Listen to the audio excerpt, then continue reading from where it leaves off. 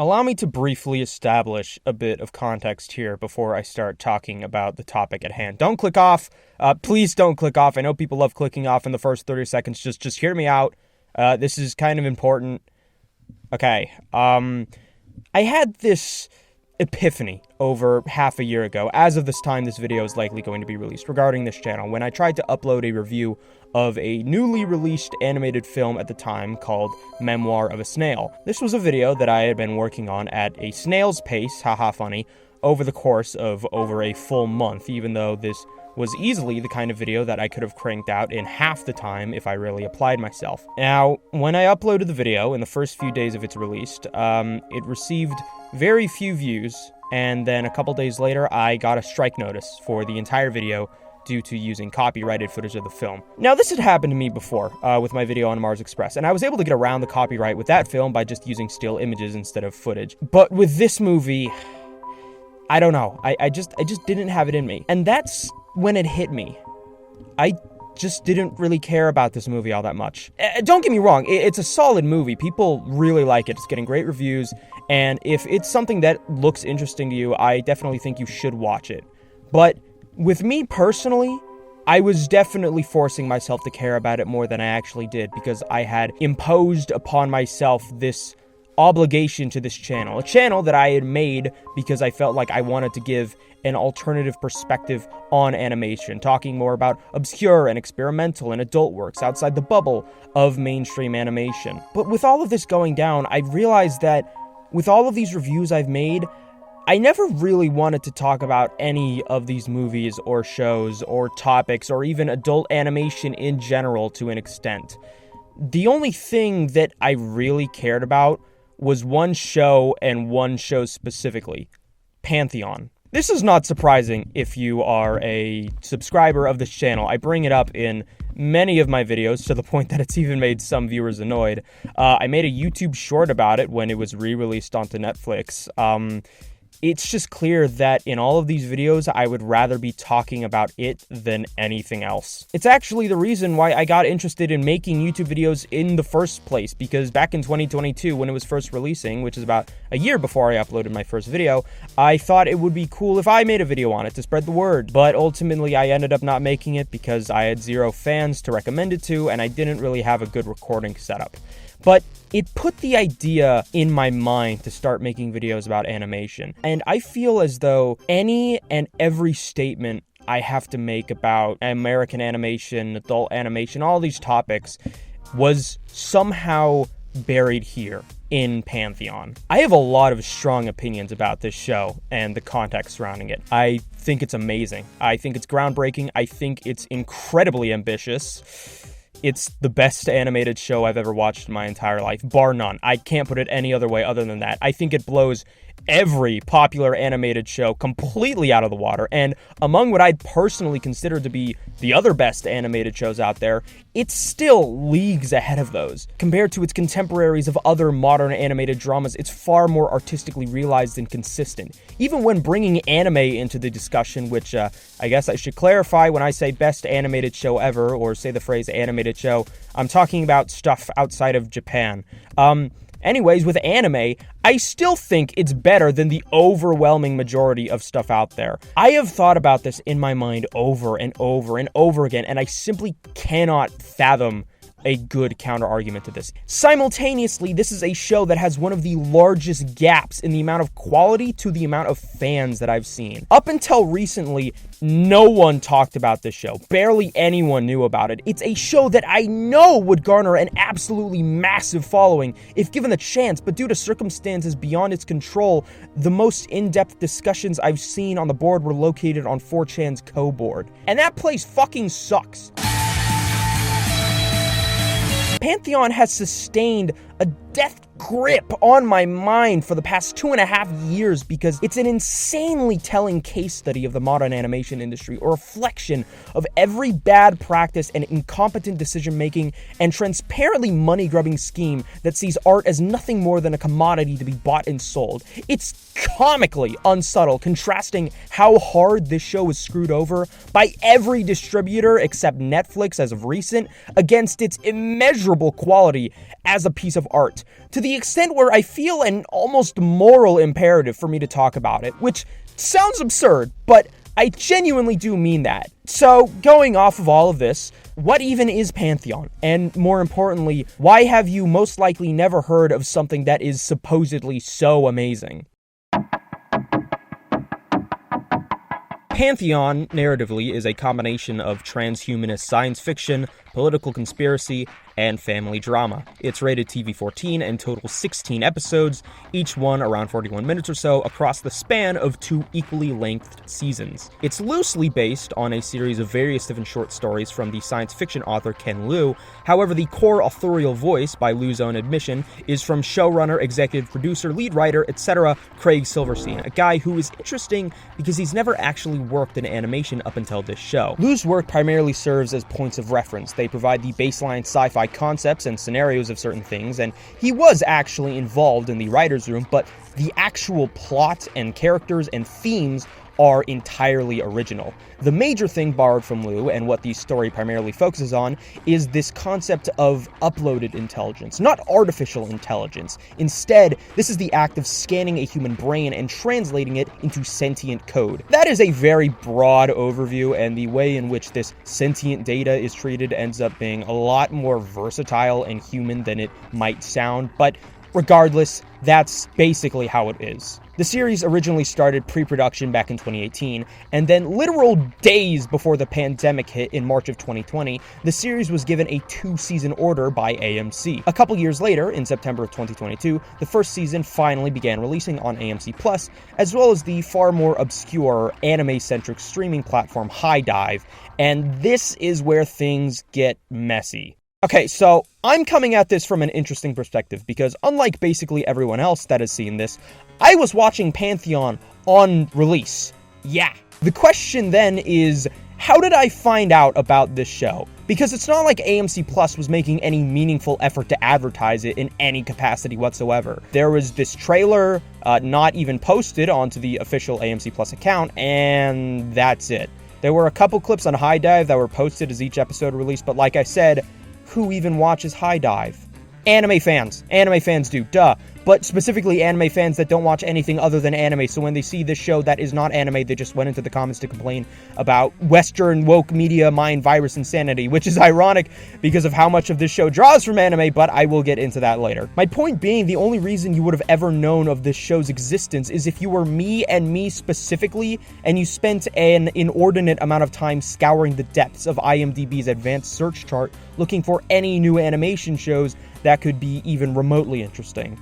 Which, in the end, is how I found out about this show. Also, I should mention that some of you might say, well, who even uses AMC Plus anyways, right? Which would be a valid point if it wasn't for the fact that this show was being led up to and released directly off the heels of Better Call Saul's final episodes, which was on AMC Plus. Is this not the ideal time to advertise your shows as much as possible at the peak of your most popular show's most popular moment? I don't get it.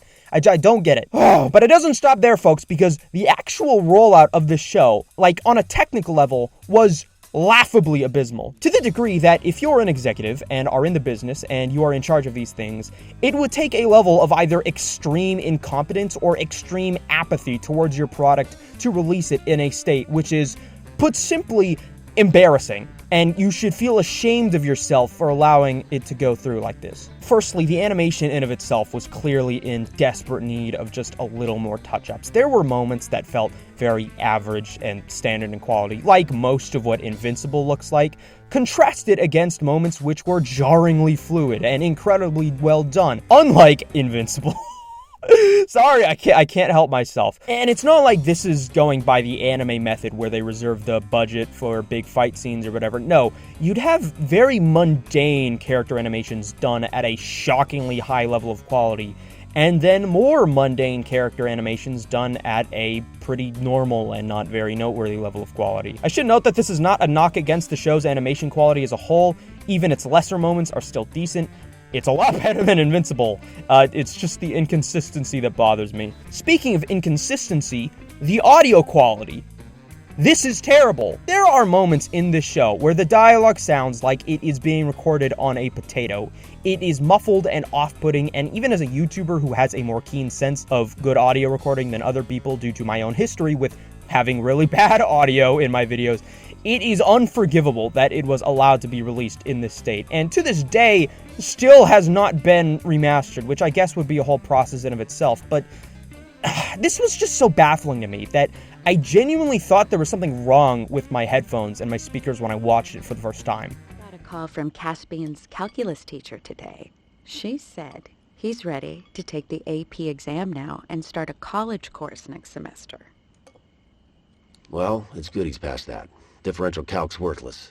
Worthless? Now, the reason for this was because, like I said, the pandemic. Recording studios were closed, borders unopened, flights grounded, so actors pretty much just had to make do with whatever they could. Apparently, some of them just recorded their lines on a phone in a closet, so I guess this is understandable, and I don't blame the actors for this, especially because the cast were primarily live-action actors who wouldn't have an in-home setup like voice actors would. But the fact that the studio didn't try and do anything to accommodate for this is just baffling. Pantheon was not the only animated show developed during the pandemic, but to my knowledge, it is the only one with this issue. I mean, I might be wrong on that, but still, it's a problem. And it sucks because the voice acting is actually really, really good. But the main thing that consistently drove me insane as each episode was released was that sometimes they would just release the wrong episode. Yeah, I wish I was making this up. How does that even happen? I am baffled beyond belief. How do you mess this up? This is insane. This is actually insane. Even some of the crew members themselves spoke out against this. I would have to, once again, against my better judgment, go on to Ko and get a pirated rip of the corrected episode in order to watch it. Forcing me to use that board repeatedly is something that should legally qualify as psychological endangerment, and I should be liable to sue you for it. I just can't get over this. Like, how do you upload the wrong episode? There's apathy, yeah, and then there's just being a fucking idiot. To this day, this is still one of the most profoundly absurd ways that a studio has mistreated an animated show, and I cannot believe that this was allowed to happen as it did. Okay, so 8 weeks later, finally, the first season finishes releasing. On a pretty big cliffhanger too, and 2022 me is thinking, wow, holy shit, this is really good. This show has so much potential. This is everything I've ever wanted out of American animated television. It was intelligent and tightly written with fantastic characters and gripping political suspense, but more than anything, it was overtly philosophical and thought-provoking in a way that other shows really struggle to be. And even if they were, it was never at this level of complexity or nuance or quality. So I was on the edge of my seat for the announcement of Season 2 because I felt like more than anything, this show had the potential to be the future of the medium. And then it got canceled, as well as removed off all streaming platforms. Now, I know this sounds bad, but it's actually even worse. Refer back to earlier in the video when I said that AMC Plus gave the series a 2-season order, meaning that Season 2 was being worked on before the first season even released. In this moment, I had become the Joker, and I had concocted a scheme to blow up AMC headquarters. There has been a lot of discussion surrounding the unfair cancellation and removal of animated shows off of streaming, and this moment right here might be the single worst example of a company screwing its own show, animated show at least. Okay, for one thing, Pantheon is not an episodic show. The ending of Season 1 would not be a satisfying ending to the story. At least Scavenger's Reign feels like a complete story even at 12 episodes. Pantheon was always conceptualized as 2 seasons, and you, the company distributing and producing it, were well aware of this when you greenlit its existence. If you were going to cancel it a mere 3 months after its original release, then why did you even allow it to exist in the first place? There's a cycle here regarding adult animation. Studios believe that their adult animated drama is not going to gain a larger audience, and so under this erroneous belief, they decide to basically inform no one of its existence with approximately $6 of total advertising budget. This creates a sort of self-fulfilling prophecy where the show ends up doing badly because of the fact that those in charge of its distribution believe it will do badly. Obviously, this is not exclusive to adult animation or even animation in general. The live-action show 1899 on Netflix was axed as well, and I'm still bitter about that to this day. But if you're not Arcane, or Invincible, and you don't have a source material with a pre-established audience to guarantee an overnight success, studios usually won't want to waste any time with you. That's why there's such an abundance of mediocre adult animated action shows based off of video games or comics or whatever. Anything with some kind of pre-established following. Pantheon technically has a source material, but be real, Ken Liu's work is not really popular at all. Now, as much as I critique the industry's practices, I am not a business major, I am not an economist. I know very little about how it works or why these things happen beyond just they make money, I guess. In Pantheon's case specifically, where it was removed from all streaming services, the strategy here is what I know of as the tax write-off technique, which I have heard best described as burning down your building to cash in on the insurance money, reducing the amount of taxable income by essentially pretending like whatever TV show they canceled doesn't exist, and thus the expenditures come with production of said TV show never airing or streaming on their services ever again. It's the scummiest thing you can do as an entertainment corporation, especially in a case like this. If any of that information is inaccurate or wrong, please inform me in the comments section. This is not my area of expertise. I'm just making an educated guess. But my point here is that this is a fucking stupid and unfair decision. However, later that year, a year after the first season was released, Pantheon did the unthinkable and cheated death. I was forced not to go total Joker mode because the second season had finally found a proper distributor on Amazon Prime. Except only in Australia and New Zealand. Which is... Yeah, that's great. Thanks. I don't know why Australia and New Zealand. This is an American show. It's just...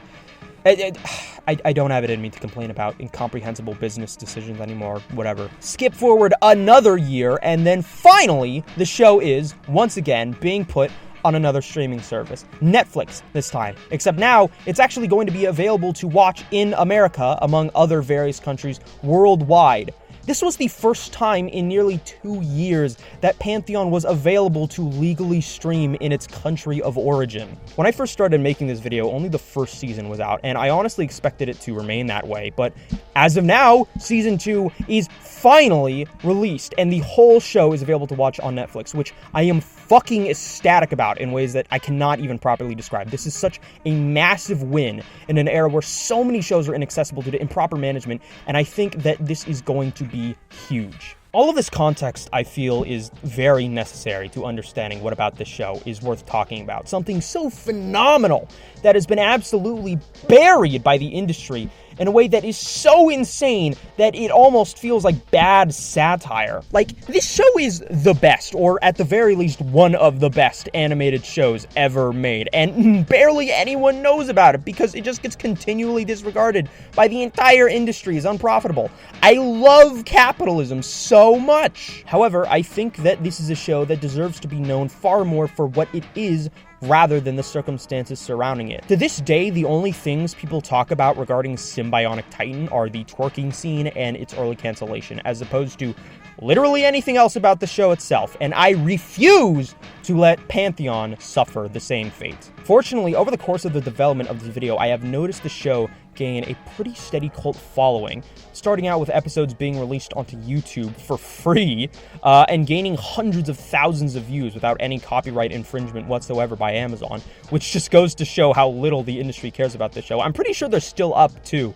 And then that being bolstered by the official release through Netflix. My contribution to this increase of popularity is doing the stereotypical YouTuber video essay thing of just exhaustively going through the entire show, episode to episode, scene by scene, in full. Every great piece of art has its own, 2+ hour video essay to legitimize its status as a great piece of art, and Pantheon deserves that just as much. I am going to try as hard as I can to make this into an actual analysis of the show, as opposed to a digestible junk food video essay substitute for the show where I'm just recounting the plot, which, speaking of, please don't use this video that way. I would really recommend watching the show as you watch this video, where you watch an episode or two of the show and then watch the parts of the video that cover those episodes. Just anything. I'm begging you to actually watch the show instead of just leaving this video on in the background while you're eating or playing video games or drawing or something. I see you. I know who you are. I know what you're fucking doing. Don't alt-tab me, asshole. Because more than deserving it, This show actively needs it. If any of this sounds even remotely interesting to you, then actually watch it. Okay? Alright, let's start. Okay, so disclaimer before I start the video. For some godforsaken reason AMC is still copyright claiming footage of the first season of the show, so I have to use this little copyright dodging visual around the footage for the first 8 episodes. I'm really sorry, and I hope it won't be too much of a distraction. Blame AMC, not me.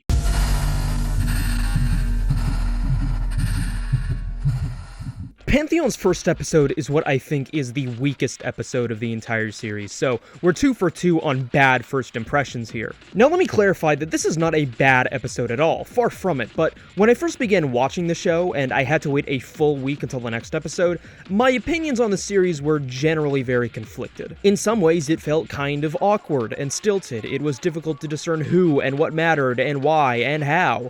It's a very slow-paced episode. It plays out like a mystery, although the show itself is not a mystery show. It has mystery elements, but it's closer to a standard suspense thriller, although in this episode it's without any payoff or major twists. It's also technically segmented into 3 different parts, supposedly between the 3 major characters, but the structure of the episode isn't really like that at all, and plays out closer to a standard drama as different characters' stories intersect, and other characters are given their own moments as well. It fluctuated this line between genuinely interesting and what appeared to me as wasted potential, and it wasn't until I got to see more of the show that I realized, okay, yeah, this is brilliant. It's something you don't really see the value of until you rewatch the show in full, and much of what was kind of weird about this episode makes a lot more sense with the full context. Primarily because this is a very, very dense show with a lot going on, and spending the entire 40-minute runtime of your very first episode to what is essentially just setup makes a lot more sense once you understand just how massive the scope of the full narrative actually is. And while it does lack an immediate payoff, the central hook, or rather hooks here,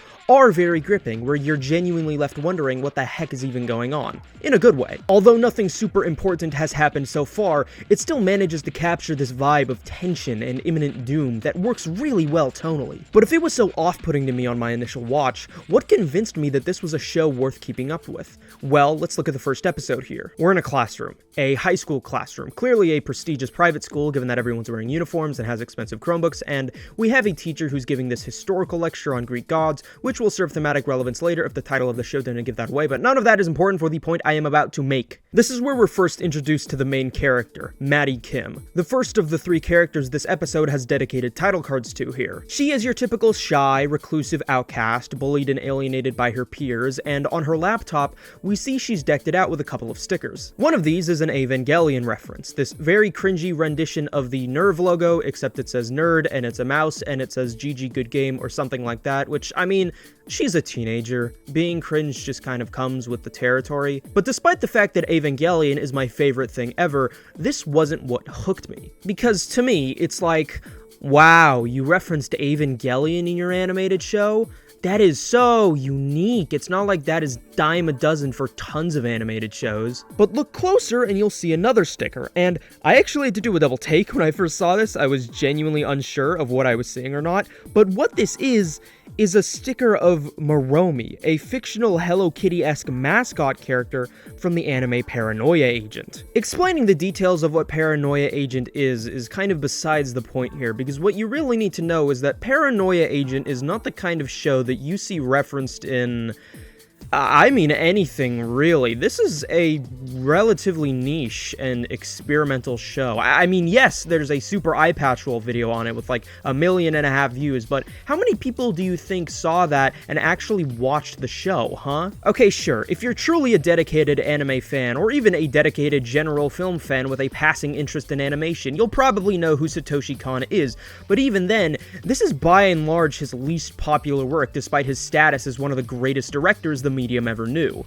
And so seeing this, catching this reference, I felt gave me a real level of insight into what Pantheon's artistic ethos was. Not only that, but these aren't just references for the sake of references, as they actually provide characterization to Maddie, as well as many of the anime being referenced, I keep using that word, being ones which inform and relate to the themes of the show. While rewatching the show for the sake of this video, I noticed a reference to The Laughing Man, not from Ghost in the Shell specifically, but rather Ghost in the Shell's lesser-known spin-off TV series Standalone Complex. And later in the show, you're even introduced to a character whose design is basically just Makoto Kusanagi from that show. And if you've watched Standalone Complex and you've watched Pantheon, it is very, very easy to see the overlap. This stuff is deliberate. This stuff is thought out. This is not just going to be some tossed off Akira bike slide thing, which, for all of its references and Easter eggs the show has to various different anime and manga, the show never actually does one of those, which, in my opinion, I respect a lot. I know I'm spending a lot of time talking about what mostly just amounts to extremely minor Easter eggs, but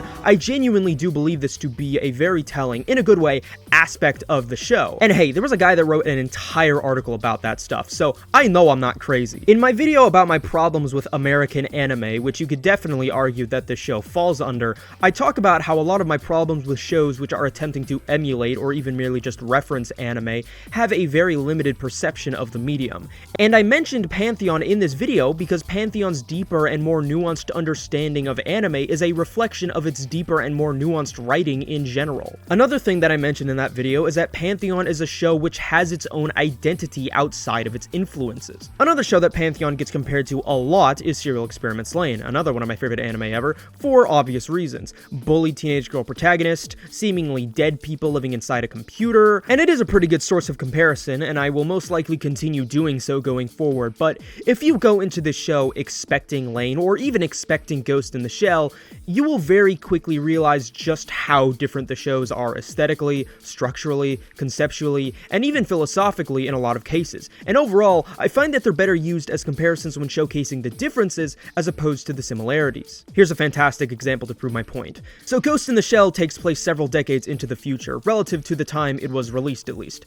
And Lain takes place in this vaguely abstract, semi-futuristic, but never specified period of time. It's not making any social commentary on specifically late 90s Japan. Conversely, Pantheon's setting is incredibly and deliberately contemporary, mostly taking place from 2023 to 2024, which is very important to the thematic core of the story. I see Pantheon as a reflection on much of the digital angst in the wake of the 2020 pandemic, and its lingering effects on America, as well as the world at large, that are still felt to this day, and most likely forever will be. We've become a society where the physical world no longer holds meaning, and the digital world is the only means of real interaction and communication. I remember going back to school my senior year, spring 2021, and there were Chromebooks and stuff that we used in 2018 and 2019 leading up to it, but it had come to a point where it was all we used now. Like Maddie, I would just be on my laptop in the back of class watching Revolutionary Girl Utena or something, and none of my teachers would even care if they noticed. And this show captures that feeling so well in its depiction of the modern classroom. It draws lines between social alienation and the digital world, and it works especially well because the characters are teenagers, the people whose psychological development was most affected by this stuff. This is a show that gets the internet and modern technology in a way which very few shows do. There's no fake websites or parodies of Google or anything like that. The background artwork here is extremely faithful to what apps like Gmail and Google Classroom and YouTube and etc. actually look like, which, as minor as this is, goes a long way in immersing the viewer into this story that is about, as I stated, the internet and modern technology. Hell, there's even a moment in this episode that has a one-to-one replica of 4chan's paranormal board that uses the exact same image and text in the post shown as the actual pinned post in the real-world equivalent. There's also Wojaks in this scene, like actual real Wojaks, not like drawings of Wojaks or anything, just like wojak.png, which gave me insane whiplash on first watch, even more so than the Paranoia Agent sticker. And something specifically that they do when the characters are on the dark web is that it overlays whispers of each post being read aloud, really conveying the status quo of information overload we found ourselves stuck in. It's a truly deep understanding of these topics that I haven't seen done this well in any other show other than Mr. Robot, despite the different subject matter. And that's like the greatest American TV show ever made, so comparing Pantheon to that is very high praise. Have I said that line in a video before about Mr. Robot being the best American TV show ever made in reference to Pantheon specifically? I don't know. I can't remember. I think I have. Whatever. This show, in general, is just incredibly and genuinely smart. It is a show made by smart people and about smart people for smart people, with a very comprehensive grasp on a lot of complex topics like hacking and technical engineering. And I say for smart people not in the sense of like, oh, this show is too deep for you simpletons, but more in the sense that it actually respects your intelligence as a viewer. And even a person like me who knows basically nothing about mathematics or science was able to become deeply engrossed regardless because it's done in such an engaging and thoughtful way. Okay, that's enough about more broader and abstract themes, let's go back to the plot itself. Maddie's side of the episode gets the most attention here because, like I said, she functions as main protagonist of the entire series. Again, as I said earlier, we see her getting bullied, which is not as important to her character as much as her reaction to getting bullied is. Maddie is non-confrontational, she is reclusive, she's timid, she is unable to exert control. She almost tells her grandmother about being bullied, but ends up lying and says that everything is going great. She doesn't fight back against her bully. She doesn't like opening up to her mom. She is a passive protagonist, at least in the beginning here, which is important to establish as a baseline for her character when considering the direction that her arc takes in the future. The emotional crux of Maddie's character revolves around her dad, David, who died a few years ago relative to the time the story takes place. Having a dead parent is kind of the standard answer to how do I give my main character emotional depth when writing, but it works really well here because of how important it is to the plot of the story, and also because the lingering effects of her father and his death are felt in a very real way. Not only in just her adopting a lot of the same nerdy techno-wizard interests as her dad, but also in the sense that Maddie's emotionally repressed behavior makes perfect sense when you consider that the one person she had any sort of real connection to died when she was 10. There's two flashback sequences here that establish their relationship really well. The first one being of her and her father while he's in the hospital, and the second one of him talking to her about conspiracies and why people tend to believe in them. People of all ages believe in conspiracies. Why? I think because they're scared of death or danger. Chaos. Exactly. Vocab word. Correct use. Chaos is scary for a lot of people. And as weird as it sounds, they feel much better believing that there's somebody behind the scenes controlling everything. Even if that somebody is a secret society, or evil government, or even alien force controlling the world. Now, it's still scary, but not as bad as feeling like there's no one in charge. This is obviously very on-the-nose foreshadowing to what will become in that, yes, this entire show is a conspiracy thriller, but also in how it showcases Maddie's willingness to believe these things, classmates telling her that aliens built the pyramids or whatever, and what this says about her character and the show as a whole by the end of the story is really eye-opening. Now, her dad, although it's not outright stated in this episode, surprise surprise, is actually a UI, and he starts sending her cryptic messages onto her computer and messing with some of the girls that have been bullying her in lieu of her lack of a spine. And this is where the plot really starts kicking in and Maddie starts digging into what's really going on. At this point is when Maddie's mom, Ellen, approaches Maddie about messaging this mystery man, coming off as a generic nagging mom who doesn't understand computers and stuff at first. But when she's clued into the reality that, oh god, this is my supposedly dead husband, she freaks out, and it becomes clear that she knows a lot more than she's letting on. And it's clear that whatever she knows is what informs her aversion to technology, especially combined with the fact that whatever it is was somehow involved with the death of her husband. There's one other flashback with David that she has, which is shorter than Maddie's, but still important to note because it reflects a lot about the kind of person she is. What she remembers, what makes her grieve, is his physical touch, his body, which the symbolic significance of should be very obvious, if not now, then definitely later. Let's step away from Maddie for a second. Enter Caspian Keyes, a brilliant but aloof and asocial teenager who is probably my favorite character in the entire show. Some of these reasons are shallow, like the fact that another student mockingly says that he'll shoot up the school, and as a person who looks and dresses exactly like Caspian, I mean significantly uglier and more grotesque, but still, and was called a school shooter on more than one occasion in high school, I emotionally connect to this, for obvious reasons. But that's also not to discredit his character in any way, because he's also a solid contender for the most psychologically complex for most of the show.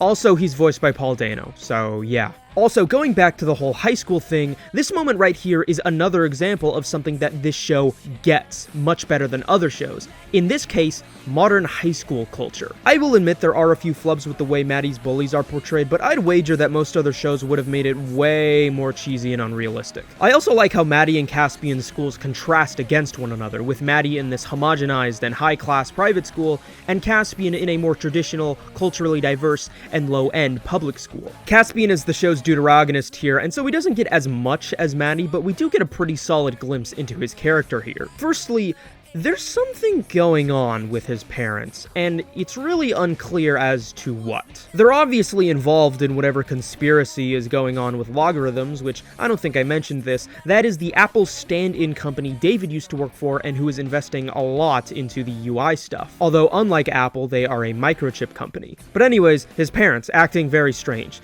Similar to Ellen, they are hiding something, but to a much, much greater degree, to the point where everything they do is seemingly rehearsed, acted out, and for completely indiscernible reasons. But the act they put on isn't much better. These characters that they play are one of a dysfunctional household, an emotionally abusive, uptight father, and a mother too weak to do anything to stop him. Living and growing up in this environment reveals why Caspian has become so aloof and distant, because he's using emotional detachment as a coping mechanism. Both Caspian and Maddie are characters who clearly have a void inside of them in some way, and they fill that void, or rather they distract themselves from that void, using the internet. It is absolutely brilliant, and I feel like it's also a social phenomenon that, at this point, pretty much every single person of my generation can connect to in some way or another. And this show, being the only show I've personally seen that can accurately portray this in a realistic and emotionally compelling way, is simply baffling, and I wish more like it existed.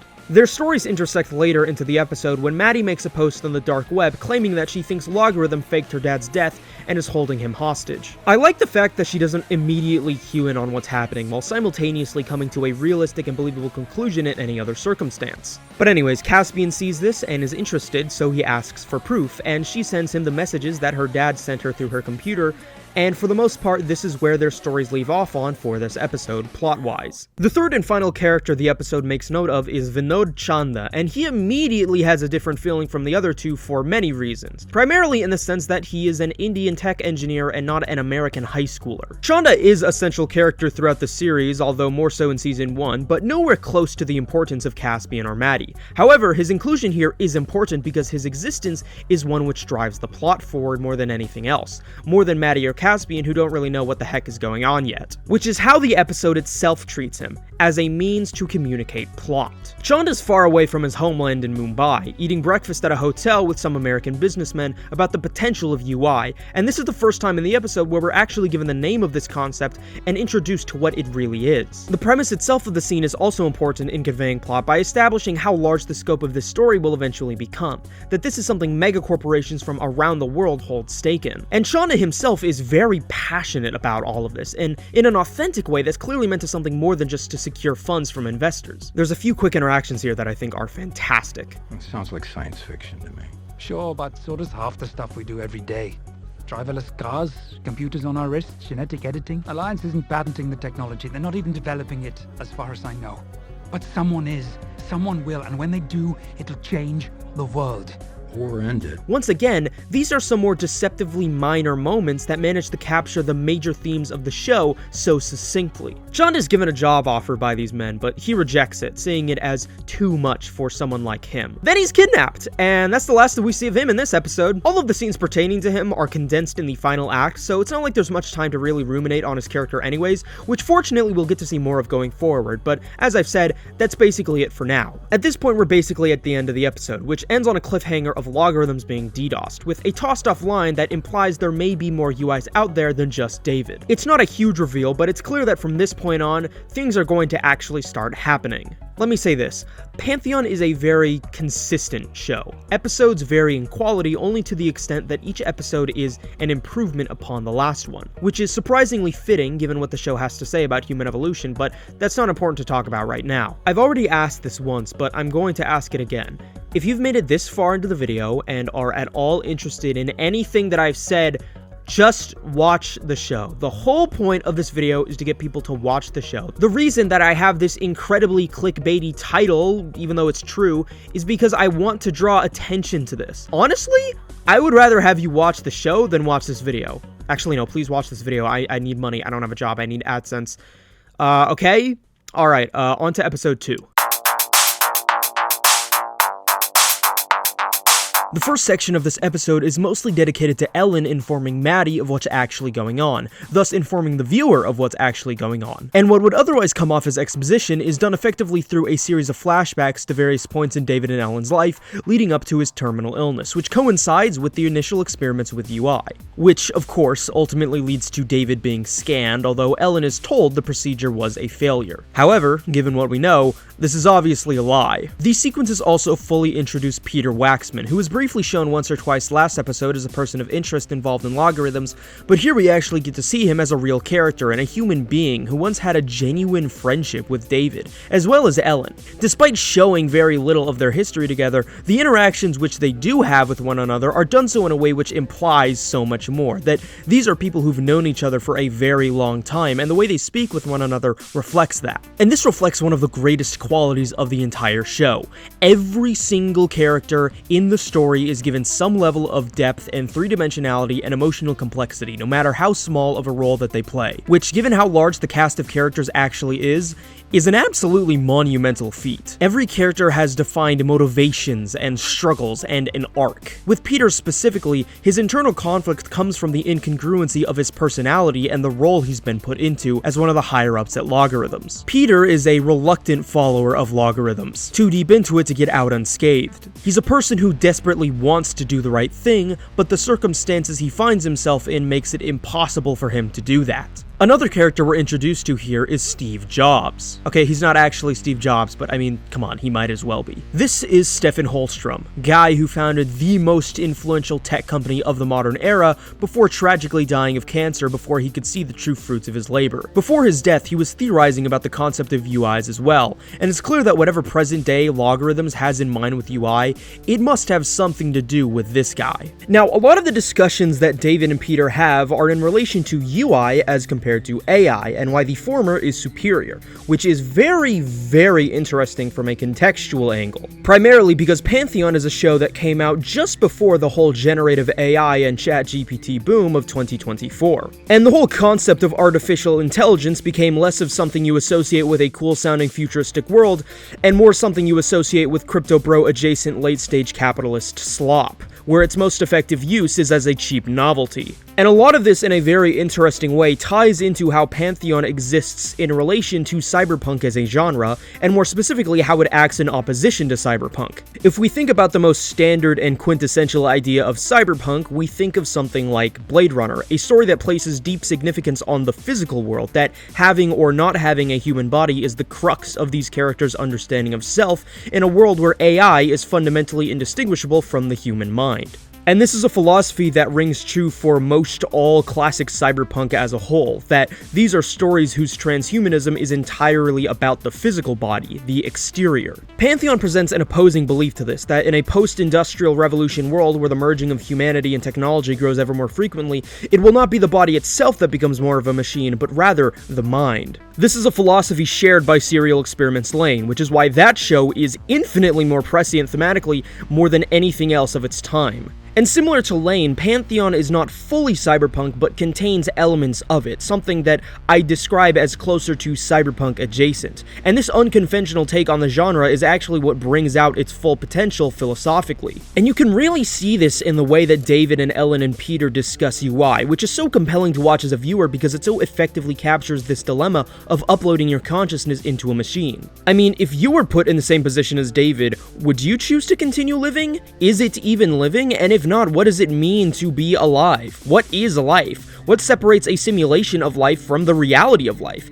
And in that case, how do you even define reality? These are the kinds of questions philosophers have been mulling over for centuries, and the show still manages to present them in a way which feels interesting because of how deep it commits to elaborating on these ideas with immense detail over the course of the entire story, and doing so in a way which clearly has its own individual ideology beyond just regurgitating the work of pre-existing ideas. There's also a scene where David, Ellen, and Peter discuss simulation theory and humanity's intrinsic desire to understand reality, blurring the lines between religious and scientific explanation in their conversation. conversation. And the entire scene echoes and develops upon the themes introduced from last episode with David and Maddie's talk about conspiracies. Spliced between these flashbacks are, of course, present-day Maddie and Ellen talking, and it reinforces this dichotomy between the two. Maddie is unable to accept that David is dead, and Ellen is unable to accept that he's still alive. And the best part is, in a sense, they're both right. In a way, it's also reflective of generational disconnect, where people my age are more willing to embrace technology because they've been surrounded by it since they were young,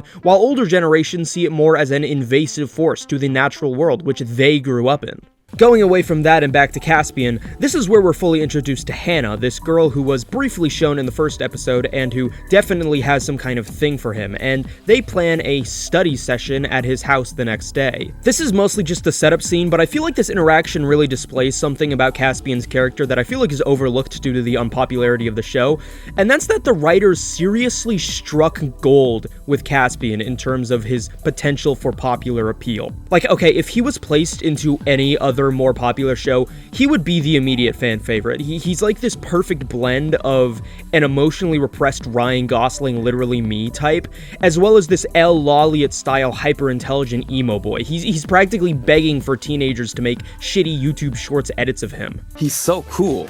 After this, Caspian and Maddie start messaging each other again, and they've got this interesting dynamic going on where they both are clearly in the dark about certain things, but they're able to fill each other's gaps with what they know and what they don't know, respectively. This conversation is interrupted when Maddie is messaged by the person from last episode, who I didn't mention because the scene is so brief, who is not her dad but clearly knows something about her dad and wants to meet up with Maddie later, claiming that Caspian is being watched. Which is the understatement of the century, because Caspian's life is clearly being heavily monitored and controlled by logarithms to an extent that we didn't get to see much of last episode. What makes these scenes so engaging of logarithms discussing Caspian is that it's the exact opposite of dramatic irony. The characters know exactly what's going on, but the audience is left in the dark, creating this off-putting and uncomfortable tension that makes you really want to learn more because you feel like you're being left out. Even down to the way they speak about him in such clinical terms, like terminating this project, it makes the whole thing feel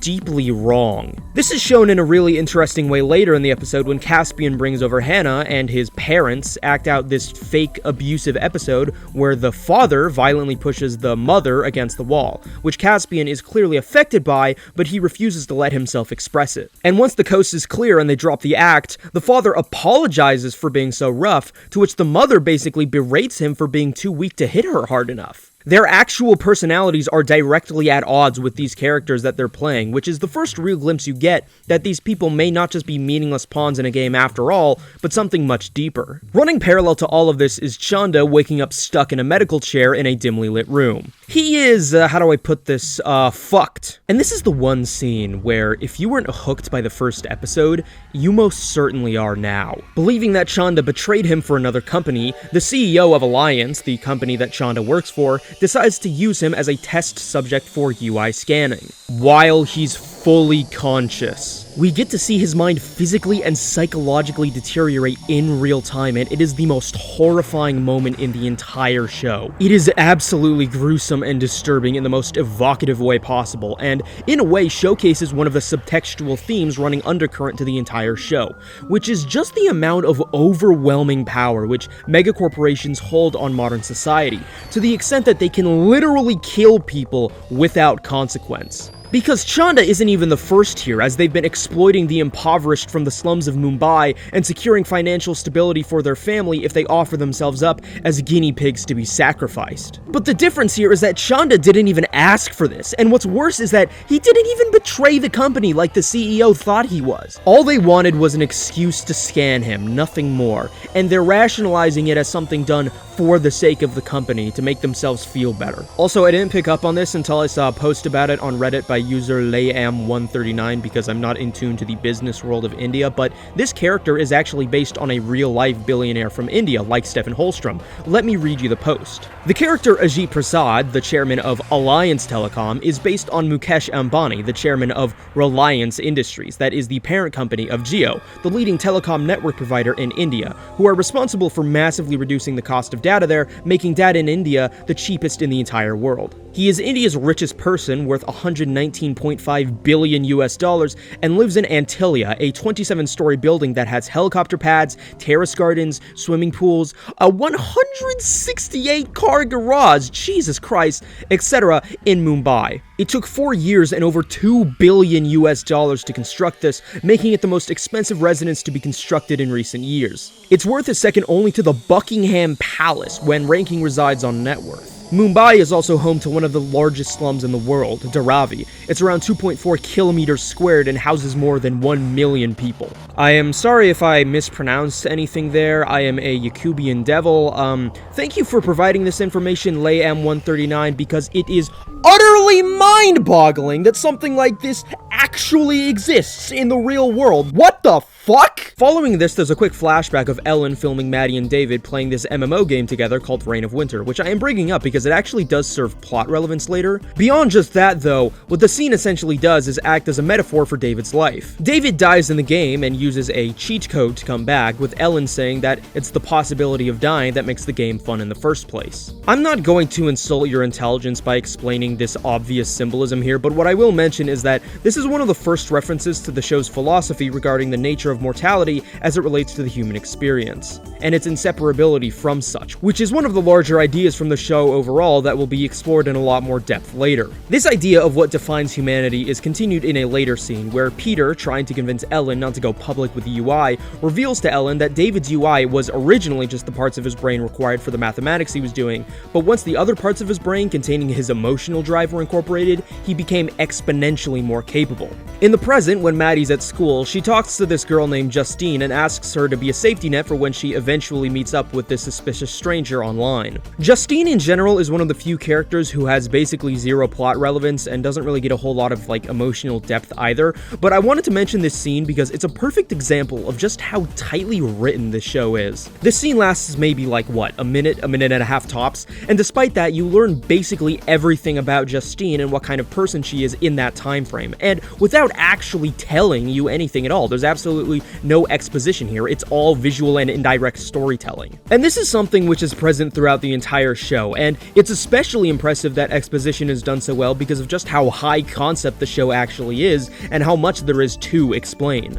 Maybe some people just won't get it and need everything spelled out for them, which if reactions to the ending are the case, that's definitely true, but it doesn't do that because it's not willing to sacrifice great storytelling. At the mall is where we're introduced to another key player in the plot, Lori Lowell. Actually, we're not introduced to her, we're introduced to her dresses like Jesse Pinkman as a 35-year-old husband, Cody. This is because Lori is dead, left in a coma after a freak accident a few years ago and turned into a UI, but done so in a way against the wishes of her family, where she was forced to work numbers for a stock firm while unable to see her loved ones. It's something which directly mirrors the situations of both David and Shonda, where corporations see this insanely revolutionary technology, and by extension human life in general, as nothing more than a means to generate profit through slavery. She is the angry angel who's been messaging Maddie the past few episodes. We saw the DDoS attacks she pulled on logarithms at the end of the first episode, but this is the first instance we're shown what UIs are really capable of, even if it's something as simple as making everybody's phone play the same song. I actually like the fact that they can hack into practically anything. It's reflective of this era of the modern internet where everything is somehow linked back to the cloud in some way or another, even the most mundane bullshit that could easily just run on a private home server. In a worse show, this would have ran the risk of coming off too much like magic, like the UIs can just do whatever the heck the writers want them to do in any given moment. But I feel like Pantheon goes to such lengths in elaborating upon its own scientific details, maybe not in this episode, but definitely in later ones, that it still feels believable regardless, despite the fact that these are functionally omnipresent characters. Anyways, Lori tells Maddie to commit corporate espionage. This is Maddie's first real challenge, I would say, with this whole scene essentially being the first step in her arc, actually taking initiative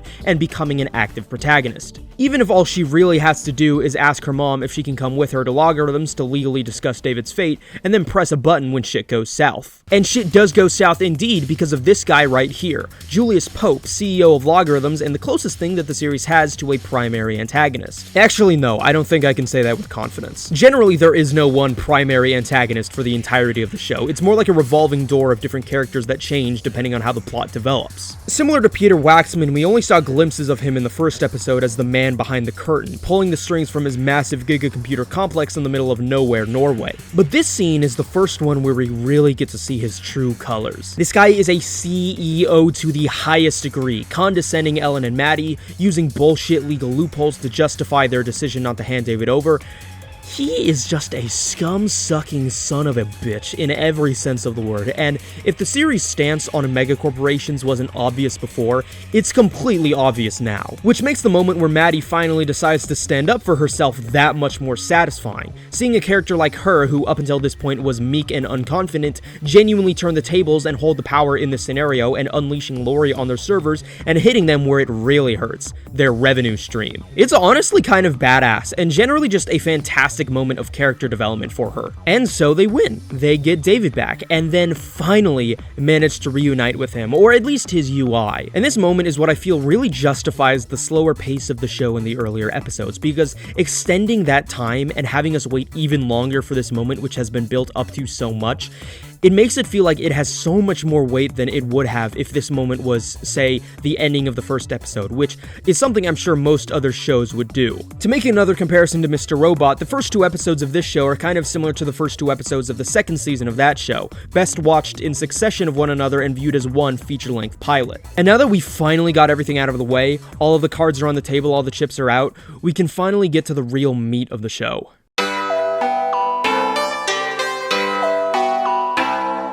And to completely contradict what I just said, Season 1 Episode 3 might very well be the least plot-intensive of the entire series. Generally, the series has a very well-balanced 50-50 approach to both characterization and plot progression, but in this episode, the central plot surrounding Maddie is entirely character-driven and completely disconnected from the grander conspiracy going on in the background. Her story revolves around her parents' disconnected relationship with one another in the wake of David's UI finally returning to his family. Because while Maddie has no problem talking to her father, this is still making Ellen deeply uncomfortable. If you don't have a lot of patience, you might find this storyline too slow-paced, like a distraction from what really should be shown, but what I really like about this storyline is that it reflects what makes the show so good to begin with. That even though it is so high concept and technical and dense as a piece of science fiction, it still retains a strong and grounded emotional core. It's kind of a stereotype for a lot of sci-fi, especially hard sci-fi like Pantheon to some degree, to be very closed off and cold and not particularly driven by emotion. I mean, as much as I love Ghost in the Shell, that is a very stoic and solemn film, even by Mamoru Oshii standards. Pantheon subverts this stereotype by taking these larger-than-life ideas that might be inaccessible to general audiences and bringing it down to their level. And it does so not by sacrificing its scientific complexity, but rather by making it personal, by making it relatable. Honestly, I have no problems with an anime like Paranoia Agent being as niche as it is, because that show is weird and surreal and uncomfortable in a way that if you're not a very specific type of person, you're not really going to resonate with what the show is going for conceptually. I cannot accept this with Pantheon, however, because despite how boundary pushing it can be, I know for a fact that this show is not inaccessible or alienating or too niche to appeal to people. And if it wasn't screwed over by the industry, it would have been a massive success. And the reason for that is because of this strong emotional core. There's a moment in the episode where Maddie is eating lunch with Justine at school, and unable to describe to her what's actually going on, she metaphorically describes it as her parents being separated and wanting to get her parents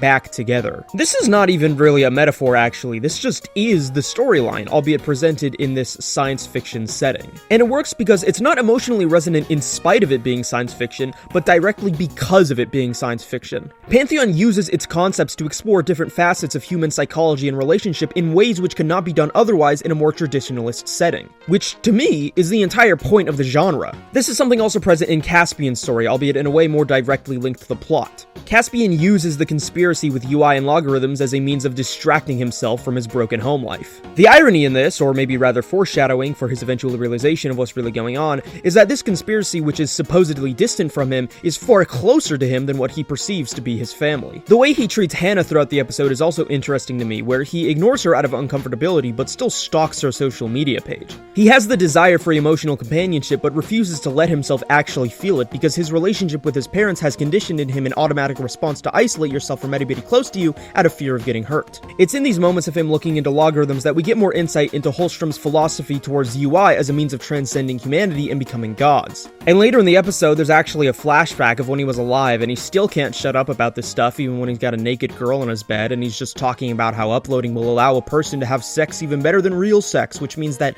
within the universe of Pantheon, Stefan Holstrom may very well be the first person in human history to conceptualize e-sex. I'm over here stroking my dick. I joke, but sexuality is actually a recurrent, albeit not major, theme throughout the entire show. Which makes sense because, other than violence, sex is essentially the ultimate expression of having a physical body. Also, that woman in his bed, blink and you'll miss it, but that's actually a younger version of Caspian's fake mom, barely recognizable as her present, far more disheveled self. This is something that is never actually outright stated until very late into the show, that she used to be with Stefan before she died, but it's vital in understanding her character and why she acts the way she does. Anyways, these themes are reinforced later in the episode when Maddie tries to set up this dinner date between her parents in order to get them to reconcile their differences, and when it eventually goes wrong, Maddie gets mad at her mom for not wanting David back just because she can't have sex with him, calling back to something that Justine told her earlier. This moment captures something about the show that ties into the strong emotional core I mentioned earlier, which is that the show is partly a coming-of-age story for Maddie and Caspian.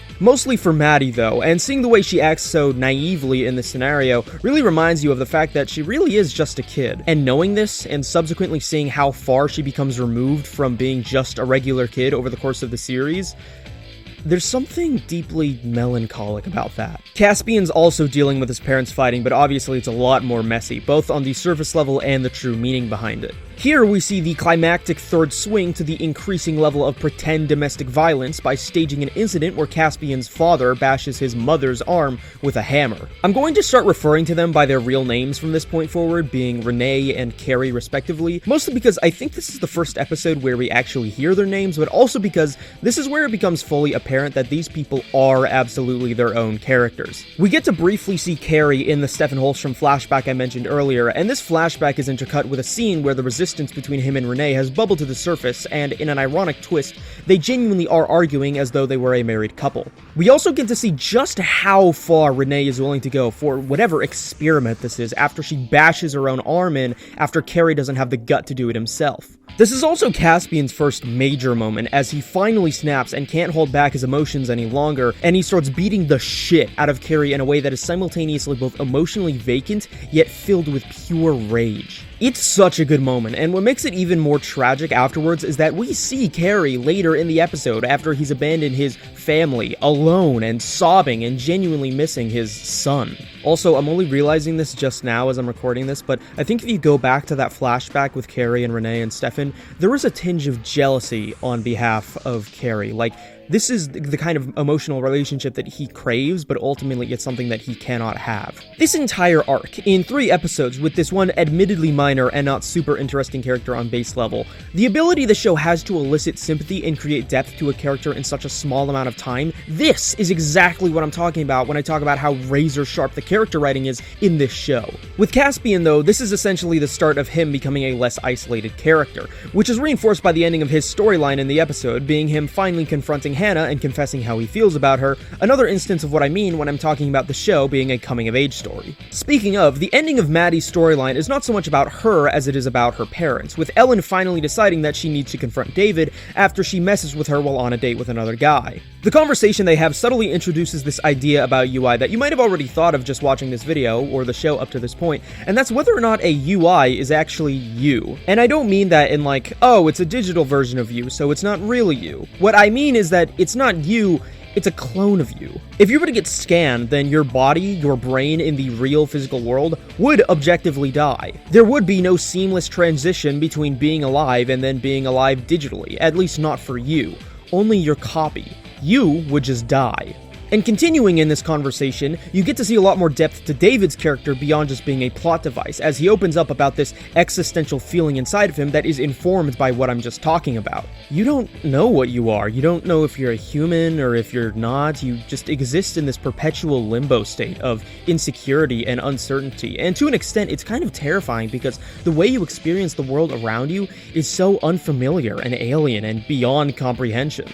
Fortunately for David, he's at least able to reconcile with these emotions by talking to Ellen, and everyone in the Kim family lives happily ever after, for now, but the same cannot be said for Chanda, who is, still, as I stated earlier, fucked. Throughout the whole episode, we see him stuck in a recursive loop of a simulation, except unaware of what's actually happening. Existential terror masked by calming sunsets and hypnotic rhythms, working days and minutes with this underlying feeling inside of him that something is not quite right, but he's just always out of grasp before realizing what that something is. As the episode progresses, he becomes haunted by these specters of death, literal UI ghosts of failed experiments acting as a physical reminder of the death that he is unable to accept. These sequences are incredible visually, containing a lot of nightmarish imagery that verges into feeling borderline surreal at certain points, especially with the brief moment of body horror that pops up. For example, when Chanda becomes aware of his existence as a piece of code, his perception of self changes to a two-dimensional form, a really good piece of symbolism that the show knows is good because it uses it multiple times. I just love all of the psychological horror elements in Chanda's arc, and it's kind of necessary when considering the kind of person he ends up becoming by the end of the series. Also, in an ingenious way, this entire scenario acts as a microcosm for the entire show, albeit in a way which won't be apparent to the viewer until much,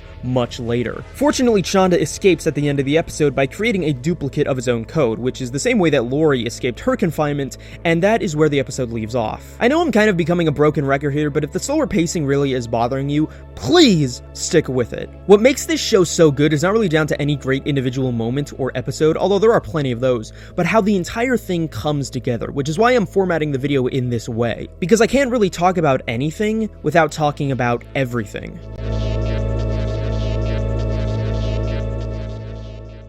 There's an incredibly small moment of the opening scene here that I want to talk about before anything else. The episode starts off not in America or Norway, but in the aforementioned impoverished slums of Mumbai, Dharavi, before gradually panning over to a larger, high-end metropolitan business region. There's no reason to show us this poor neighborhood, it serves no significance to the grander narrative. But in a very short period of time, and without any dialogue whatsoever, the show manages to create commentary on class disparity in India as a result of modern capitalism, with just a few powerful images. And if you think I'm reaching here or whatever, I mean, just look at it. This is not subtle. Now, this in of itself is a great representation of the show's capacity for fantastic visual storytelling, but what is really so interesting about this scene is that it reflects a quality that is part of the reason why Pantheon is my favorite animated show ever. And that's that Pantheon gets political in a very overt way that may not be apparent now, this early into the show, but the way the story evolves into becoming a full-blown political thriller as it continues, especially into the second season, makes for an incredible ride. This is very uncommon for animation, outside of Japan at least, and I can really only think of 4 other shows that are similar in its political emphasis, those being Arcane, Avatar, The Clone Wars, which I have not watched, and Blue Eye Samurai. But even then, I still see Pantheon as different from those shows in the sense that, as I stated earlier, Pantheon takes place in a contemporary setting, and thus its political themes reflect that. Arcane, Avatar, and Clone Wars are all fantasy settings with varying degrees of real-world influence, but it's not really meant to be reflective of specifically current day, as much as it is meant to be reflective of broader trends of authoritarianism and oppression throughout history. And Blue Eye Samurai is a period piece whose politics are primarily relegated to feudal Japanese society, unless you consider racism and immigration and sexism a distinctly modern topic, which, I guess they kind of are, but it's not really coming at them from a modern perspective. I don't have any issue with either of these approaches, but Pantheon being about the modern world and about modern politics, about current-day America and other nations in a post-globalist, late-stage capitalist world, it is way more impactful. At least it does for me personally, because if it wasn't obvious from this hour-long video that nobody watched about a movie that nobody watched, I am insanely paranoid all the fucking time about the state of modern society. And not to discredit the artistic merit of fantasy politics, I really like Avatar, and Fullmetal Alchemist, and Attack on Titan, and Arcane, albeit with a gigantic asterisk on those last 2. But the approach Pantheon takes, the messages it has, are drastically bolder, conceptually and ideologically, because of its lack of obfuscation. Anyways, on the topic of the show reflecting modern politics, this episode starts off with Chanda murdering a CEO for allowing him and many others to die for the sake of company profit. I should clarify that I'm writing this part of the video on December 21st, 2024. Yeah. Now, Chanda's actions differ from Luigi's in that you can actually argue them as morally unjustified to some degree. While he does allow the working class servants to leave, he lets not just the CEO himself, but also his entire family, including 2 children, to die by his hand, or rather his lack thereof. And the entire scene is framed in an interesting way because it's done from the perspective of the CEO and not from Chanda, forcing the audience to sympathize with him over the one we've actually developed an emotional connection to. Chanda is a human being, or at least he used to be. A CEO of a multi-billion-dollar tech megacorporation fundamentally lacks the requisites for exercising humanity. And it does this because this is the moment where Chanda becomes Heisenberg. And it does this because this is the moment where Chanda's character arc takes a turn. I hesitate to describe Chanda as an outright villain, or at least what people think of when they think of a villain, because he isn't really working against the main characters, mostly. And he also isn't really truly evil. Ultimately, the way the show portrays him is that he is a good person deep down, he's just been forced an incredibly shitty hand. Let me put it this way. There's a conversation between Ellen and Cody later in the episode that really articulates what the story is setting up here, when Ellen asks Cody, what happens when a UI goes insane? What happens when you give a human being a tool, or a piece of technology, that allows them to accomplish something beyond their natural form? What happens when you give them a gun? What happens when you give them a nuclear bomb? What happens when you allow them to be anywhere at any time and have control over everything? What happens when you give them power they aren't able to handle? You get the incident with Chanda earlier in the episode. And I absolutely love this idea thematically because this is how I view the internet in general. It is an amazing tool for the evolution of society that is wasted on a humanity that is too underdeveloped to utilize it properly. And its existence has been a clear net negative for the state of the world. As is the case with the invention of atomic energy, or the Industrial Revolution, or the invention of gunpowder, or any other series of incidents throughout the history of human civilization. We fuck up everything we make because we are fucked up. And it's this idea, the emotional instability of UIs, that firmly places the show's belief on the nature of them, which is that, yes, they are human. They quite literally run on emotion, just as we do. This is another thing reinforced by the conversation between Ellen and Cody, a conversation that's interesting because they're both in the same situation of having this dead spouse reincarnated as a UI, but their outlooks on it are completely different. Ellen genuinely cannot understand how Cody copes with it, and when Cody talks about how he does, how he's able to manage a stable relationship with Lori despite their differences, it's presented without rebuttal because ultimately the show knows that the differences are entirely superficial. She's still the same person, even if slightly different. And this idea of UIs being human is what leads us to one of the most important plot points being revealed, which is that UIs, eventually, just like humans, after expending so much of their energy, do in fact die. Call it a bug, data rot, planned obsolescence, it doesn't matter. What matters is that these so-called gods are not gods. I'm kind of going out of order here, so let me get back to the plot. The whole reason why Cody and Ellen are talking in the first place is because Lori, after the DDoS attack in episode 1, and also the attack on Logarithm servers in episode 2, is functionally dying. So she visits David to essentially force him into fixing the flop, because realistically he's the only one smart enough to do it. This subplot with Lori and David is its own thing, and this is the first episode where Maddie isn't a central character. She has a few short scenes, but they're usually in the context of another character's plot, like Caspian's, for example, who even this late into the series she still has yet to physically meet, which is a decision that I really like, and is very fitting given what the story is about. Also, as a person who just talks with more people on the internet than I do in the real world,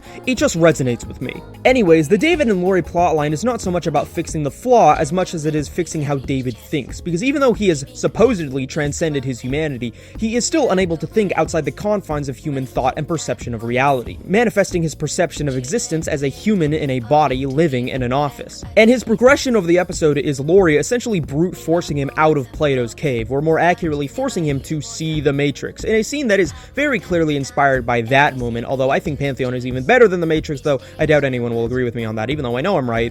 Don't argue with me. With Lori entering the main cast, you also get to see more of Cody, and there's this one specific scene that I really enjoy when Cody is talking to Ellen about what happened with Lori. Once again, the show uses flashbacks instead of having a character exposition dump, and there's this great scene right before her death where the two are just driving together and talking in a way that is so contrastingly mundane to the rest of the story, humanizing them so well through its intimacy, to show something which ostensibly lacks importance to the audience and saying, hey, this is important, is just dramatic writing at its finest, and a technique that the show will continue to employ later to even greater extents. Now, despite not having talked about him so far, the core of the episode is actually focused on Caspian, who is finally wising up to whatever is going on around him. Going back to what I was talking about earlier with him and Maddie, the phone call he has with her calls back to this idea that I talked about previously, with each character's lack of knowledge filling in the gaps of one another, albeit in a somewhat different way this time. Here, it's the realization for Caspian that he knows much, much less than he originally thought. This is a recurrent theme throughout the entire show, of people understanding what they think is going on being significantly more narrow than they would have thought, which is paralleled with David and Laurie's subplot.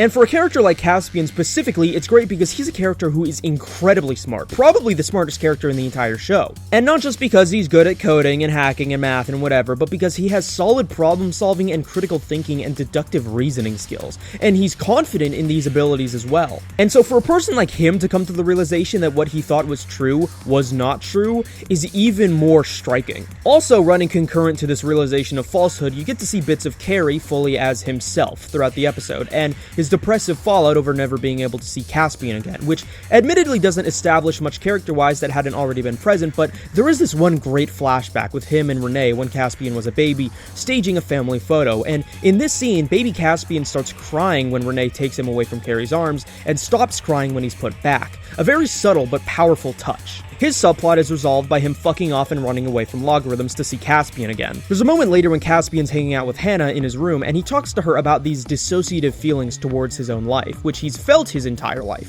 feeling as though the entire thing wasn't real. It's something that adds yet another layer of insight into Caspian's emotionally distant attitude towards the world, and him having the willingness to admit this to Hannah says a lot about how he views their relationship, despite the audience not seeing much of it. They also talk about this comic book, which I think is a pseudo-homage to the manga Parasite, which I have not read, and the plot here is about this guy with this demon inside of him. And while the comic itself, on a literal level, is used later as a plot device to motivate Caspian to open his PC and find that he's been bugged by logarithms, on a more symbolic level, the entire thing is reflective of the deeper schism within Caspian's identity, floating back and forth between his true identity, his individual identity, and what he's been conditioned to be since birth. But the real kicker of this whole episode is the ending sequence, where after Caspian rushes to find his mom and tell her that they're being watched, when he does find her, who is she speaking to but Hannah? About Caspian, in a way that is quite literally out of character for both parties. Now, the audience already knew about his parents, but the key here is Hannah. Hannah is a character who, even though she wasn't a particularly developed character up until this point, still felt like an actual person. In a way, she felt like what was anchoring Caspian to the real world, separated from the ways Logarithms was controlling his life. Caspian didn't tell his parents about stuff not feeling real, but he did tell Hannah. And that's what allows us, as the audience, to feel the weight of the reveal just as it is for Caspian, despite already knowing the outcome. This entire moment is just incredible. One of the best moments up to this point in the show. You can feel the absolute psychological terror that Caspian is in. And the entire way it's framed is so unbelievably tense with Caspian just out of sight. It's just, fuck, it is so good. And the way that the episode just cuts the black right there and then on Caspian's existentially mortified face. Oh, good lord, this is easily the best episode in the entire show so far. This episode is easily the best episode in the entire show so far. I've structured that sentence to contain comedic timing, but believe me when I say I am not joking. This is easily the best episode of the season so far. Probably my favorite episode of season 1, even more so than the finale. This is just the moment when the show, for me, goes from good to great. And if you've been watching this video and you think that I haven't really lived up to the title of the video, just give it time. Just give it time. This episode starts off similarly to last episode with a look into the current political and economic state of India.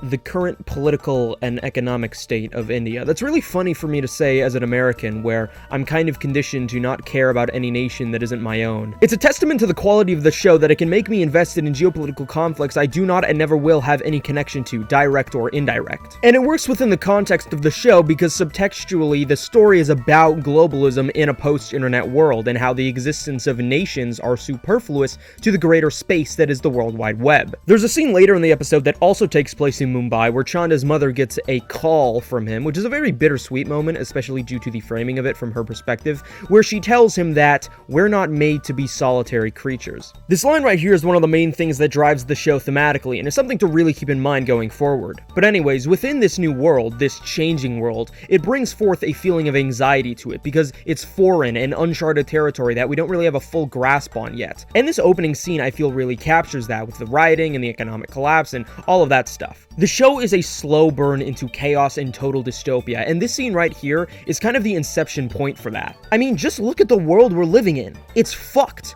I wrote that line in December, and it's become even more fucked now that I'm recording this in March, and likely will become even more fucked by the time that I release this in July.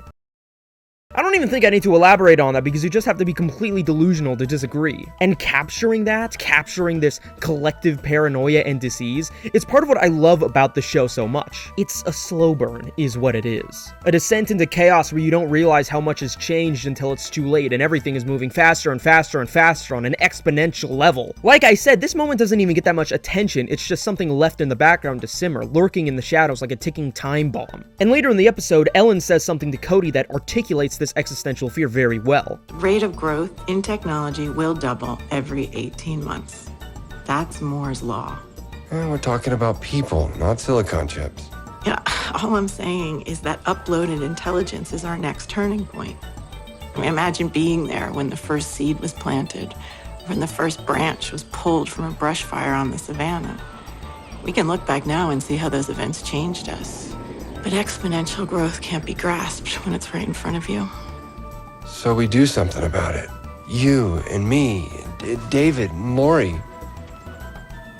There's nothing we can do. We just need to adapt to whatever comes next. After the end of life, as we know it. Exponential growth of the UIs, of technology in general, of capitalism, of human civilization, is conceptually what the entire series is structured around. And this is another thing that I want you to keep in your head as I continue my analysis, because it's one of the most important things to understand about the show, even if it's not incredibly obvious right now. Now, the episode itself is almost entirely Caspian-centric. Yes, it is balanced with Maddie and the gang, whose subplot starts with David being pulled offline by logarithm, so they have to construct this incredibly elaborate and absurdly expensive PC system, which I'm sure that people that like to construct their own computers will really enjoy. And though I'm not one of those people, I still really like this moment because it shows that even in a world that is becoming increasingly digital, the physical still has weight and significance that must be taken into consideration. Digital servers still need physical computers, which exist in a material world, a problem that ends up happening once more a lot later throughout the series, and it's clearly a conscious artistic decision to once again reinforce these ideas of the contrasting and conflicted relationship between these two forms of reality. The second half of their subplot is related to the infiltration of what I will refer to hereafter as the Norway compound, a digital infiltration, of course, not a physical one. And this sequence kind of ties into what I said about episode 2 about UIs not simply just being magic, because the level of intense thought and realism and logistics put into pulling off this scheme is incredibly impressive to watch unfold. It's not just the knowledge itself, but the application of knowledge, the creative problem-solving skills. And it's moments like these that really hammer home what I mean when I say the show is smart, and how the characters are written to be smart in a meaningful way that goes beyond the ability to retain information, or simply because the writers gave them the script. I genuinely feel my brain grow while watching it, and like I said, this is coming from a person who knows basically nothing about computer science or mathematics or hardware or anything like that. But the show's ability to make this so engaging and enthralling without feeling like meaningless technobabble, as would be the case with, almost every other piece of sci-fi media, is phenomenal. What this mostly accomplishes is the ransacking of a ton of important classified files, including, drumroll, the truth behind Caspian. Also, when Maddie sees him in the files, she calls him just some edgelord hacker, which I thought was really funny. But the truth! What is the truth behind Caspian? Well, that's what the rest of the episode is about. Caspian's subplot in this episode plays out like a full-blown psychological thriller, and it is fucking immaculate. And it's also a genre that is, to my knowledge at least, entirely unexplored in American animation. Again, this is commonplace in Japan. I've already mentioned Satoshi Kon, but it's also common in mainstream stuff like Death Note and Steins Gate and ReZero. I have my issues with these shows, but the fact that they're even allowed to exist in the first place is ultimately a good thing. And in Pantheon's case, it's a perfect example of what I mean when I talk about how boundary pushing the show is, because, like I said, This is something that I don't think I have the ability to compare it to its contemporaries because, at least in this case, they don't exist. Up until this point in the story, from an outside perspective, Caspian would appear as a paranoid schizophrenic, and unconsciously he might have suspected that he was crazy, but actually being affirmed in his fears and anxiety clearly causes something to snap. One of the first moments of the whole episode is him with Hannah in the passenger seat, going like 150 miles per hour or something insane on a crowded freeway at night in order to psychologically push her to the brink of confessing. And it's absurdly tense despite Caspian still wearing that dead-eyed, lifeless look in his eyes like he's genuinely willing to kill himself just so long as he can get answers. This is also kind of a recurrent motif throughout the whole show. Car crashes, I mean, which was already present in the circumstances of Laurie's death, but by putting this onto Caspian, the foreshadowing becomes a lot more over on rewatch, which, once again, for the sake of keeping this video comprehensive, I will merely tell you to just remember for future reference. Hannah eventually cracks, but it's done in a very interesting way where she actually over-explains why she's doing what she's doing. Her mom has cancer and she can't afford it despite being an NYU alumni rich kid because the American healthcare system is just so amazing, and Logarithms, or at least Logarithm Sock Company, is paying her millions of dollars to do this. They didn't really need to give Hannah a deeper character motive, she's more of a plot device than anything, but they did anyways because it just makes for an interesting moral dilemma, not just for the audience, but for Caspian himself. It also just increases the believability of the situation, immersing the audience and making it feel real, despite how insane it is when said out loud. In a weaker show, a detail like this wouldn't even be considered because the writers just wouldn't think that deeply about it, because they assume the audience wouldn't think that deeply about it as well. But in spite of how minor it is, it goes a long way, and the entire show is filled with these deceptively superfluous flourishes that add a lot more to the story than they appear, which is why I'm dedicating so much time to this one specifically.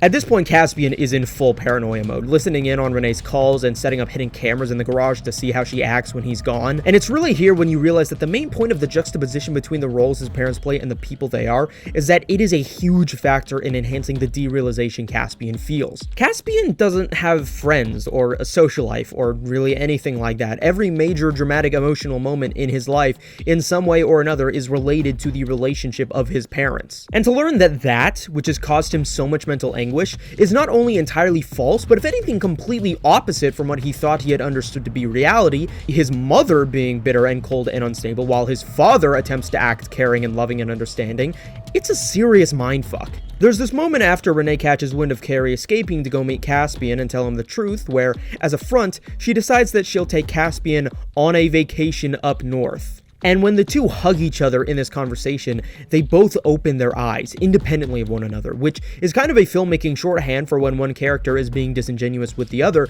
but having both of them do it, God, it is just pure cinema, and just perfectly captures the nature of their dynamic at this point in the story in such a brief and wordless moment. Now, the road trip itself kind of ties into what I mentioned earlier about the show being a coming-of-age story. When Caspian and Renee are talking in the car, even though both of them are putting up a front to mask their true intentions, ironically, the way they act with one another is a very realistic portrayal of just a mother and teenage son talking. There's this awkwardness between them, an authentic awkwardness, or at least it feels that way, between a mother who still views their child as their child, and a son who is on the cusp of adulthood and sees himself as his own entity. It's this very mild anhedonic angst present, not even a full-blown argument, just this fundamental disconnect between the two that comes with being in your late teenage years, even if it's over something as mild as asking your mom not to go through your luggage. And this moment right here, in this car ride, right before Renee stops at a gas station, is the last time we ever get to see Caspian just having a normal life, without all this techno-conspiracy insanity ever again. Caspian's story specifically is one explicitly about independence and self-actualization, and coming to the understanding that he is not what his parents have raised him to be, or what he is expected to be by those around him, attempting to manipulate his life into becoming this one specific thing. And grasping that sense of individualism is really the core of growing up, understanding who you really are, what you want, and what your place in the world is. And this is what ultimately leads to the climax of the episode, the climax to Caspian's entire character thus far, with Caspian committing Grand Theft Auto while Renee's at the gas station and driving back home. And who is there but none other than Carrie, wistfully longing over old family photos. And he tells Caspian everything about the acting, about the intentional structuring of formative childhood memories, about being watched by logarithms, and how all of this relates to Stephen Holstrom. Holstrom was never able to crack integrity, as the show describes it. He could never figure out how to fix the bug that caused UIs to decay over time. And he knew that he never had the time, with his illness bringing him closer and closer to death. So what he needed was someone to continue his legacy. Is Caspian the secret child of Stefan Holstrom and Renee? No, that would be too cliche. Caspian is a fucking clone of the man, and the only purpose of his existence is to finish what he started. Pretty much my whole life, I've had this feeling, or not even a feeling, like, I don't know, like a premonition, that there was something I couldn't see, just out of reach. Like my life wasn't really real.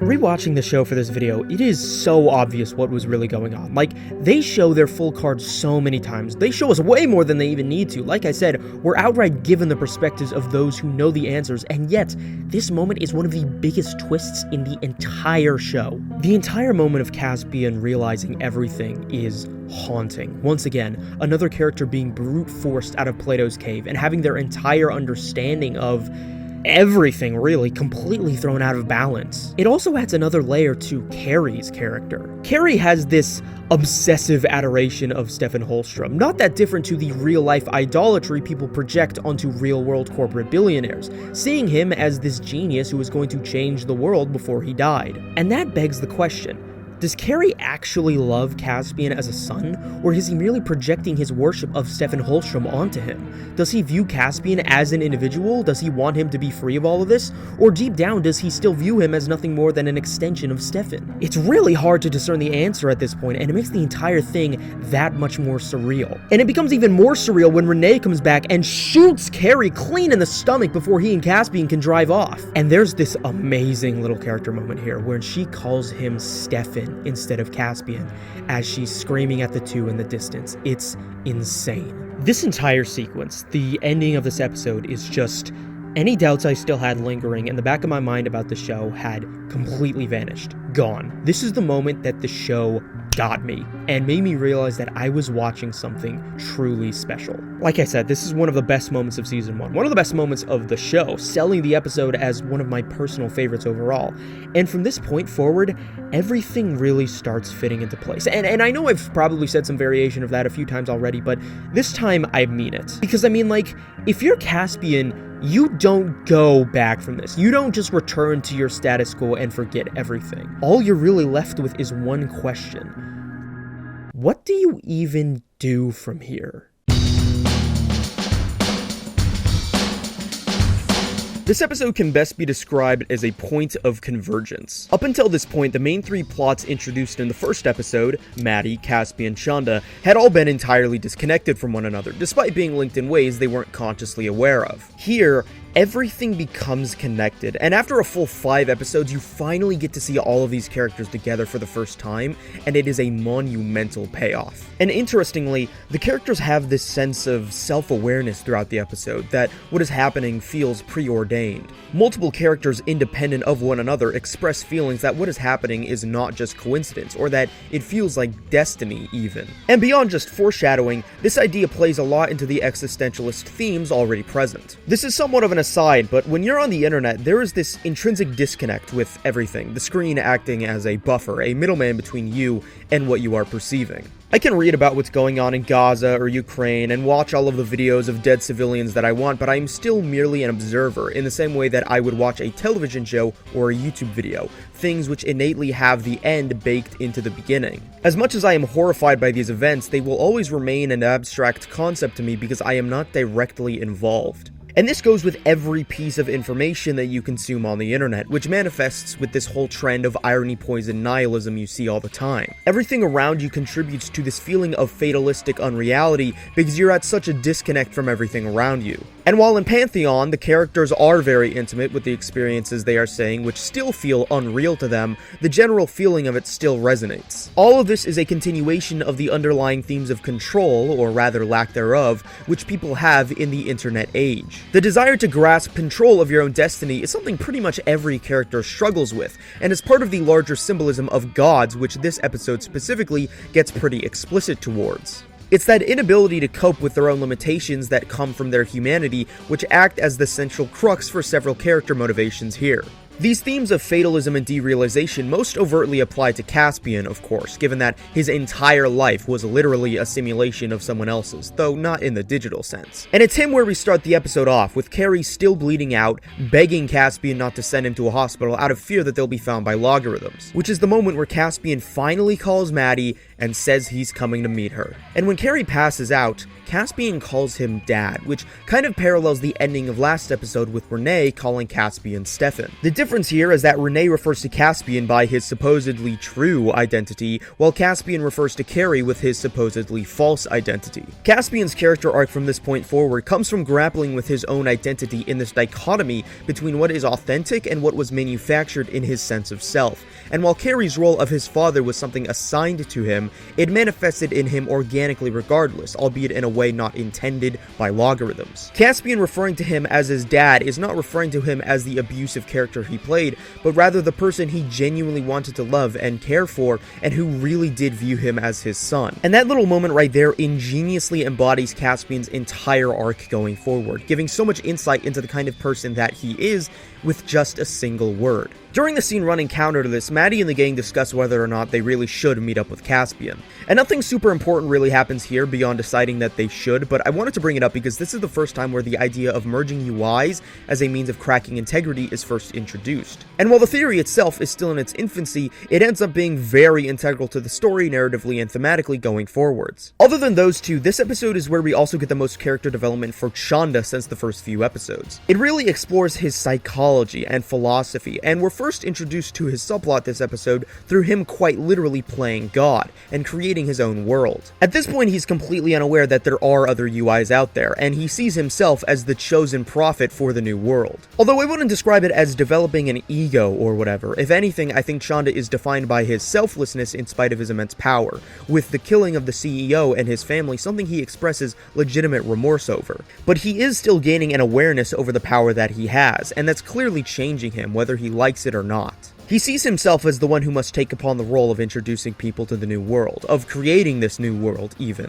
We already saw in episode 1 that he had deep faith in UI as the future for humanity, but now that he's actually here, you really get to see the extent of this utopianistic philosophy, still retaining this complex even after learning of Lori and David later in the episode. Chanda at this point in time is the most proactive character in the entire show, and as I've stated before, this might possibly read to certain people as him taking upon a villainous role, especially in the way that other characters view him as unstable, which, I mean, are they wrong?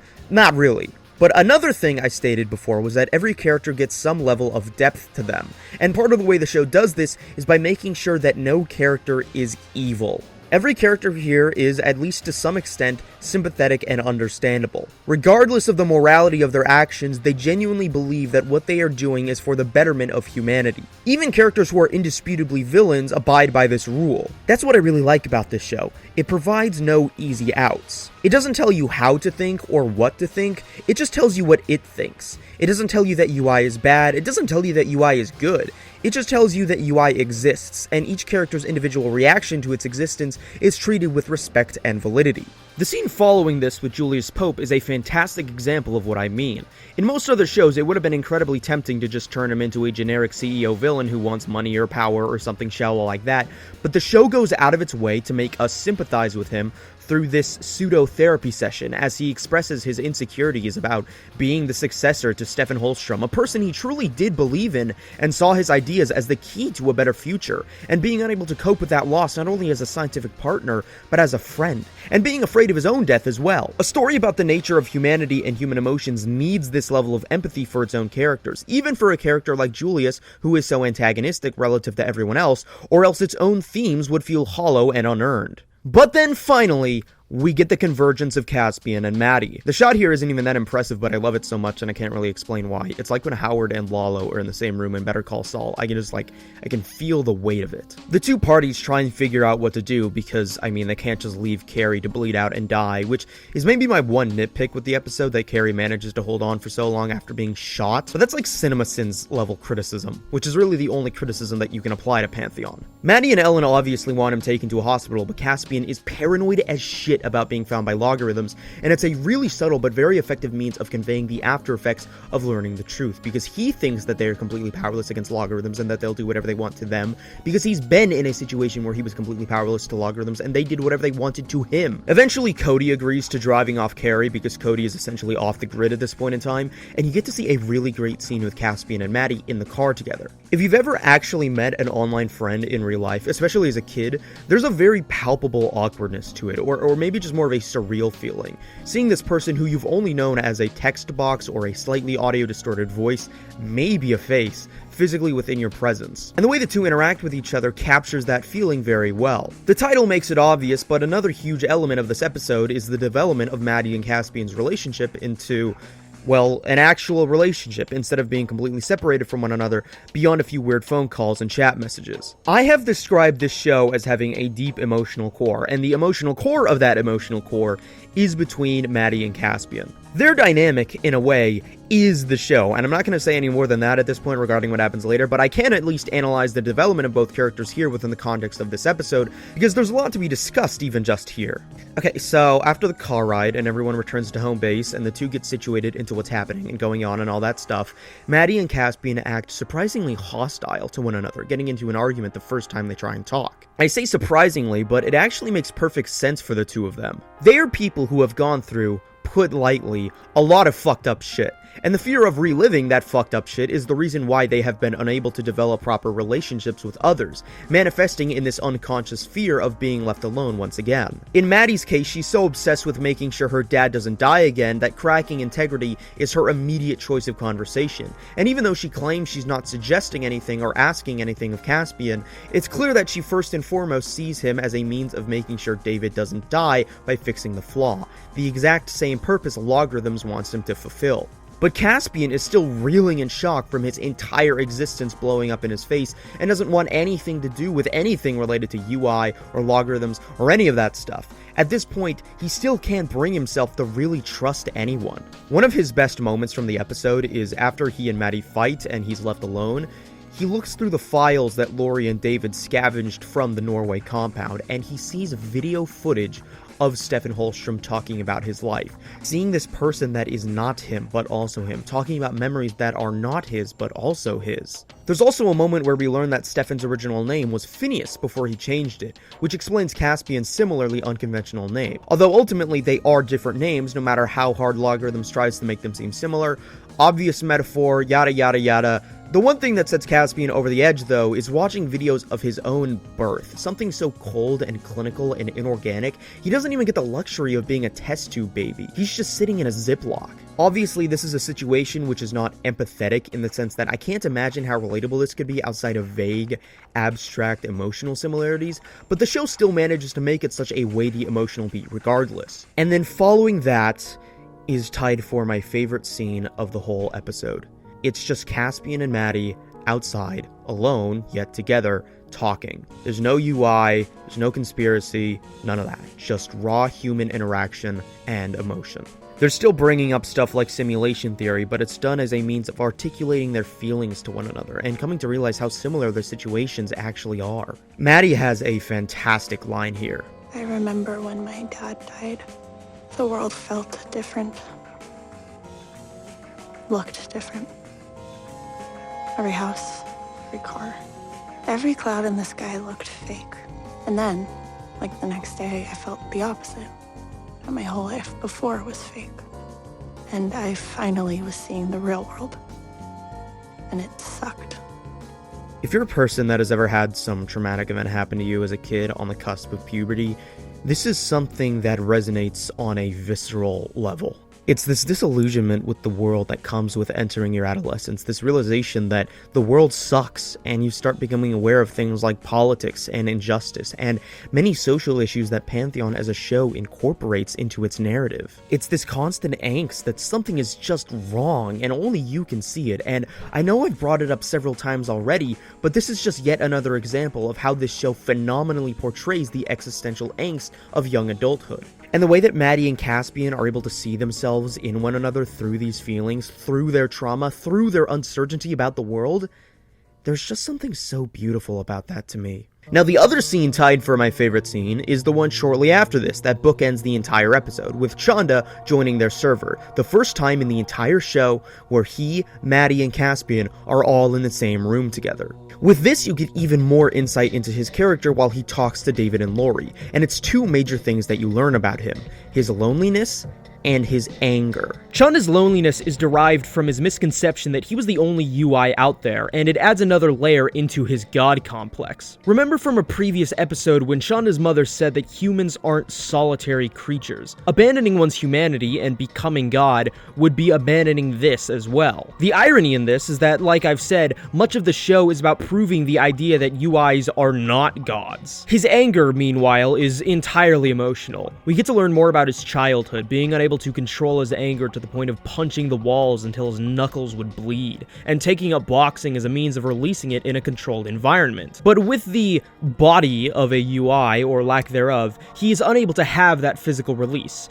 Killing the CEO did not grant him catharsis. Both of these characteristics are vital in understanding Chun's motivation for his big plan that he lays out to David and Lori, because beyond just a purely ideological and utilitarian motivation of seeing his vision of the world realized, the true motivation for this ideology to begin with is rooted in selfishness, in personal and emotional problems on Chanda's part. And this is the kind of layering of character motivation through both text and subtext that if you have any interest in writing fiction in general, you should be studying this show. And that's not even getting into how they somehow made his transition from random tech engineer to aspiring prophet of the new world so seamless and believable, creating a realistic series of events that would lead a person of his personality type to adopting such a radical character shift in such a short amount of time. Now, what is Chanda's plan? Well, step 1, send UI conversion technology to all the world's major intelligence and military agencies.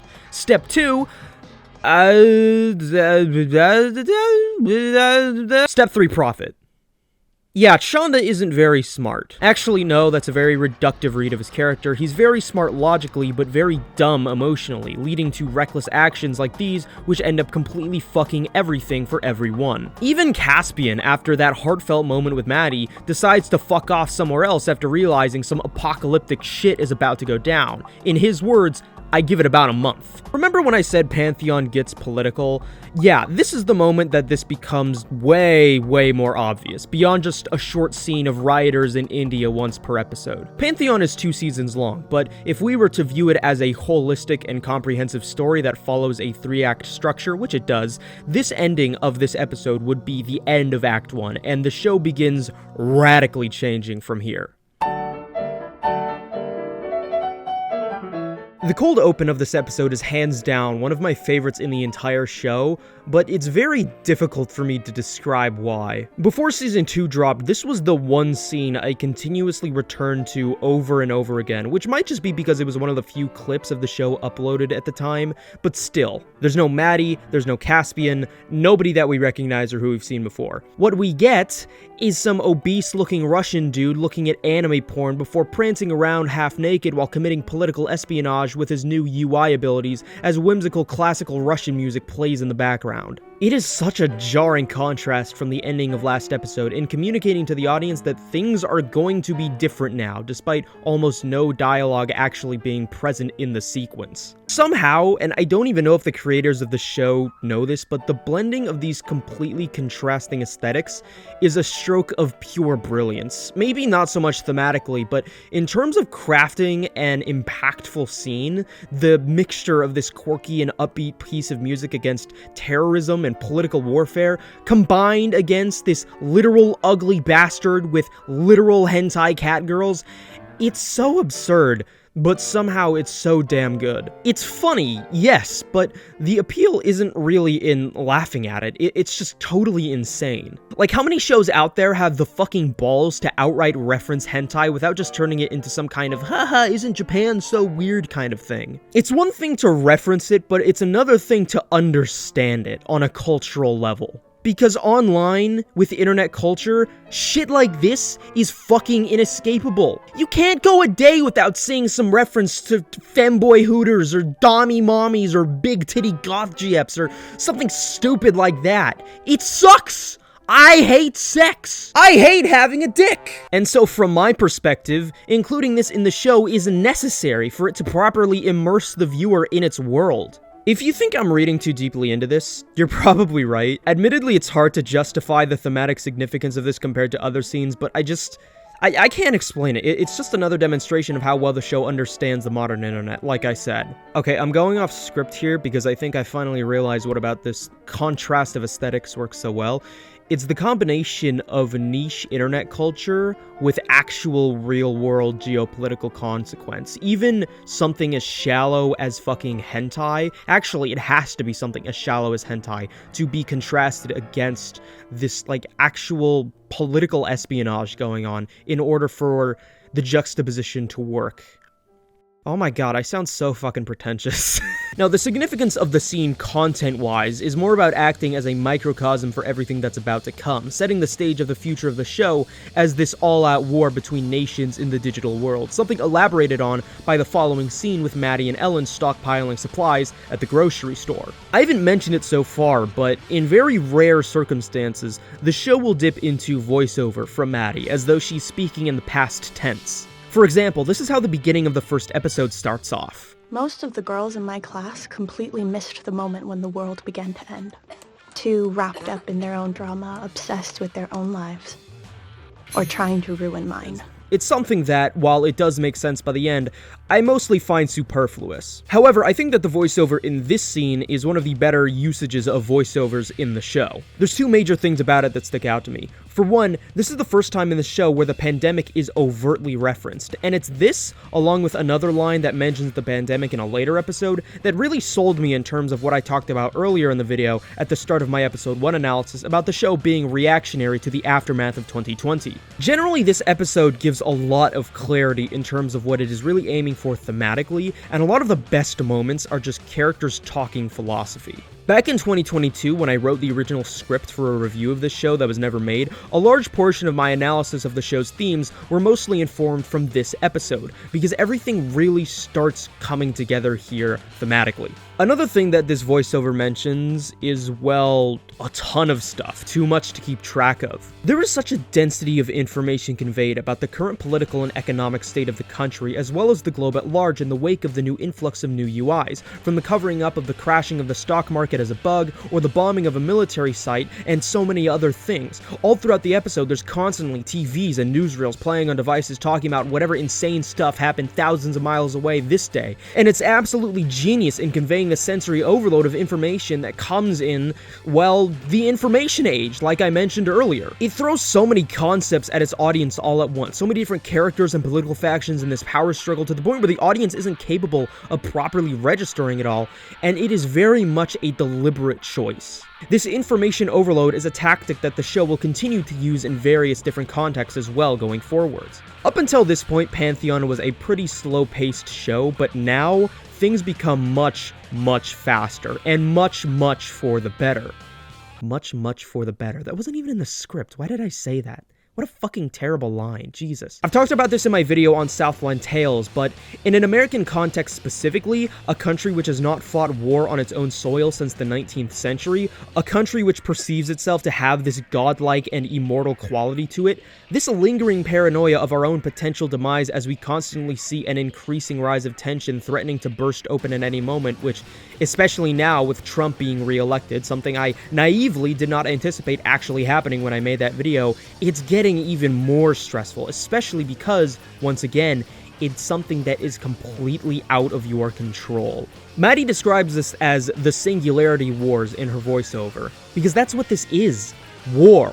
That's what human civilization has been up to this point. That's the kind of thing UI was ironically hoping to erase, but it's only worsened it. Which brings me to the focus of this episode, Lori. A character who I feel I have not really talked about as much as I should have because she is kind of the key to understanding Season 1. The major conflict of this episode is Lori, whose decay has reached into its final stages, deciding that she wants to go public with the existence of UIs. At odds with this is Chanda, who thinks that humans will fear what they do not understand and will turn on the UIs, and would rather want the existing UIs to join forces and figure out how to crack integrity. But it goes beyond just this disagreement. Shonda and Lori have fundamentally opposing perspectives on what the nature of UIs are. Lori does not see UIs as gods. Lori just sees them as a different kind of people. In an emotional argument with Cody later in the episode, she says she doesn't want to be brought back. Cody asks her why, and she doesn't respond. She just kicks him from the server. Maybe at some point earlier in the series, she was afraid of death. But now, it's clear that she knows living forever isn't what she wants. She's accepted that she already died 3 years ago in that car accident, and prolonging her existence in this way isn't what she wants. She doesn't want to be a god. She wants to be a person. There's a pretty brilliant but almost entirely unnoticeable visual metaphor I picked up on rewatch with the way that she chooses to de-render her legs in her final stages of life. Because if you look at the flashback scene in episode 4, where we briefly see Lori in the hospital bed, she's missing her legs. Lori spends most of the episode recording this speech revealing the existence of UIs to the global world so she can send it to them later, and she makes one specific parallel, not once, but twice, that when I first heard it, I felt like I immediately understood everything the show was going for. That being the atomic bombings of Hiroshima and Nagasaki. It's not uncharted territory for a piece of art to draw similarities between the capacity for destruction a nuclear bomb holds and the power of a god. Humans having power of a god. Remember earlier when I asked what happens when you give a human being a tool or a piece of technology that allows them to accomplish something beyond their natural form? Or that the internet was an amazing tool for the evolution of society that is wasted on a humanity that is too underdeveloped to utilize it properly? This is what I meant. Lori sees people for who they are. She sees Chanda for who he is. People are unstable, irrational, impulsive, driven by emotion, irresponsible, inconsistent, hypocritical, selfish. People are flawed. She is flawed. She expresses guilt over not realizing how much she truly loved Cody until it was too late. And above all else, she knows that you can give the human the tools necessary to act as a god, but they'll never truly become a god. And more likely than not, will just end up destroying one another in the process. Atomic bombs are essentially the largest and most elaborate Chekhov's gun in the history of human civilization. And it's going to go off eventually. It's only a matter of time. Now, I've said before that the show primarily allows its audience to draw its own meaning as to whether or not what each character is doing is right or wrong. And as the series continues, what you may have thought to be right or wrong may be subverted by the show itself. But I believe that, ironically, as pessimistic as Lori's attitude towards people are, the show agrees with her philosophy.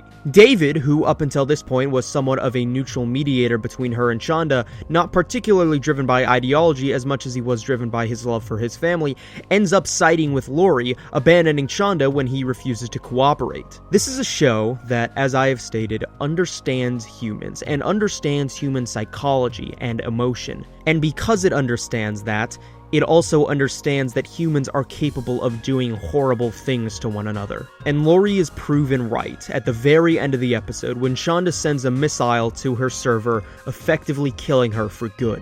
I didn't put this in the script, but I just want to say that every character death in this show is done phenomenally well. There's just enough for it to feel like there's tension, but there's not too many to the point where it feels too excessive. And each one is given a very meaty amount of emotional weight to it that makes the impact feel as hard as it is to the audience as it is to the characters. Now, as a brief intermission before I get to the other half of the episode, focused largely on Caspian and his uncertainty of what to do or where to go now, I want to talk about another scene tangentially involving Lori. Her, David, and Chanda, after securing Logarithm's UI tracking location algorithm, attempt to reason with 3 other UIs from China by telling them about the flaw. On a thematic level, this goes into what I said earlier about humanity's natural tendency to head towards self-destruction, because their own selfishness causes them to reject even what hopes to bring them salvation. But on a technical level, this is an interesting scene because it is the first real fight scene of the show, taking place in the world of Reign of Winter. Remember, that's the MMORPG that Maddie really likes to play. Pantheon treats fight scenes in a pretty interesting way. In my experience, shows tend to be all or nothing when it comes to action. You're either an action show or you're not. Even now, if you're looking to be an animated drama, you're still kind of required to be an action show,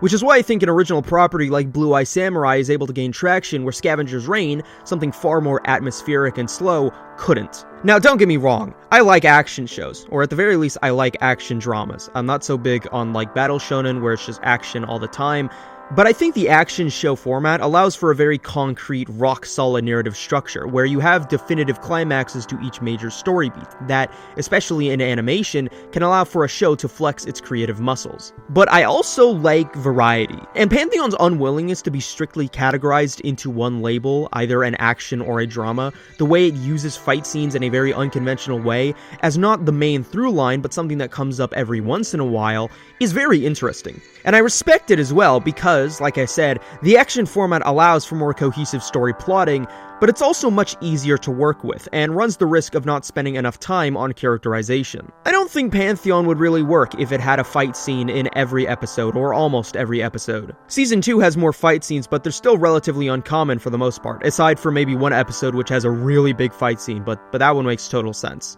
If this all sounds kind of rambly, let me just simplify it like this. Pantheon uses fight scenes in a very unique way compared to other shows of its kind, and this makes for a more engaging watching experience. These are also some of the best animated scenes of the whole show on a technical level, and I'd be very remiss not to mention that. And the way the show uses the digital environment to allow for a lot of creative avenues for the ways characters fight one another is really cool. Okay, one last scene I want to bring up before I get to Caspian.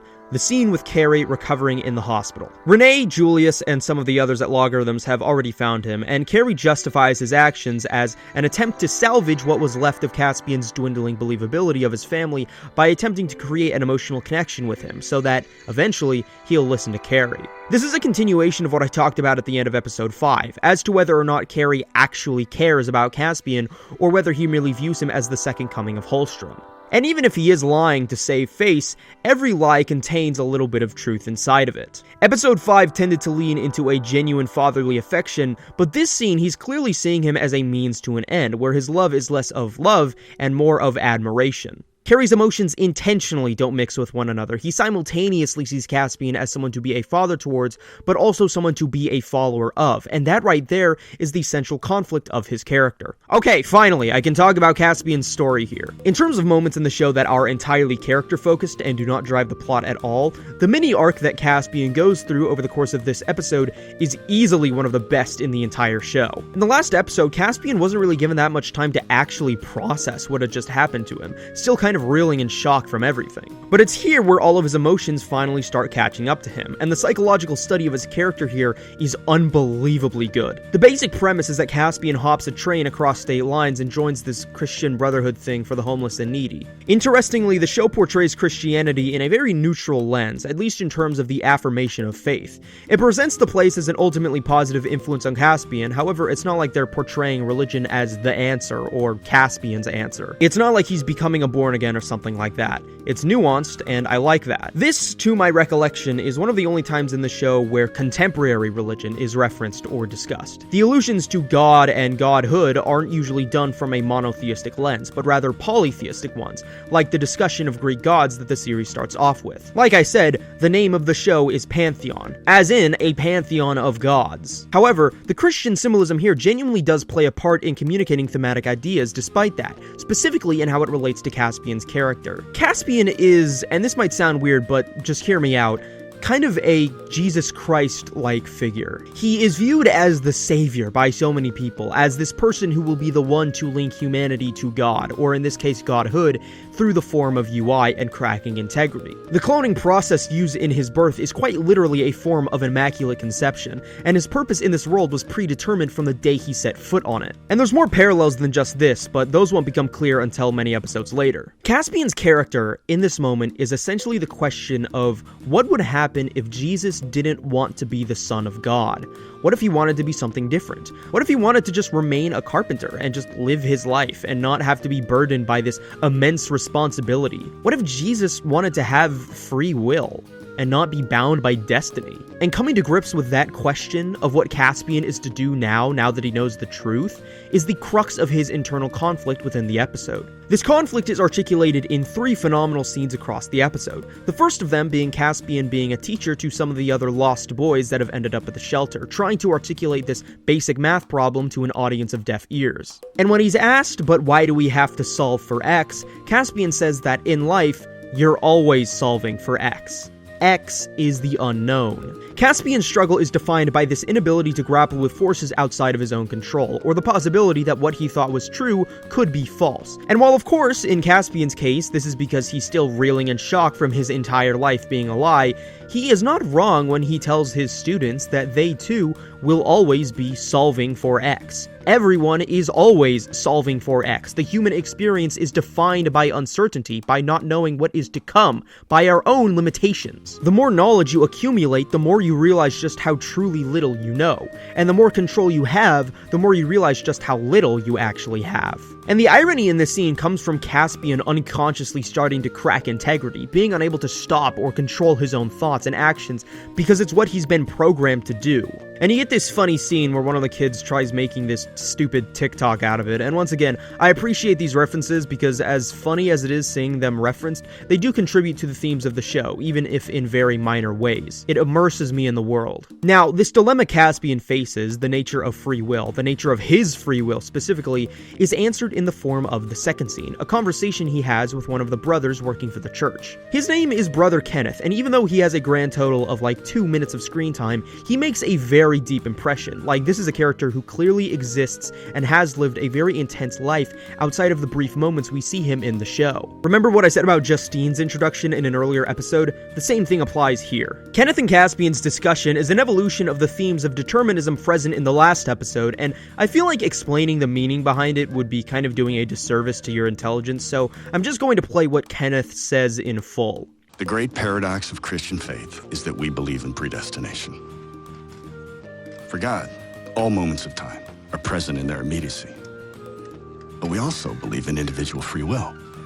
In other words, since we can't know our ultimate futures, we also can't know how our choices will affect them. What matters is that we still get to choose. How do you know if it's the right choice? Any choice can be the right one, so long as you willingly embrace it.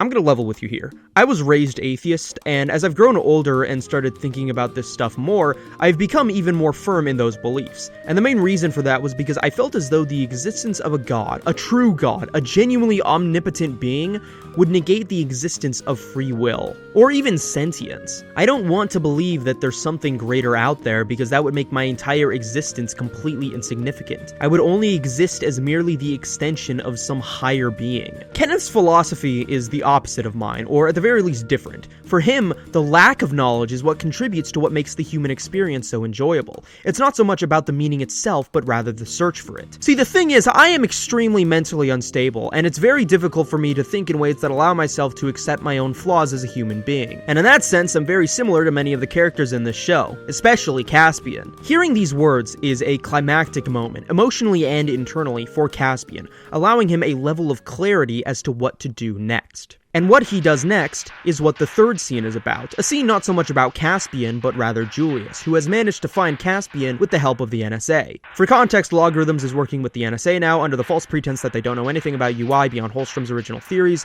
Probably should have mentioned that earlier. In the previous episode, we got to see a more human side of Julius, a more vulnerable side, as he opened up about some of his insecurities, but it's here where we really get to see just how deeply rooted his inferiority complex is. Specifically that he is not a leader, as his position of CEO would suggest, but rather a follower, a person who needs to be subservient in order to feel content, and he practically begs Caspian to return to them. In a way, it's kind of pathetic, and that's what makes it so interesting for him. This is, at this point in time, your show's primary antagonist, acting in this incredibly weak and feeble way, not even in a, no, I've been defeated sort of way, but of his own volition, and genuinely treating Caspian like a person. It could be an act, sure, but as is the case with Carrie's potential act, the emotions are still real. The man is completely in over his head here and has no confidence in his own abilities. He's been so consistently outdone and proven wrong by Holstrom his whole life through their entire friendship and business partnership that he has no choice other than to doubt himself at every turn. He even admits that he understands that he and his team likely come off as the bad guys, but even then, he doubts his ability to properly know what Caspian is thinking, even with all of the psychological profiling they've done over the past 18 years. And Caspian sees this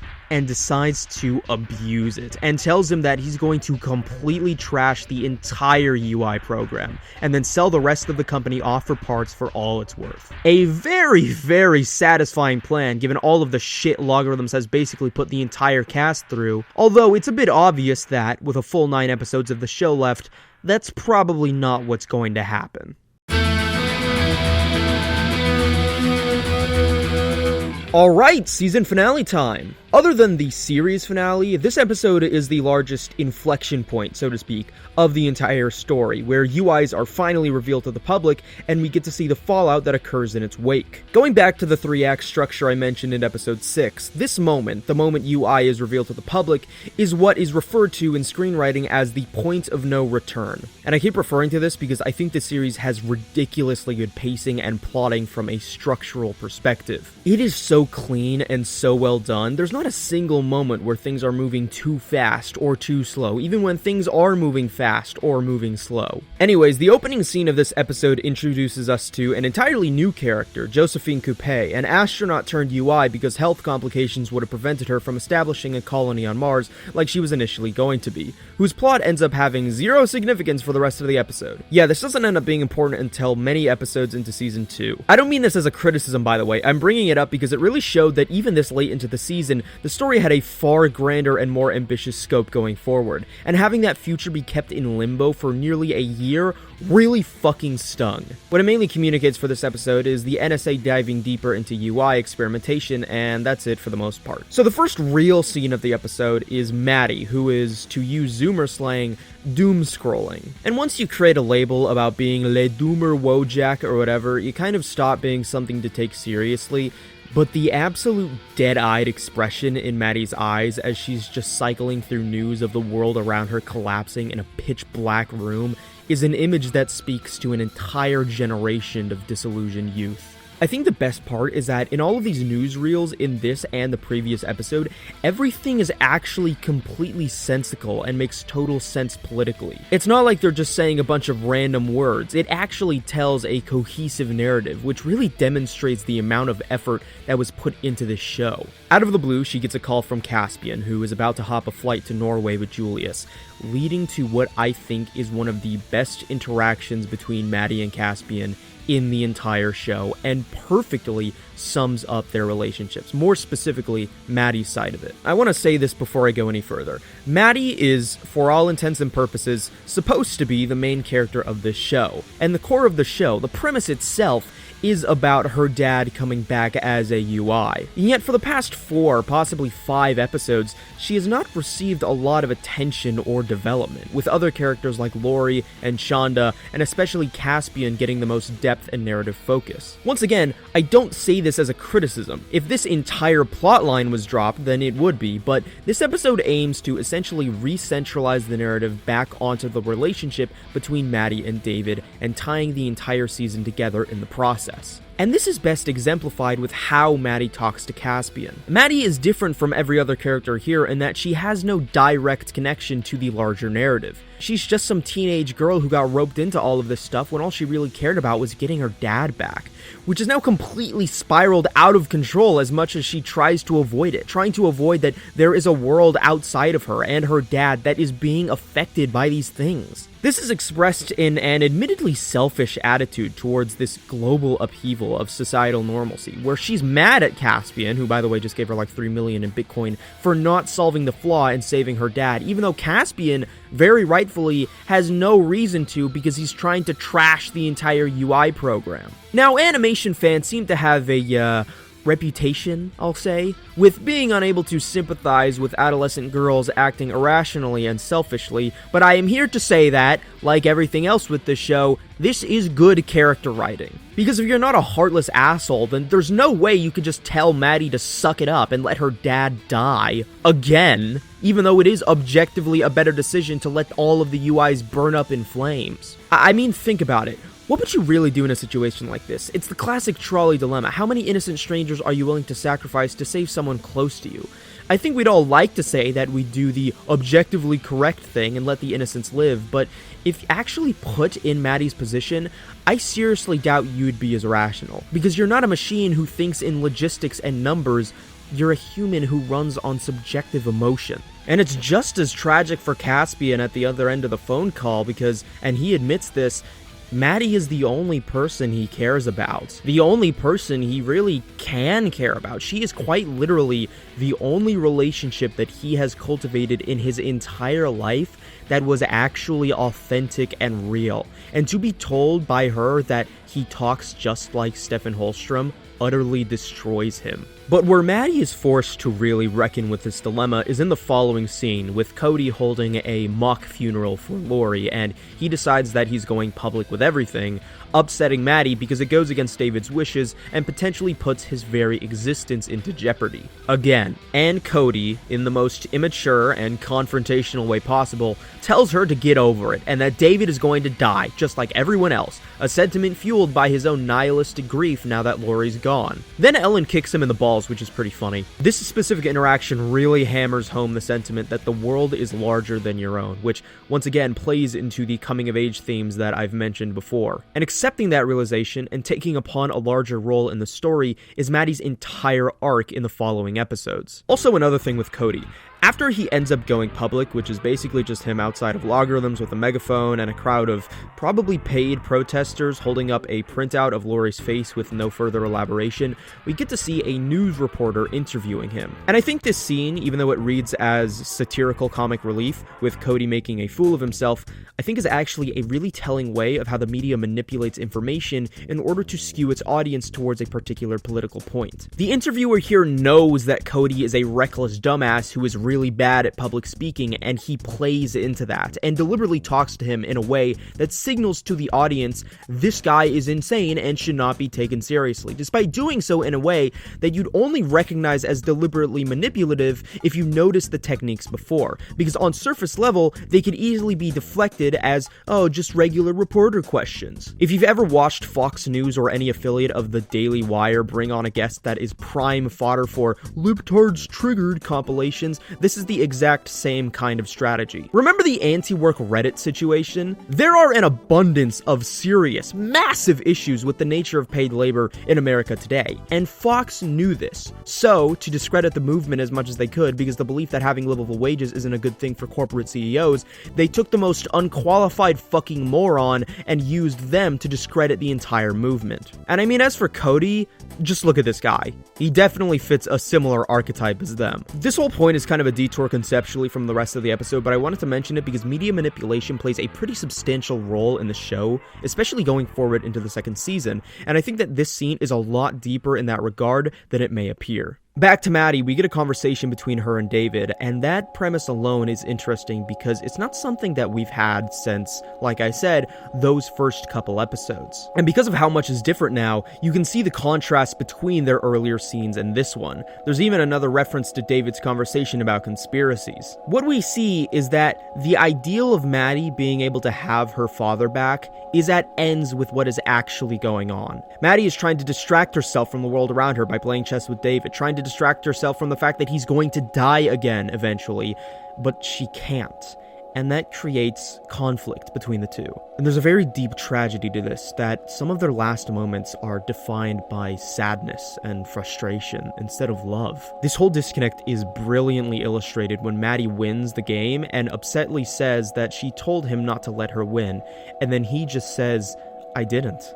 and he's dead serious. This game, this conversation, is interrupted by Chanda, who in this episode, mostly just because of the redesign of his digital body he did at the end of last episode, it finally becomes apparent just how much he's changed since the first episode. I know that I mentioned earlier that I didn't see Chanda as a full-on villain, and as much as this episode pushes that stance, I still abide by it. Yes, he does steal nuclear codes to use as leverage against David and his copy of Lori's message, ironically proving Lori and her Hiroshima allegory totally right, but it's clearly a bluff, something he even admits later in the episode. He was never going to actually nuke Sacramento, he just wanted the threat. Which, to be fair, that's pretty much the only way nuclear weapons are used nowadays. Obviously, I'm not defending him, like, even the threat is bad enough, but I just really like how the show manages to write him in a way which is still human and sympathetic in spite of everything.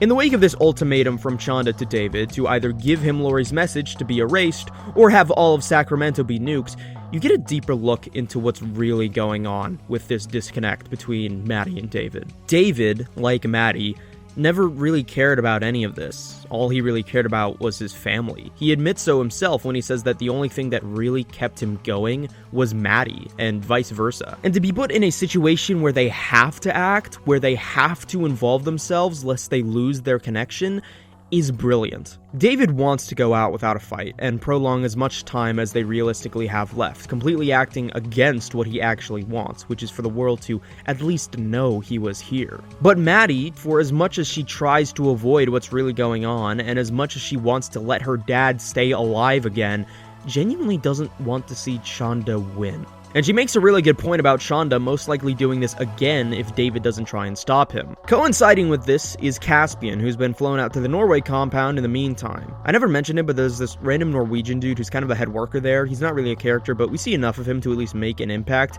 And when Caspian shows up and tells him that he's shutting everything down, the dude fucking freaks, and it's really funny. Now, in terms of moments with actual thematic depth, there's the moment where Julia shows Caspian Stefan's old room, finally taking off the protective cover off of it after nearly 20 years, continuing on their character moments in the previous episode with Julius emphasizing that he's never once sat in this chair. And Caspian, although he's supposedly planning to burn the whole place down, still instinctively finds himself infatuated with the mathematic equations needed to solve integrity, once again caught between the path he wants to forge for himself and the path that he was destined for. The best moment here in Norway, though, is, in my opinion, this. I have in my script here, I've written it down as Caspian's intervention, where you have all of the major logarithms workers talking to Caspian all at once. Even some of the background characters like the legal counsel from episode 2 and the psychiatrist from episode 6. And it's such an underrated scene in my opinion, definitely one of the best scenes of season 1. Part of this is because I find that it's one of the most impressively directed scenes, even if it's subtle about it. The entire scene is framed like a horror movie. Every character comes out of the shadows at these disorienting and vaguely threatening low angles, and the entire scenery of the room Caspian was born in, is filled with these harsh shadows, the whole room tinted with this disgusting lime green hue, like something straight out of Silent Hill 2, the same lighting used when Carrie told Caspian the truth in episode 5. And what the characters actually say to him. I go back on what I said earlier about being an intervention. It may be an intervention from their perspective, but it's probably much closer to just being inaugurated into a cult. Caspian, of course, isn't having any of that shit. And while in general Pantheon has really good voice acting all around, Paul Dano's performance here is fucking immaculate. He perfectly captures Caspian's frantic mixture of spite, fear, confusion, and just outright contempt for logarithms and everyone involved. You think I'd trust one word that comes out of your mouth? Whoa. Weird? Weird? This isn't even human! You're not gonna hurt me? You made me to be hurt. You planned it. You carried it out. For what? So you freaks can survive death and live forever? And in an attempt to convince Caspian that they are not crazy, Julius drops a huge bombshell about the true motivations behind UI. That it's not simply just about something as naive and simple-minded as curing death, but about securing a real future for the human race. Resources are scarce. Human beings with bodies that require food and water and tons of other physical resources to survive, in an increasingly industrialized world that has been slowly dwindling those resources into soon-to-be global catastrophe territory since the turn of the 20th century, are not a sustainable format for existence if the human race wants to live on. That is the true purpose of UI. If you've watched the show Utopia, and I mean actually watched it instead of just watching Pyrocynical talk about it for upwards of 7 hours, in the same way that you should be watching Pantheon instead of watching me talk about it for upwards of 7 hours, a show similar to Pantheon as a philosophically heavy yet emotionally and occasionally psychologically charged political thriller about ordinary people becoming roped into a massive geopolitical conspiracy, the antagonists of that show, big spoilers by the way, it's a great show that you should watch if you like Pantheon, okay, I'm pressing play now, you've been warned, have very similar motivations, that their desire for population control via controlled plagues comes from an authentic desire to prolong the existence of human civilization, because there's an increasing number of us and a decreasing number of resources to keep us alive. And it's an incredibly interesting show, because both the audience and the characters are caught in this internal struggle of whether or not they're actually doing the right thing. That maybe sacrificing millions to save billions might be the best choice. They go about it in an extremely brutal and utilitarian way, discarding their humanity by absolving their individual identities into a faceless group known only as the Network, which ultimately makes it hard to truly empathize with them. Also, the show being cancelled before it could finish definitely contributes to feeling thematically unfulfilling. We never truly are answered the question if what they did was the right thing. Logarithms is similar to the Network, albeit significantly less violent. They're not going around killing people to cover their tracks or whatever, at least not on screen, and the UI plan is a lot more reasonable than just giving millions of people the plague or whatever, although you could argue that the violence is implicit, given the geopolitical upheaval that would naturally come from the wake of its existence. Or even if you're one of the people who believe that the UI uploading process is in of itself murder, and that a UI is merely a clone. But the point that I'm making with this comparison is that this argument that Julius makes is genuinely a very good argument that is quite difficult to debunk. Which is ironic because directly following this scene, Julius decides to act like a complete moron by continuing to allow Caspian full control over the company against the better judgment of his partners. And there's something really interesting like that, having a character like Julius clearly making the wrong decision, or at least what appears to be the wrong decision, in such confidence, because as insecure as he is, he's not stupid or incompetent in any way. Also, it's really funny to see Carrie and Renee's reaction to being fired on the spot. I know I've been sympathetic to Carrie throughout the video, but I'm not gonna lie, that is ridiculously satisfying seeing Caspian finally be the one who has control over their lives instead of vice versa. Meanwhile, David confronts Chanda, and a really long fight scene ensues. This is a bit of a minor thing, but what I like about most of the action scenes is that the characters don't speak while they're fighting, or at the very least they don't speak unless necessary. There's no witty interjections or commentary slowing down the action and breaking the immersion. This is more of a problem I have with shonen anime more than I do American animation, but this is a show that deliberately chases a more anime-influenced aesthetic, even bordering on like Dragon Ball Z influenced at points in the fight scenes, so it's really appreciated. Again, this fight scene is phenomenally animated, and it gets really creative too in how the characters choose to fight one another, like the part where Chanda traps David inside a simulation of him living a normal human life with his memories erased, which you not only have the inception nature of that whole simulation within a simulation, but it also parallels Chanda's initial days as a UI, unaware of his own existence as a UI, so you know that this is probably the most fucked up thing that he can imagine doing to someone else. And Maddie, who's also there on the sidelines, having to contact David in the same way that David contacted her through the debug console or whatever it is, I can't remember, is really smart. Eventually, David lucks out and manages to reroute the nuke Chanda sent to some random place in the middle of the Pacific Ocean. I really like this image here, by the way. It's one of the few pieces of, wow, we're always on our phones commentary that works, mostly due to its brevity, but I'm getting sidetracked here.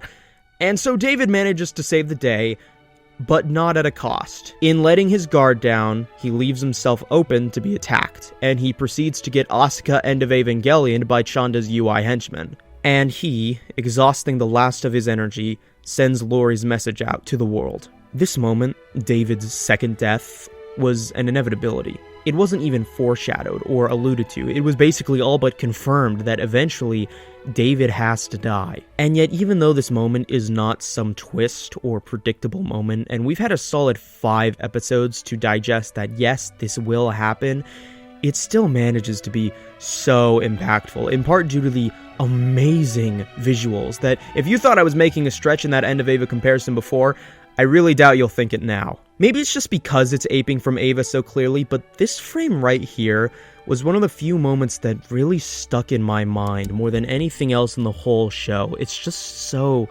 melancholic. And the whole montage of Laurie's message being sent out to the entire globe intercut against this really completes it. Even though the information is nothing new, we've heard all of these lines before, the execution still manages to evoke so much, especially in the personalization of each message to contain the name of each individual recipient. This moment is the climax of the entire episode, and the exact moment I was talking about when I referred to the point of no return. There's still 10 minutes left of the episode, though, and the first thing we get following Laurie's reveal to the world is an actual real protest outside of Logarithms, and I love this scene from a sociological perspective. Laurie may have been right about Shonda, but Shonda was ultimately right about people. At least in this moment he is. They are not ready for this. They do not understand UI, nor are they willing to. They reveal their own ignorance through selfishness and insanity, both unwilling to comprehend the technology and unable even if they wanted to. The first thoughts people have are just, oh, I don't want a UI taking my job, or some insane guy volunteering to be uploaded. Me, that's all they care about. That's the American way. It just really reflects the utter insanity of the real world without coming off as too on the nose by directly name-dropping real-world political figures. This is where we get Peter Waxman's big break, another character whose arc was kind of left on hold around halfway through the season. Granted, he wasn't really a major character, but there was obviously something there. And in that previous scene with Caspian and all the other major key players at Logarithms, he was the only one who wasn't there. Waxman speaks to the crowd and admits that UI is real, ensuring that he has absolutely zero future at Logarithms. This is also the moment he gets to reconnect with Ellen, who is also here at the protest, and throughout the season there's been a constant underlying bitterness towards Peter coming from Ellen, rightfully so given what they did to David, and seeing them finally concede with one another completes this little season-long micro-arc, which I really enjoyed. Meanwhile, we get to see Julius and Caspian's reaction to the whole thing, and remember when I said that Julius isn't dumb? You really get to see that side of him in this conversation, the side of him that is actually genuinely smart and analytical. Caspian still wants to shut down all the UI stuff, but Julius convinces him that it won't do anything. He illustrates this point through another allusion to nuclear technology. You can see why I'm always bringing it up, because the show's always bringing it up, that even though there was a massive outcry against nuclear armament, once it's there, it's not going away. That whatever Caspian is trying to end is not going to work, and if anything, this is just a new beginning. And he's completely right. As brilliant as Caspian is, he can't formulate an actual counter-argument against this. And that's because the destruction of UI isn't a logical decision for him, but an emotional one. And Julius once again drops another bombshell as to the real significance behind their plan, specifically in the case of cracking integrity. That it was never about granting everyone immortality, but rather granting one person immortality, and having them act as a mediator, a ruler for the rest. The religious allegories are obvious, made even more obvious by Julius quoting the Bible and Caspian saying, "Oh shit, biblical," but I really don't care about how unsubtle it is because it is so fucking good. Firstly, this scene alludes to what will become a much more obvious plot element in the second season, and that's Stefan Holstrom's god complex. Obviously, Julius doesn't say it, even telling Caspian that he should be the one to choose, but it's clear that the original plan was for Stefan to be the one UI to rule them all, which directly parallels with the symbolism of Caspian as a Christ-like figure as continued from the previous episode, with both literally being God and a descendant of him simultaneously. And once again, Caspian is rejecting his destiny here, so he rejects religion as a concept, but Julius, as a follower of Holstrom, embraces it as a means of controlling humanity. And the way he metaphorically describes it is like a piece of technology, an algorithm, an application, playing into the show's themes of using technology as a means of attaining godhood. Cough cough, Serial Experiments Lane. Caspian, in this moment, reluctantly accepts what has been laid out for him, because what else can he really do? Trashing Logarithms isn't going to solve anything. He calls Maddie to ask David for help, but it's already too late. He's dead. The one person that was pure, the one UI with no ulterior motive, is already dead. And sure, Julius claims that backups exist, which you may think cheapens David's original death, but it's clearly not going to be the same. And so the final scene of the whole season is a montage intercutting between Maddie and Caspian, providing parallel imagery and compositions to reflect their futures. Caspian sitting at Holstrom's desk, forced to give in to his fate, and Maddie looking viscerally depressed as the only person in her neighborhood with any power after the shutdown earlier. And that is the cliffhanger that Season 1 ends on. And for a while, that was all we had, or at least that's what we thought we'd ever get. Overall, Season 1 is really good television. Slow building, yes, but eventually it evolves into something fantastic. And among animated television especially, among the best I'd seen at the time of its release. Or at least, it had the potential to be among the best. Because it was slow starting, of course, and ultimately incomplete, but even in that state, it left a very profound impression on me. I just knew that this show was not something that was content to be just another animated show, even just another adult animated drama. There was something deeper here, much deeper, and I couldn't see it yet, but I desperately wanted to.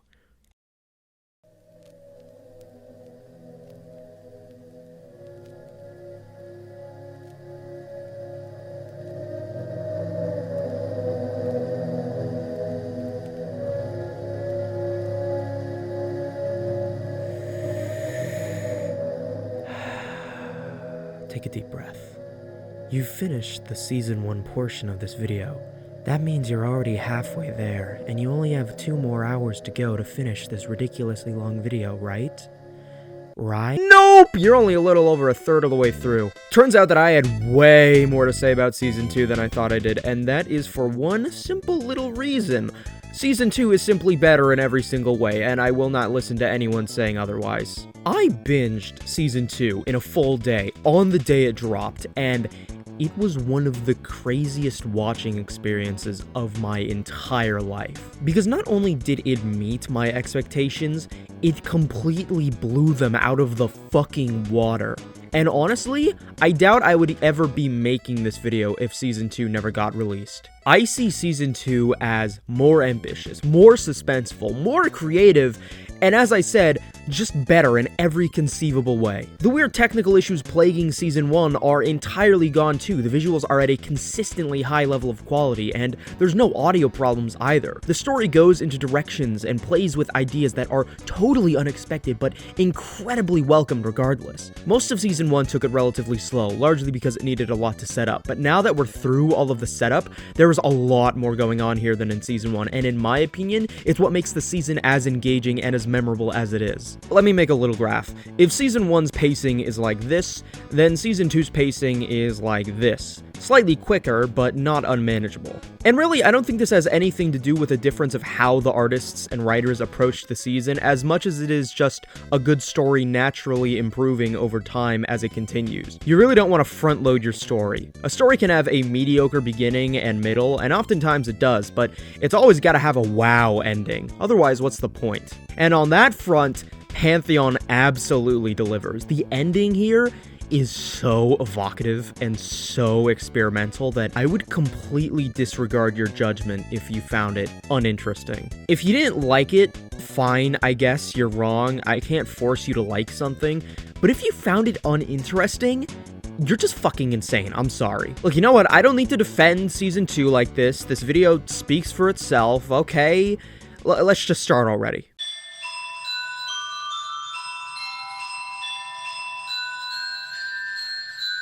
It's been a little over a month since the end of the last season, and the first thing that we see is a fully fledged militarized tank driving through a harmless suburban town, enforcing a mandated curfew via loudspeaker. The sun hasn't even finished setting yet. I feel like no other image could have perfectly set the tone for Season 2 other than this. Conspiracy thrillers as a genre naturally lend themselves to having dystopian undertones, but in the case of Pantheon, going the extra mile to actually follow through on them and place the country under martial law is incredibly satisfying. It's one of the best plot developments of the entire show, and part of what I feel distinguishes Season 2 so much quality-wise. it's also dystopian in a very realistic and grounded way. It's just oppressive enough to feel the weight of control imposed on our characters, but not so oppressive that it stops feeling like something that could realistically happen to us, the audience. Because I feel like at this point,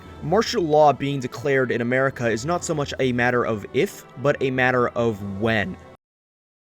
The premise itself is equally brilliant, essentially acting as a reverse 2020 pandemic, containing the same uncertainty and dread of 2020, but flipping the roles, where now the internet is shut offline due to fear-mongering over the UIs, and now everything is physical as opposed to digital. Similar to the premise of Season 1 with the concept of UIs, it's just an incredibly solid hook that I am surprised more TV shows haven't explored. This scene of the tanks driving is from the perspective of Ellen, who doesn't know where Maddie is. Maddie is actually pretty far from home, climbing some water tower to do something we aren't shown just yet. But you've got this fucking incredible image here of Maddie, hair blowing in the wind, looking at the city below her as the sun sets.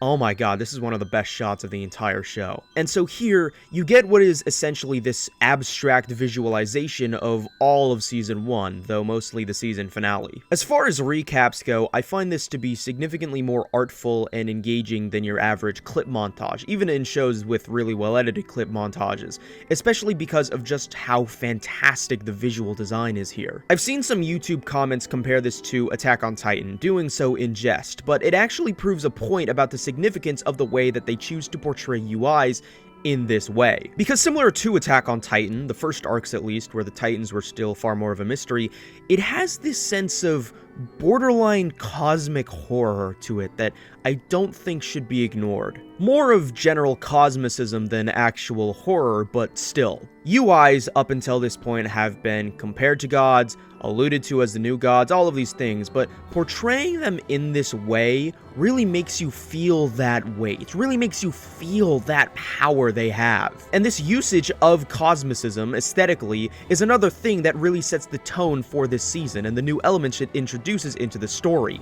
Isn't that brilliant? Despite seemingly being a retread of past events, it manages to reflect what is to come in the future. The show is so good, it's insane. Once Maddie is snapped out of this fantasy, the actual plot begins to kick into motion. Maddie, in the time span between the end of last season and the beginning of this one, has taken up what I will describe as freedom fighting and putting up this intranet cell network in order to give, at the very least in her hometown, access to a private server cut off from the larger internet. This is a much different Maddie than last season. Remember, in Season 1, Maddie was very passive. She did not have a particularly large role outside of inciting the incident that would create the larger narrative, and she did not do much proactively outside of the ending of the second episode. She was stuck in the bubble of just her and David. But here, what we see is a character who is acting selflessly, who is taking initiative, who is confident, and also actually has friends. Kind of. I'll get into that later. Maddie's also changed physically. Oh my god, that sounds so creepy. God, what I mean is that she's been redesigned to look slightly older, which has led a lot of people, including myself, to speculate as to whether or not her age had been retconned. At one point, we're shown her with a driver's license showing that she was born in 2007 as opposed to 2009, which would make her 16 as opposed to 14. Although this was supposedly confirmed to be a fake ID by a crew member on the show's subreddit, but this is not actually mentioned anywhere or even really alluded to in the show itself, so it's kind of debatable. Why am I bringing this up? Well, that will become apparent in the following episodes, but also personally, the idea of making her older, even if it is done in a clumsy and technically bad way, ultimately I think is a good idea on paper because of the fact that it acts more as a literal display of her growth as a person. Remember, UIs don't age, physically at least. And even insofar as the nature of retconning, I mean, this is nothing. What am I, an animation review YouTuber? I'm not gonna fucking complain that they made her a sophomore instead of a freshman.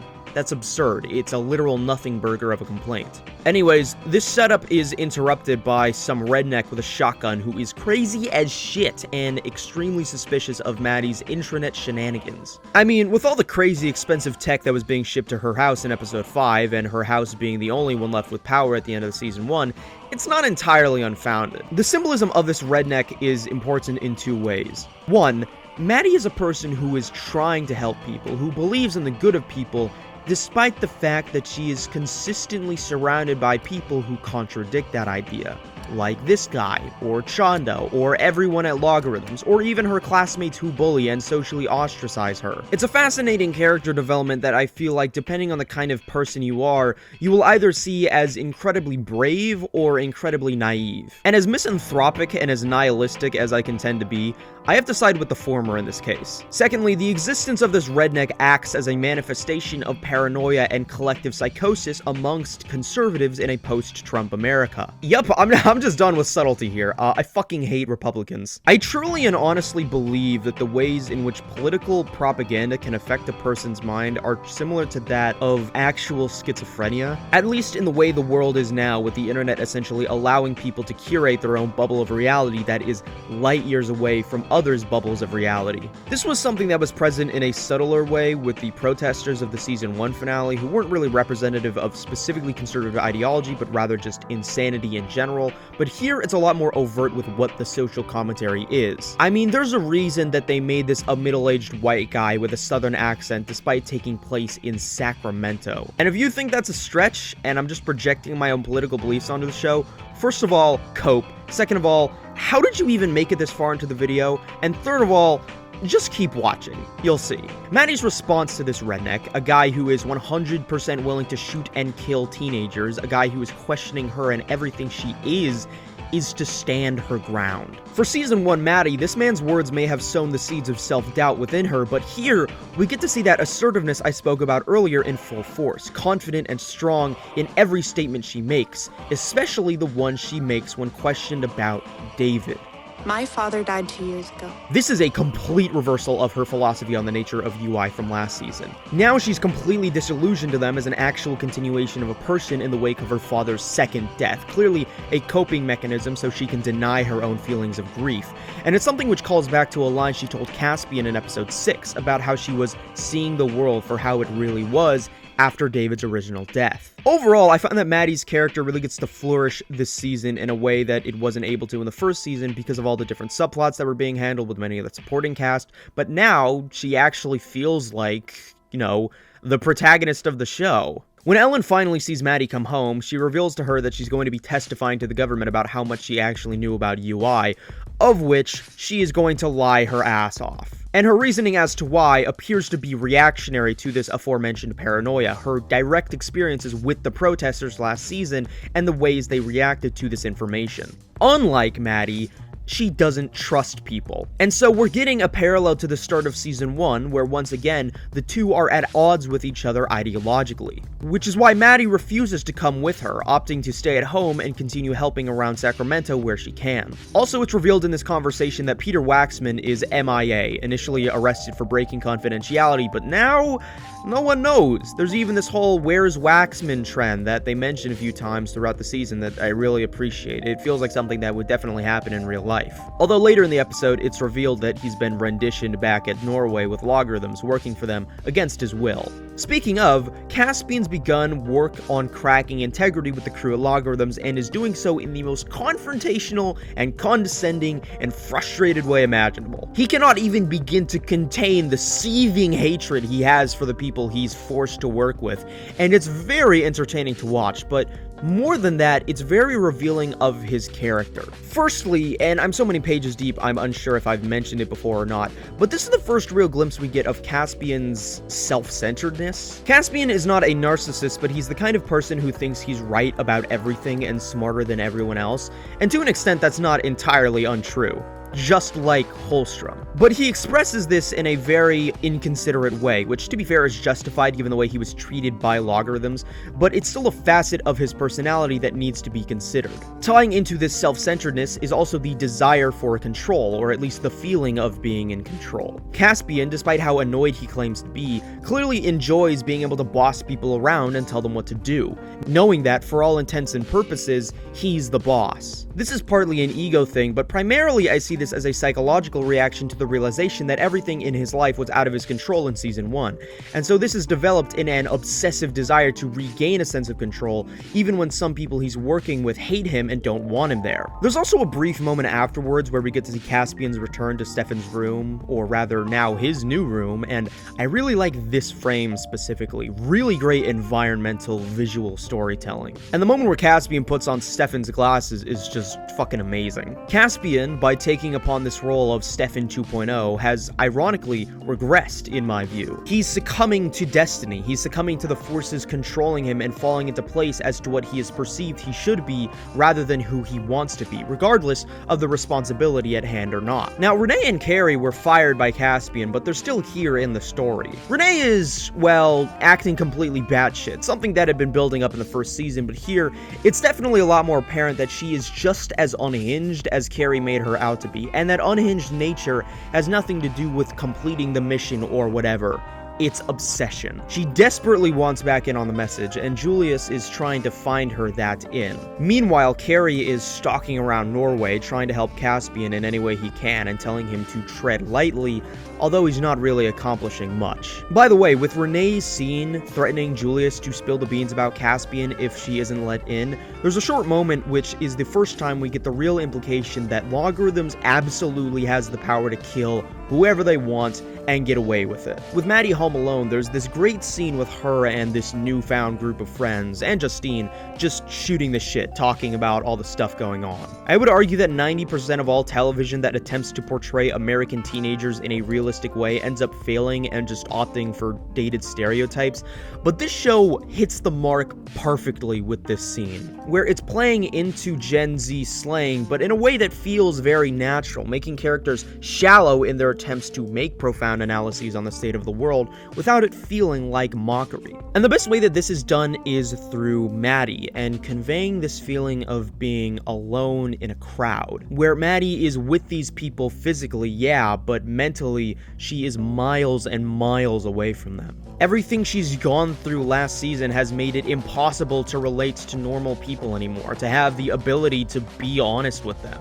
And if you've ever been in a situation like this in your own life, you'll absolutely feel the emotional weight of this moment here. The irony behind Maddie's emotions is that David is still technically in the story, as Julius mentioned last episode. Caspian is attempting to use him and his genius intellect in order to help crack integrity, and it's going about as well as you'd think. Pantheon is essentially resurrecting a dead character here in a way that in any other show would make the audience pissed off and feel emotionally manipulated, but here it works very well because of the context. It reminds me a lot of Rey in late stage Evangelion. Yes, the character is brought back, but it's just not the same. David's UI has no memory of what happened in the past season. He's still at the same level he was when he uploaded 2 years ago. And on a meta level, this is also a parallel to the existence of David Kim as a UI in general. Yes, your dead loved ones are back, but is it really in the way you want it to be? Is it really the same? They once again attempt to reintroduce memory and emotion into the hope of improving cognitive function,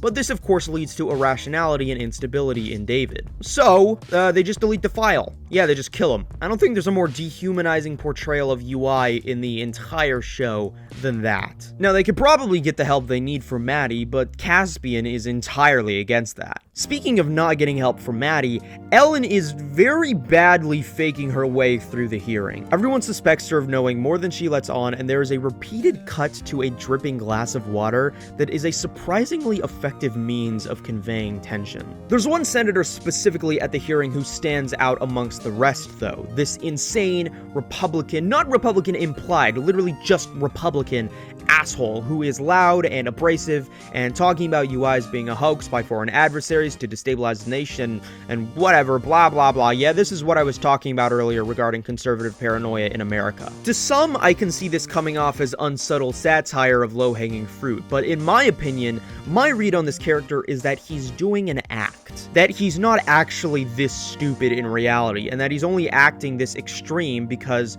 for the past 5 years, radicalizing the median voter through fear-mongering has been the go-to strategy of the GOP. Actually, this is not satire at all. This is not an exaggeration. This is literally just what happens in the country now. If anything, it's less extreme than how real-world politicians act. Fucking awesome! I love that everyone is Hitler now. And so seeing this, seeing how bad faith actors are manipulating the truth for their own gains, stoking the flames of civil unrest amongst the populace in order to give themselves more power, allows Ellen a clarity in what she's really putting at stake by not giving people full disclosure, and starts blowing the whistle. Also, I should mention, this scene is also the last time we see Cody in the whole show, on video, giving his own testimony, which, in my opinion, I don't really see anything wrong with. He mostly existed as an extension of Lori, and now that she's out of the picture and the protests have evolved far beyond her, he doesn't really serve much of a purpose anymore. And most likely doesn't really want anything to do with Maddie and Ellen, given how they left things off. Now, once again, similar to the first episode, Chanda doesn't show up until maybe 2/3 of the way through. Yeah, he's just sitting there, doing nothing in the satellite server he retreated to at the end of season 1,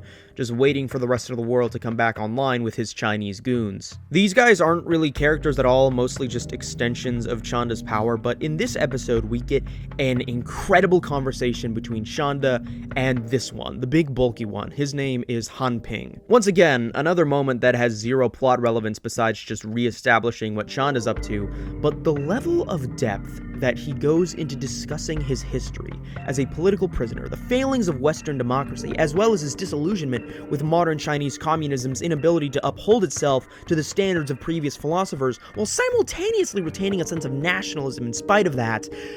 This is a lot of stuff that the overwhelming majority of American audiences are going to disagree with. Such an overtly anti-Western philosophy. And yet, in spite of that, this character is not presented as stupid or wrong. If anything, he's presented as incredibly well-educated and articulate in his political beliefs. And I'm not gonna lie, in regards to his points about Western democracy, I can't say if I fully agree with him because Maoism is only funny ironically, but with the context of what is happening in this country right now, all I'll say is that I kinda see the vision. While the show neither condemns nor condones his beliefs, presenting it in a neutral context in of itself as something worth considering takes serious balls for an American television show to do. And he says something fascinating in regards to the nature of UI, that once the material is gone, only justice is left. To me, I interpret this as an acknowledgement of the superfluous nature of the physical world. That what the physical world is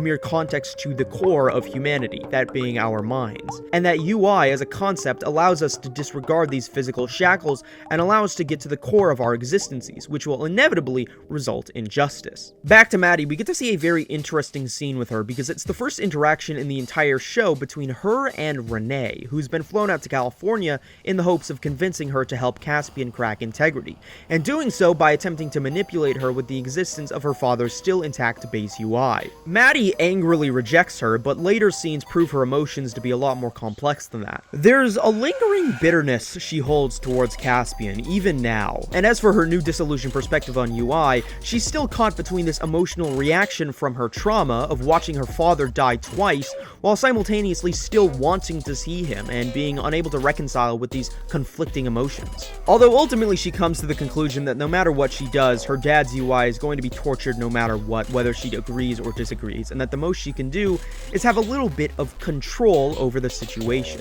This lingering fragment of her past self still influencing her new self is really evident in the scene following this, where when the insane redneck shows up again and breaks into her house, she grabs a knife with the intent to defend herself, but when the time actually comes, she can't bring herself to do it, and has to be saved by Renee, who just happens to be there with a taser. Maddie's arrival at Norway is fantastic. The compound has been a huge set piece over the course of the whole series, but seeing it from her perspective really just hammers home how daunting and overwhelming the entire thing is, in a way that hadn't really been done before. You also get to see a lot more of the compound in this episode, and I really dig the hyper-industrialized aesthetic present in a lot of the background art. When Maddie and Renee enter the discussion room from earlier, Caspian rightfully freaks the fuck out and tells everyone to leave, although it isn't until Julius tells them to leave when everyone actually does. And here, the bitterness between the two is really brought to the forefront. The two are at a disconnect. Maddie wants to let her father finally just rest for good this time, while Caspian is obsessed with cracking integrity out of fear of what might happen if he doesn't, with an eerily foreshadowing line about how the only thing that can stop a UI is another UI, a more powerful one. Caspian has developed this savior complex, taking upon all the burdens of mankind onto himself as the one to be the person destined to restore order to the world. More obvious religious allegories here, but Maddie, she sees through all of that for the bullshit it is. That he's not in control, that he has no power or leverage over this situation, that he's just being used. And the tragedy is that Caspian probably knows this. He's not dumb. He has enough self-awareness to realize this deep down on some level, but he just doesn't care. Because even the facade of control is enough for him to cope with the trauma. Absolutely god-tier character writing. Now, that begs the question of how is he being used? Well, that's what the episode ends on. Throughout this review, I've kind of gone back and forth as to what Julius's true intentions are. Is he a genius mastermind pulling all the strings, or is he an insecure wreck riding off dumb luck and the coattails of people smarter than him? Well, realistically, it's a bit of both, but after this scene, it's full mask off for how Julius really sees Caspian. In talking to Renee and showing her what's really going on, he describes Caspian in a very specific way that is almost as dehumanizing as what was being done to David earlier this episode, describing him as software, which I think is a bit funny because it's usually Maddie who is the stand-in for my lane comparisons. And this line completely recontextualized all of his past interactions with Caspian, the whole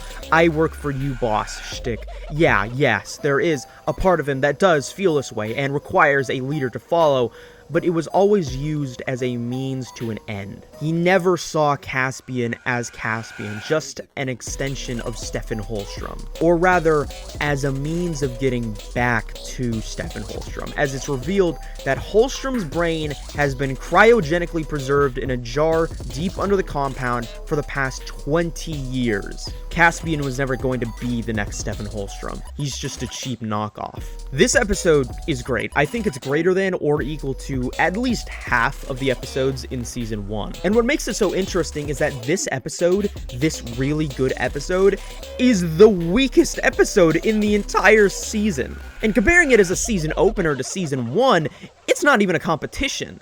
And this is what I mean when I talk about how much better Season 2 really is. And you will get to see just how much I really mean that very soon.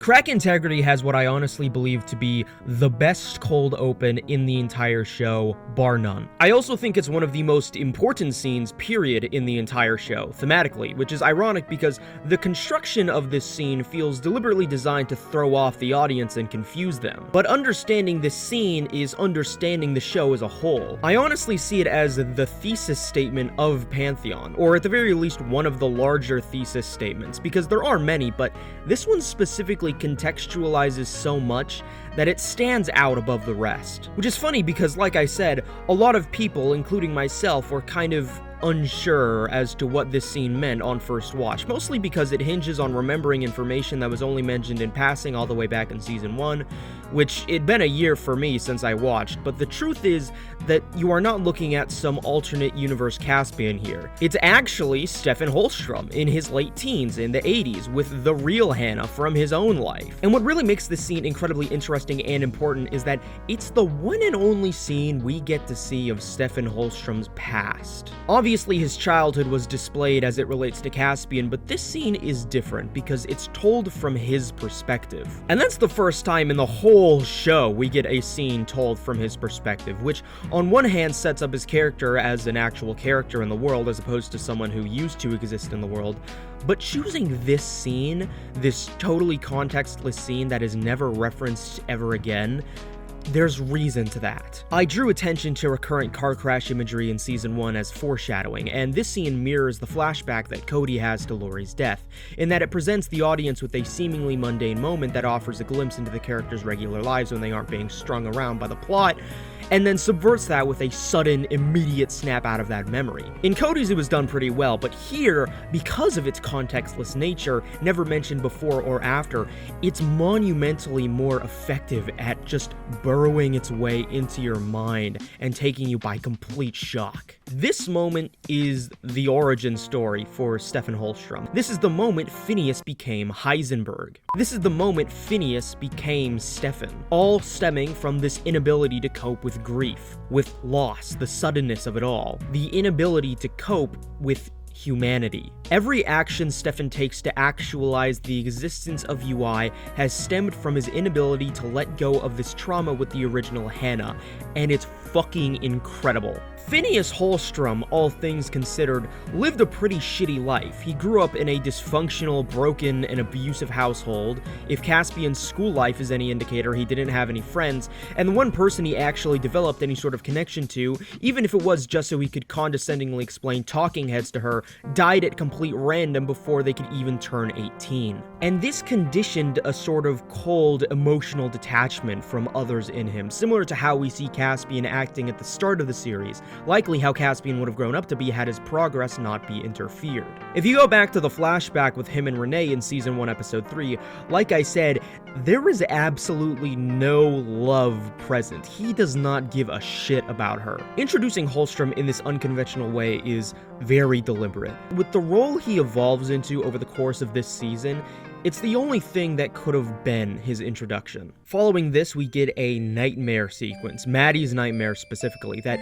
perfectly illustrates the lingering threads of David still left in her mind that the previous episode established. That while she's awake, she's able to repress these thoughts, in her unconscious mind, she still holds on. Thoughts which are the key to understanding the emotional core of this episode. This is not a very long scene, but it gripped me on a personal level because I am a person who, throughout my life, I would often deal with, and this is something I've talked about before, very, very vivid dreams of people from my past, people I've known who died, showing up for several years despite the fact that, even as I was awake, I had moved past the grieving period.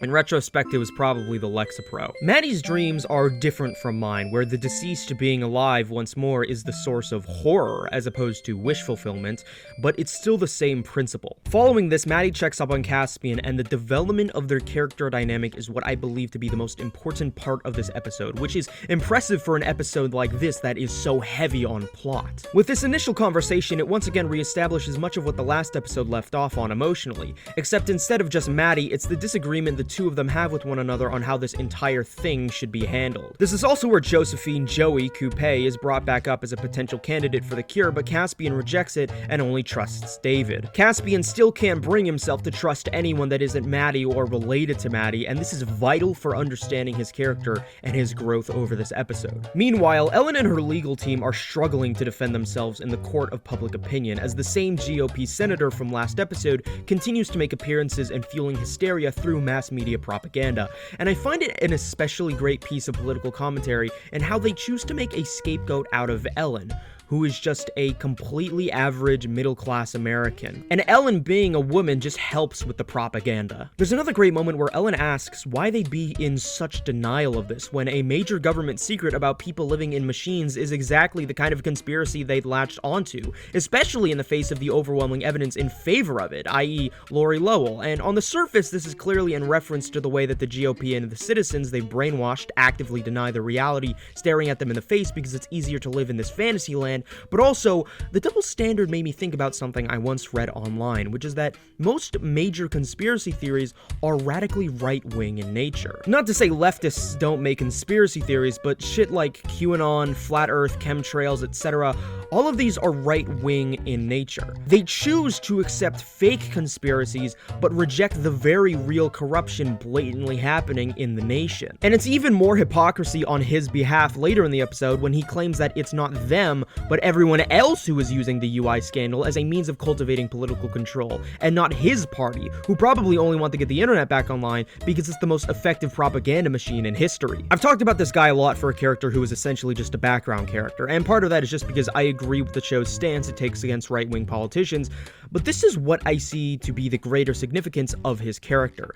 Taking aim at the GOP specifically is a deliberate decision because the Republican Party are the exact kinds of people who are the ones deliberately contributing to the oligarchification of this country, and a huge theme of the show is criticizing corporatocracy and the power large-scale companies hold in modern day. The last important thing that comes out of this scene with Ellen and her legal team is that Peter Waxman is coming back into the public eye, and Ellen actually trusts him to do the right thing this time, a far cry from how she treated him in the second episode of season 1. Currently though, Waxman is still at Norway, eating breakfast with Maddie of all people, which is actually their first real one-on-one conversation in the entire show. They'd met before, but this is their first time they've really sat down and, talked. Also, this is completely unrelated, but one of the background artists decided to go ridiculously hard on this drawing of a salmon and asparagus for absolutely no reason, and it's really funny. Waxman and Maddie are both characters who at this point in the narrative parallel one another in the sense that they're both lying to themselves about what they really want. That they've constructed these convenient and one-dimensional half-truths about what their goals are, but in reality there's a much deeper emotional conflict inside both of them that they'd like to admit. That's one interpretation I have, at least. The other interpretation I have is that Maddie's analysis of Waxman is her projecting her own sense of uncertainty onto him, that she knows she's lying to herself about what she really wants, but doesn't want to admit that. So she puts that onto Peter, whose conflict of interest is from a lack of control in his own scenario, of which includes head of the NSA forcing him to commit perjury and lie about the existence of UI, or else logarithms won't hesitate to kill Ellen and Maddie. Yeah, did I mention that season 2 is markedly darker than season 1? Not to an extreme, and this isn't to say that there definitely weren't fucked up moments in the first season, but threatening to murder a child is definitely character progression for Julius Pope, is what I'll call it. The tragedy of Waxman in this is that he absolutely wants to change, but physically can't because he's constantly being placed into these absolutely monstrous scenarios that continuously force him to make the wrong decision. And it's not only that, but destroying Ellen's trust in him when he eventually does go and lie about it under oath makes it doubly sad because of how much time has been built up to rekindling their relationship. So in response, Ellen drops a #truth nuke and reveals the Norway compound to the public for the very first time. And there's a moment I really like where she repeats Maddie's exact words and inflection from season 1 episode 5 when Maddie goes, "Do you guys really not know about Norway?" In a way, I see this as being inspired by her to take initiative. Now, back at the compound, Maddie and Caspian are still arguing over the merits of Joey Coupe as the potential candidate for the cure, with this back and forth embodying the contradicting philosophies both characters have, with Caspian's paranoid misanthropy calling Joey a psychopath, and Maddie's faith in others calling her an explorer. And this conversation leads into one of Maddie's best character moments so far, one of the best monologues in the show, where it is really just showing its full hand thematically in a really well-made way, talking about her father and how both his death and rebirth affected her, coming to the conclusion that the inevitability of death is what fuels human progression, that it leaves a person in a perpetual state of unchanging sameness, even tying this back into the story as one about growing up, with Maddie saying how characters will never fully become adults in this state. And it's here where a lot of Maddie's arguably immature behavior in the first season becomes recontextualized, as David's presence in her life caused a form of regression to back when she was a child and still with her father. And this is followed up by another great moment where when Caspian passively aggressively disagrees with her, she calls him out on his bullshit again, basically saying everything I've said in this entire video about how he thinks he's smarter than everyone else, how he likes to feel in control, how he has this chosen one complex. And this is not only an amazing character analysis of Caspian on Maddie's behalf, but also it shows something in Maddie that every single other character in this show fundamentally lacks, and that is that Maddie is the only person in the entire world who has ever seen Caspian as Caspian and not a clone of Stefan Holstrom. In getting so frustrated with him is ironically the highest form of respect that's ever been given to him, because it shows that someone cares about him enough and places enough emotional stake in him as an individual to be upset when he acts in a way that could be perceived as self-destructive. And there's this amazing, and I mean amazing quote when Maddie says that he's avoiding reality, and Caspian says, "What reality?" And she she says the reality of other people, chastising the literal closed-mindedness of his self-centered attitude towards cracking integrity, and also tying that into everything else she's already said, as well as beautifully putting into words the themes of the entire show, in that other people, human connections, are the only thing that have gotten us this far. Oh my god, the writing in the show is fucking immaculate. I can't even... Oh my god! And that realization is where the show takes a major turn, when Caspian finally realizes what the flaw is. Isolation, just as his own, and Stefan's flaw is isolation. By merging the code of two different UIs, this is what fixes the flaw. And after 6 full episodes since its introduction, integrity has finally been cracked. And the thematic implications of how it has been cracked, I won't insult your intelligence by condescendingly explaining. But what I will condescendingly explain is the significance of Caspian discovering the flaw. Because later in the episode, we are to learn that Caspian was going to have his life controlled and monitored by logarithms up until he was 33 years old. But by veering off this course and doing something different than what was initially planned, he managed to complete the goal faster than anticipated. But why? It's not because Caspian had more time, or because he had the previous research available, or even because he was Holstrom. In fact, the only reason he was able to fix it this quickly was because he wasn't Holstrom. Holstrom was fundamentally incapable of solving the flaw, regardless of his cancer, regardless of time. And if Caspian never veered off course and was set on the path until 33, he too would have never cracked integrity. Their blind occultic worship of Stefan Holstrom clouded their judgment and made them unable to realize that their plan was fucking stupid and was never going to work. Ever. And this fundamental difference that I described between Caspian and Holstrom, what it is love. Having other people in your life who care about you. I brought up earlier Holstrom's emotional disconnection, and one of the largest differences between Caspian and Holstrom is the role of their fathers, or in Caspian's case, perceived father. I don't want to understate how much of Holstrom's home life influenced his asocial psychological development, because to be deprived of love from a parent is extremely traumatizing. But in Caspian's case, he does receive love from Carrie, a very warped and unconventional love, but ultimately it is love. Closer to love than anything else he was given from anyone else at Logarithms, who only saw him as a means to the end that was the resurrection of Holstrom. But the most important person to Caspian, the one who truly fills the emotional void inside of him, is, of course, Maddie. The scenes of Maddie and Caspian after this on the Arctic shore, pretty much every scene on the Arctic shore, is so beautiful visually. It's such a good set piece and strikes the perfect tone of melancholy for their interactions. The importance of this scene on a surface level is Caspian telling Maddie that he fixed the flaw, but it's more about the way that he says it, which can best be articulated in the line when he says, "And I couldn't have done it without you."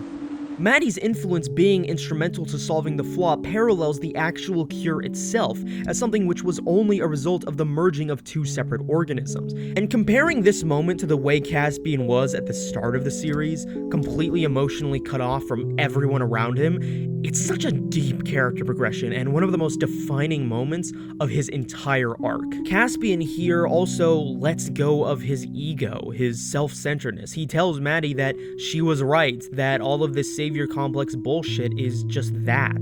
Bullshit. He lets go of the Stefan Holstrom inside of him that he had been fighting for so many episodes, or at least part of it, and quite literally puts the cure in her hands.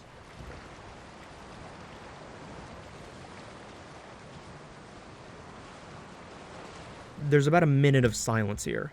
No character speaks, but you can feel the emotion and tension so vividly it hurts. And then, after all it's done, Maddie finally speaks.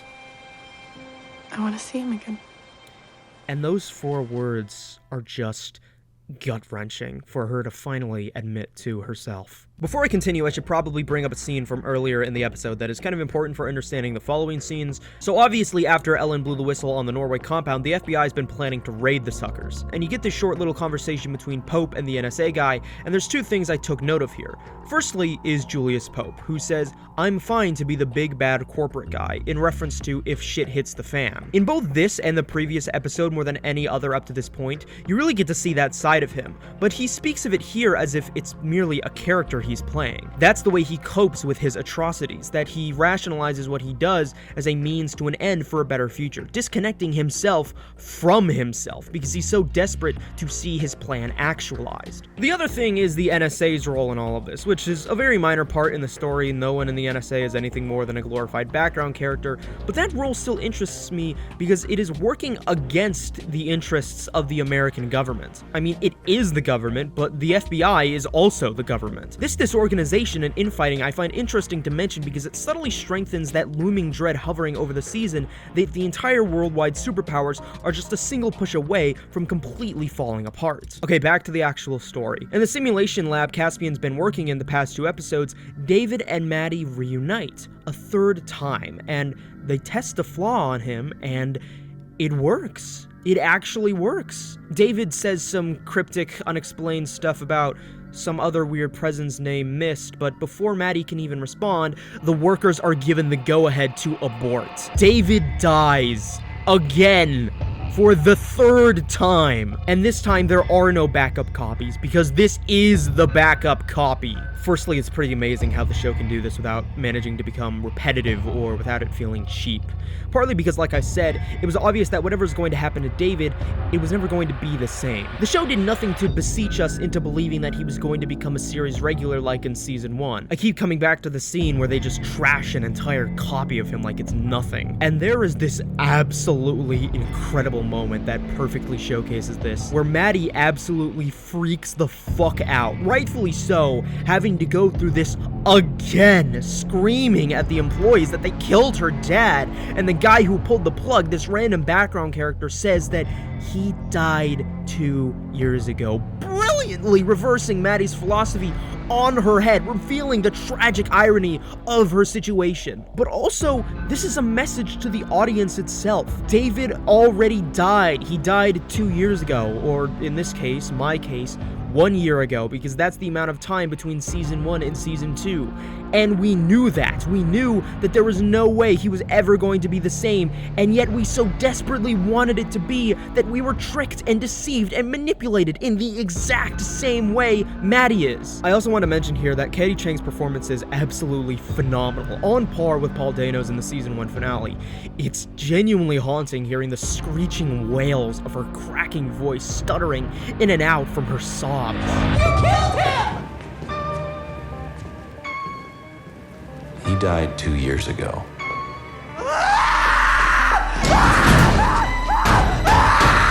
This moment right here, and everything following it in this episode, is probably the most overtly evil thing that Logarithms has done to this point in the entire show. Not only just because of the betrayal, but also because it's done in such a heartless way. They don't give a shit about Maddie or Caspian, and when Holstrom is finally uploaded and given the cure, there's a certain interaction between him and Julius that really stuck with me. You did it, Julius. We all did.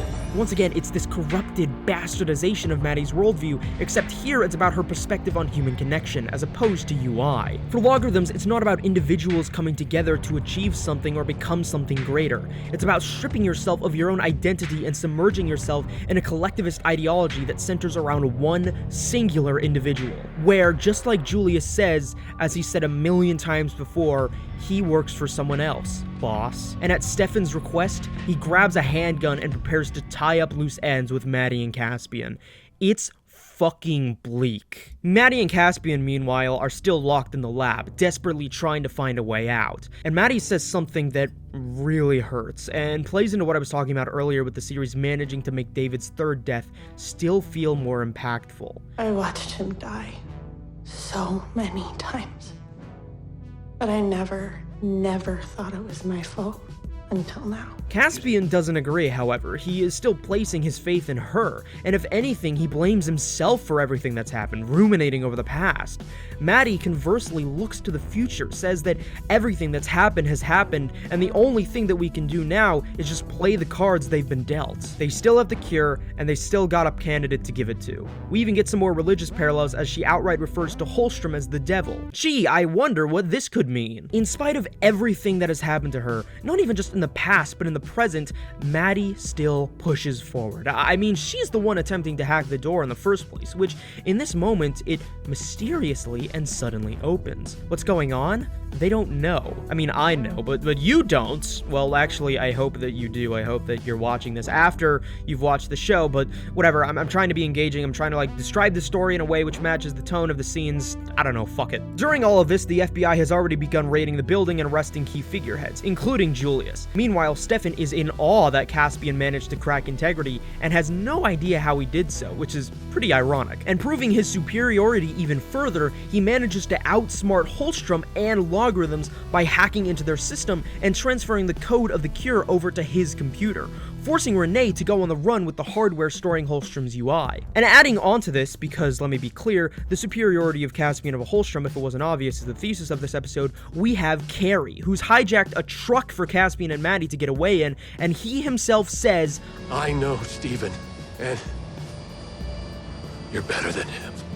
Caspian is not just a cheap knockoff, he's the upgrade. This entire sequence is ridiculously tense, and it displays another thing I really like about Season 2 compared to Season 1. I've described this show several times as a thriller, a conspiracy thriller, a political thriller, but it's not really until the second season, or more accurately in the last 2 episodes of Season 1, that you really get to feel this. You really get to feel the suspense and the stakes and the tension higher than anything before. Another thing that this episode shows that is better than Season 1 is shown in the following scene, when Maddie and Caspian eventually enter a whole-ass private jet to fly off in. And it wasn't until I realized that they were in a plane that it clicked with me that Season 2 is drastically more diverse than Season 1 in location. Most episodes in Season 1 revolve around the same characters in the same locations. Julius and Peter at the Norway compound, Maddie, David, Ellen, Cody, and Lori at the Kim household, Caspian, Carrie, and Renee in the Keys household. In Season 2, characters are no longer bound by any one home base that they consistently return to. Instead, they are constantly on the move, which contributes to this feeling of heightened tension and stakes like I mentioned earlier, and overall just makes for a far more engaging and interesting plot. Now, while on the plane, Maddie starts looking through her computer, and she gets a message, not unlike the message she got from David at the start of the series. And when she asks who the messenger is, she says, "Your sister, silly." Earlier in the episode, I mentioned David referring to an entity he called Mist, and this is clearly the same thing. The same thing that helped Caddy? What? The same thing that helped Maddie and Caspian escape. But for what Mist actually is, the episode leaves off on that cliffhanger. God, we're only 2 episodes into the season, and we're already being hit with one of the best episodes of the entire show up to this point. I cannot understate how impressive that is. God, this show is so fucking good. I don't know how many times I can say that or cap off an episode with that. It's just, oh, it's so good. Joey Coupe is the start of a 3-episode run that all follow a similar structure. A new UI is introduced, Maddie and Caspian go to them with the intent of curing them of the flaw, but as is the case with everything in this show, it doesn't go well. Joey is not technically new, but this is the first episode where we really get to see her as an actual character. The way that I'm describing this might sound repetitive, like a detour from the exponentially upward direction the plot normally takes, but surprisingly, the show manages to seamlessly integrate this mini arc in a way where it does not really feel like an arc at all. It's just the show progressing naturally. Now, the episode is titled Joey Coupe, but it's not really about Joey herself, but rather her broader family dynamic, the husband and her stepchildren, which we saw back in the Season 1 finale. Family dynamics, specifically conflicted family dynamics, are the central thematic force driving the overall narrative in this episode, which is a recurrent theme throughout the show, of course, but this episode hones in on it in a way that hadn't really been seen since, ironically, Season 1, Episode 3. And similar to that episode, it's one of the more slower paced episodes, albeit not nearly to the same extent. And there is definitely a lot of significance in choosing to focus on these themes directly after the episode where David dies for real, which is directly addressed with the introduction of Mist. What the hell is Mist? Is the question the episode immediately starts off on after some establishing shots of protesters wanting the internet to be reopened, really hammering home the pandemic parallels even further. Now, Mist stands for Modular Integrated Source File. What? Mist herself is the cure, or part of it at least. Her existence is the result of the synthesis between David and Laurie's code, and what the show will later refer to as a CI, which can refer to cloud intelligence or combined intelligence, or, most importantly, created intelligence. Yes, finally, after 10 episodes and over halfway through its runtime, Pantheon actually introduces real, bona fide artificial intelligence. None of that UI crap. This is the real deal. And waiting this long to introduce this and having it be introduced in this infancy state is utterly genius, to take something which is taken for granted in pretty much all of science fiction and giving it a level of weight to it, to where even the audience can feel it as this amazing new technology. Let me talk a little bit more about cyberpunk as a genre for a second, like I did earlier in the video. In that previous section, I described Pantheon as cyberpunk adjacent. However, with the introduction of Mist, I can finally give the real description. Pantheon is proto-cyberpunk. Pantheon is about a world transitioning into becoming a cyberpunk civilization. And if you aren't living under a rock, that concept should be something you've become quite familiar with over the past year or so. This is the ultimate thematic purpose of Pantheon taking place in a contemporary setting, in our world. I just wish real-world AI was impressive as Mist instead of being Silicon Valley slop. Although to be fair, there is that one AI VTuber, which is actually pretty close to what Mist becomes in the later episodes. Speaking of Mist, the way that she interlinks with the themes of family is that, in the way in which we understand children as a biological concept, Mist is the child of David and Laurie, which, by proxy, makes Maddie her stepsister. And that is the big explanation for the ending of Season 2, Episode 2. Now, Maddie is viscerally averse to the idea of having living code as a family member because it's just gone so well in the past, and this starts the beginning of Maddie and Mist's fragmented relationship. Mist wants to be liked by Maddie, but Maddie continually rejects her, even as she becomes more comfortable around Mist. Once again, this is a great example of the show using high-concept science fiction ideas and bringing it down to a personal and emotional level. Because as much as Maddie rejects her as family, their dynamic is pretty much spot on for siblings who don't like each other, especially step-siblings insofar as the desire to prove or disprove Mist truly being her sister. Despite being introduced late into the series, Mist becomes one of my favorite characters in the whole show in the episodes following this, and similar to Caspian, the writers really struck gold with a character that would easily become a fandom favorite if only the show was actually giving the fucking opportunity to cultivate the fandom. God. Whatever. People really tend to like characters they see as autistic coded, and Mist definitely fits into that. Caspian's reaction to Mist is a lot different. He's still taking on the burdens of the world, albeit in a visibly more selfless way. Seeing himself as responsible to Mist, he should be the one to take care of it, and Maddie shouldn't have to deal with it at all, and that she shouldn't have even been brought into it in the first place. That he'll contact Joey on his own, and Maddie, at this point, just needs to go home. I described Maddie in Season 1 as a character who just so happened to get roped into the plot, with things happening out of her control, as opposed to her doing anything of deep importance. However, we've already crossed the point of no return. Maddie is no longer just some teenage girl, and there's an irony in Caspian's belief that she should just go home and not have to worry about this stuff, especially as the plot continues and Maddie's importance to the world and the core of the plot becomes larger and larger. Now, the reason Caspian tells her this is because they're currently in DC after their flight from the last episode, which is also where Ellen is. She and Maddie meet up, and like Caspian, Ellen wants Maddie to return home, to return to a normal family life, but it's in this moment that Maddie realizes that isn't what she wants. Especially because doing so would require blowing the whistle on everything that's happened in Norway, which would put Caspian in serious shit. And the way that she describes it perfectly encapsulates their dynamic in a single sentence. And he has no one but me. So Maddie returns to Caspian, and I feel like everything I can say to praise the amazing dynamic between Maddie and Caspian can be summed up in this one interaction where Caspian goes like full Pepe Sylvia trying to figure out the most optimal way to contact Joey, and Maddie just says, why don't we just contact her family? You don't even need to know the context of this scene. You can just watch it in a vacuum and you'll instantly understand everything about the two of them individually and collectively. And so after several episodes worth of waiting, we finally get to see the return of Joey's family, of which her husband promptly tells Caspian and Maddie to fuck off or he'll shoot them, and then slams the door in their faces. When reading a lot of the negative comments about this episode online, a lot of people seem to really not sympathize with Joey and her family, calling them irrational, unstable, not deserving of the cure, etc. And this is something that I did not remember at all when I first watched the episode, and rewatching it for this video, I still don't get it. You guys are crazy. First of all, making them the perfect family would make this episode infinitely less compelling and would go completely against the themes of the show. And secondly, their behavior in this episode is totally understandable given the situation that they're in. Maddie herself describes it as righteous anger. Now, it's only because of Joey's sister, who's been living with her family ever since she got uploaded, that they were allowed back in. Also, Joey having a sister, obvious significance there. And she even asks Maddie in this episode when talking to her in their home if she has a sister, to which Maddie confidently says no. Like I said, their distrust of Maddie and Caspian makes sense. They're already in a very delicate situation, and two teenagers who you've never met are telling you that they'll take care of it.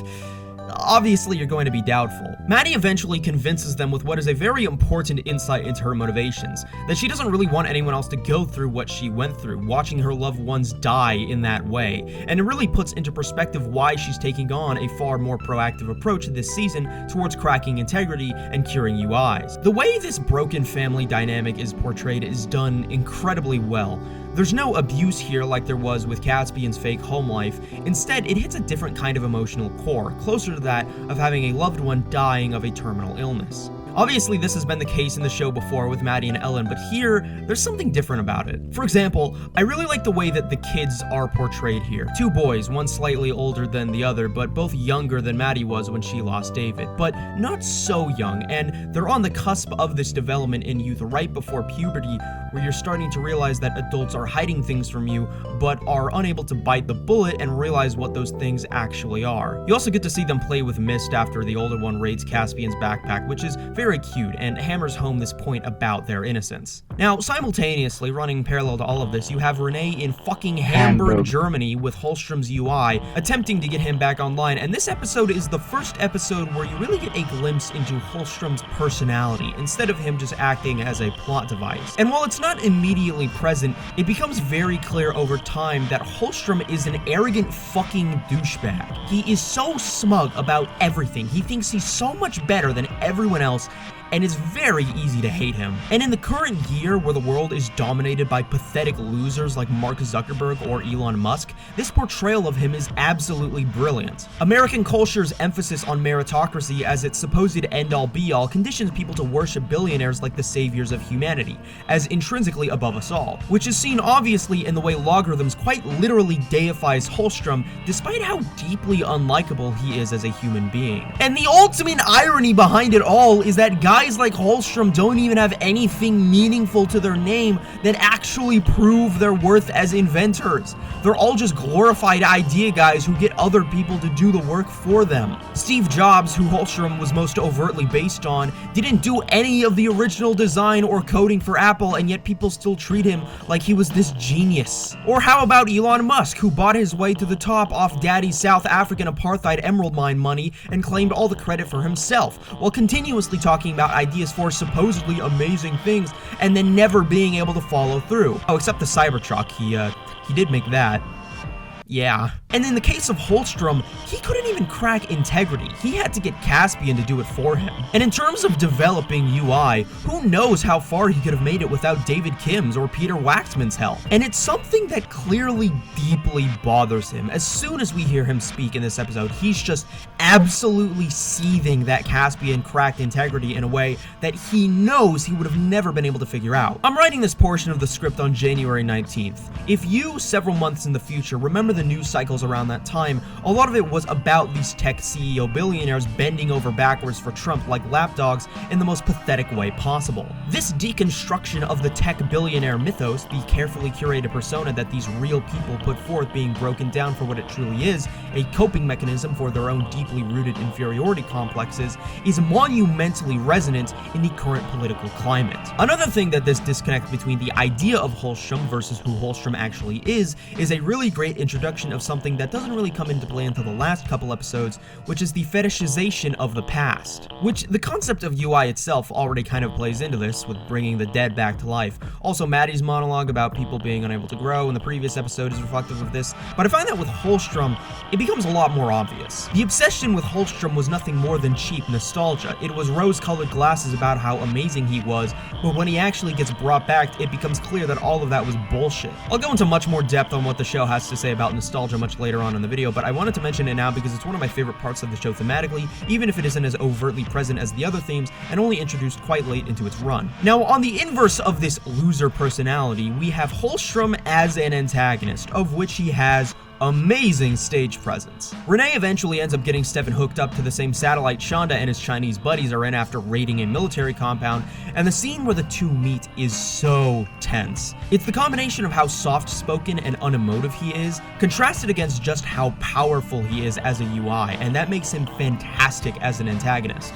A lot of this is in part due to William Hurt's phenomenal voice acting, of which this was actually the last role he ever did before dying, and there's something very bleakly ironic about that given the nature of Holstrom as a character. Even the framing of the scene with Stefan literally looking down on Shonda and Ping. He even kills the other one just to demonstrate something after attacking them, and using her code, there's this amazing, borderline like body horror transformation scene with code spewing out instead of blood, and it's so good, and I really wish the show had done more of this because I really love body horror. There's also something in this metaphorically in how, in attempting to replicate the cure, an embodiment of human connection, he creates something disturbing and horrifying instead. Up until this point, the role of main villain had been loosely occupied by Julius Pope and Shonda, though neither one really felt like the actual real threat somehow. But now, with Holstrom in the picture and with Julius with the feds, things become a lot clearer. Back to Maddie and Caspian and the coupes. Caspian does end up finally meeting with Joey, and continuing what I was talking about earlier, she is very bitter about this entire situation, a stark contrast to the joyous excitement she demonstrated in the season 1 finale.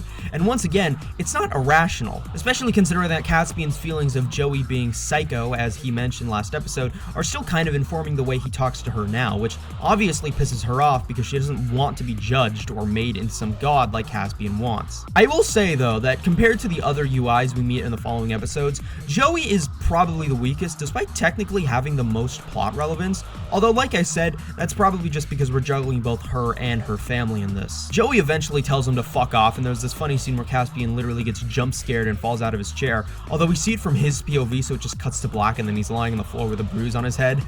I like that. That was funny. Caspian even still has these lingering feelings of mistrust inside of him, manifesting into paranoia when he realizes that now that he's joined the server, he's probably going to get found by the government, and he and Maddie need to get the fuck out of there ASAP or they're going to die. And they would! That is until Joey's husband pulls a Glock on Caspian and tells him to give her the cure or he'll shoot him, and it is ridiculously tense and also incredibly emotionally real as to the lengths a person is willing to go to save the person they love. And it's made even more tense when Caspian tells him to go ahead and pull the trigger. This is insane, and it's such a crucial moment in understanding Caspian as a character in this point in the story, because contrary to how it sounds, Caspian is not suicidal per se, it's closer to self-sacrificial. He's completely 180'd on his savior complex from earlier, and now sees himself as disposable if it's for the greater good. He even refers to himself as a program later in the episode, and this is the fundamental drive for his entire psychological state for the rest of the show. Eventually, the situation calms down, and Caspian offers the cure to Joey unconditionally, but in a twist of events, Mist actually refuses, bringing up a point that I really like, that every time someone is given the cure, it results in violence and death. Very profound, although it's clear that underneath this, there's something else fueling this belief. And it's here where I can really get to the core of Mist's personality. Her personality is very interesting at this point in the story because she talks in a way that is very robotic and cold, even though it is clearly informed by very real and very strong emotions. Like I said, it's similar to a autistic person who struggles with conveying emotion, but that doesn't mean that they don't have emotions. I know that this is the case with pretty much every artificial intelligence's fiction whose arc is learning how to feel or whatever, but something about Mist just feels different to me. And maybe that's because she is something different. The circumstances of her birth are much different from other AI, as the product of fusion between two digitized humans, as opposed to being built from the ground up. Either way, I like it a lot and is 100% one of the best takes on this trope. It's not until Maddie joins the Discord VC that progress starts being made, because underneath it all, Mist's reluctance to help is partly because she's still upset with Maddie for not accepting her, and in response, Maddie says something that ties into what I was talking about earlier with the idea of Holstrom being better than the actual thing. Earlier in the episode when Maddie was talking to Ellen actually mentions that when she was really young, like too young to remember young, Maddie really wanted a sister. But Maddie, over the course of the story, has been plagued by Faustian bargains and mediocre genies, where what she wishes for never ends up going the way she wants it to. It's fantasy versus reality. That's why she's so hesitant to accept Mist. They do eventually make up, and Mist agrees to give Joey the cure, but even then after receiving it, Joey says she's not the god they're looking for, which I guess makes most of the conflict in this episode pointless from a plot perspective, but I don't care. Also, that's a really reductive read of the entire situation. Anyways, the two leave, get on some bus, and then kiss. Okay, so before I play the next section of the video, I want to have a little disclaimer because I feel like if I don't, people might find what I say to be kind of weird and creepy. And I'm really afraid of that because I'm really deeply self-conscious about being misinterpreted, so I want to clarify this. What I want to say, without filter, is that I think their relationship is amazing and one of the best parts of the show. But I feel like if I say that, I am going to get a lot of unwanted discourse trademark surrounding the age gap that I feel is kind of a distraction from the show itself. But at the same time, I do kind of get it. Maddie is a freshman in high school and Caspian is a senior. It's weird, but I don't think this was the intention of the show. Remember earlier when I brought up Maddie's redesign / my personal interpretation that her age was retconned? I think it's obvious that the writers wanted her to be much older for the second season because she both looks and acts significantly older, definitely not by just a month or even half a year. But the problem is that this simply just doesn't add up from a timeline perspective, and so that's why I personally headcanon her as being older in season 2. Not only because it makes things less awkward for me, but because it makes sense thematically, even if plot-wise, it's a bit of an anomaly. I'm gonna give the show the benefit of the doubt here and just say that this is more of a problem with plotting rather than the writers seeing no problems pairing a high school freshman with a high school senior. I know I've already kind of gone over this before, but I wanted to go over it again because I feel like this is the point where it's kind of the most important to discuss in order for there not to be any confusion. There is no kind of like grooming in the relationship. Maddie and Caspian are clearly portrayed as on equal footing here. And as the series continues, things just become so abstract that I feel like trying to apply our understanding of things in scenarios like these is kind of impossible. So anyways, yeah, that is my disclaimer. I am not a pedophile. So yeah, I just wanted to talk a little bit about that before I got into this so that a lot of what I say doesn't sound as weird. Okay, so I have a lot to say about this, to the point where I didn't even bother writing anything in the notes section while watching this episode other than they kiss, because I already knew exactly what I wanted to say this entire time, but I need a while to explain it all. Indulge me in some personal ramblings for a bit. I have a very complex relationship with romance, just as a genre in general. When I was entering puberty, I was infatuated with romance stories about young love as a cope for my lack thereof, but as I grew older and I became dramatically more cynical and jaded and emotionally repressed, I started to hate the entire genre out of spite, but I didn't really hate the genre so much as I hated myself because I still deeply craved it subconsciously. So I could really only allow myself to enjoy the escapism of love if it was undercut with extreme darkness. To this day, the only romance stuff I can really vibe with is stuff by Shuzo Oshimi or Inio Asano. You know, the kind of romance where everything is fucked all of the time and it all goes horribly, horribly wrong. So, with that context in mind, please trust me when I say that Maddie and Caspian's relationship is one of the greatest love stories I have ever seen. When I first watched this, admittedly I was a bit conflicted in how I felt about it, especially because of the whole age gap thing, but the more I thought about it, and the more I got to see it evolve over the course of the show, and especially going back and rewatching the show with hindsight, it's clear to me that the romantic relationship between Maddie and Caspian not only makes perfect sense, but truly feels like real and authentic love. It goes beyond just cheap teenage love. These are people who have had their entire lives and understandings of reality completely upended, and in the rubble of it all, they have found each other, and it's so obvious just how truly deeply they care about one another. Call it trauma bonding if you want, it's still love in its purest form, and it's beautiful. God, I wish I wasn't such an unlovable, kissless, touch-starved loser. Fuck my stupid chud life. This, to me, is the emotional climax of the whole episode, in spite of how subtle and brief the interaction is, something I really appreciate, along with the light awkwardness of it all. But it's not actually the ending. Because over the course of the episode, we've been seeing Waxman approached by the politicians Ellen's been working with, who want to give him a full pardon for what he's done, so long as he hands over the UI tracking algorithm to the government. For him, this is a form of retribution, for him to atone for the culpability he has in all of this. And so the ending of the episode is the commercialization of what is called SafeSurf, which is an antiviral that kills UI if it ever finds them in your device. The way it's presented once again makes me draw more parallels in my mind to the pandemic, in this case the vaccine rollout, although part of me hesitates to fully commit to that idea because the way SafeSurf is framed in the final scene of the episode definitely makes it clear that this thing is definitely going to cause serious conflicts in the following episodes. Why did I say definitely twice? Following that cosmic horror theme I mentioned in episode 1. I don't think SafeSurf itself is a vaccine allegory, but the rollout definitely is. And as the series continues, SafeSurf itself evolves into something way too wild for me to fully categorize as either destructive or productive, but, you know, whatever. If it wasn't obvious from the title, this episode in this aforementioned 3-episode run of UI candidates focuses not on one, but 2 characters, which may seem like an outlier in comparison to the others, but in reality, this is nothing new. We already saw this with Joey as a character defined by the dynamic of her family, and we will see it again with the next UI. The relationship people have with others in their lives is foundational to who they are as individuals, which is a concept that this episode specifically hones in on. Although the opening scene actually returns to the Russian UI from Season 1, Episode 7. His name is Arkady, by the way. I think that's how it's pronounced.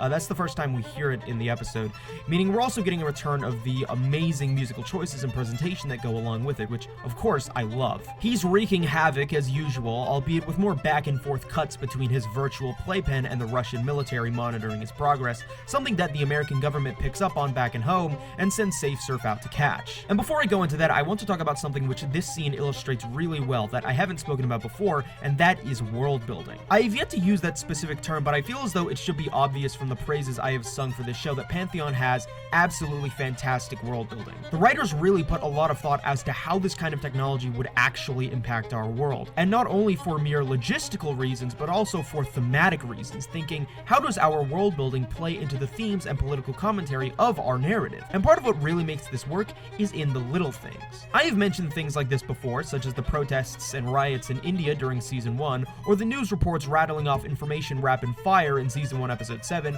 or the entire Where's Waxman meme introduced this season. These flourishes add so much depth to the world, allowing the audience to realize that even though we may very well be focusing on the most important characters in the entire universe right now, there is still so much going on outside of them that we do not see. In this scene, there are a few lines that I believe showcase this point better than anything else in the show, partly because, compared to the other stuff I've just mentioned, it's even less integral to the plot. There's a few tossed off lines by the Russian military in reference to Ukraine. Specifically that one, they know Ukraine has UI tech, and two, Arkady is deliberately targeting Ukraine in his hacking, specifically its infrastructure. There's also one tossed offline by the American military when they find out what's going on, when they say, another Russian UI. These are lines which say so much without saying anything at all. I mean, Russia's invasion of Ukraine is something that doesn't even affect the plot of the show at all. This is maybe the one point I can distinctly remember it being referenced, but the implications of that one reference go so deep in representing the grander scope of the world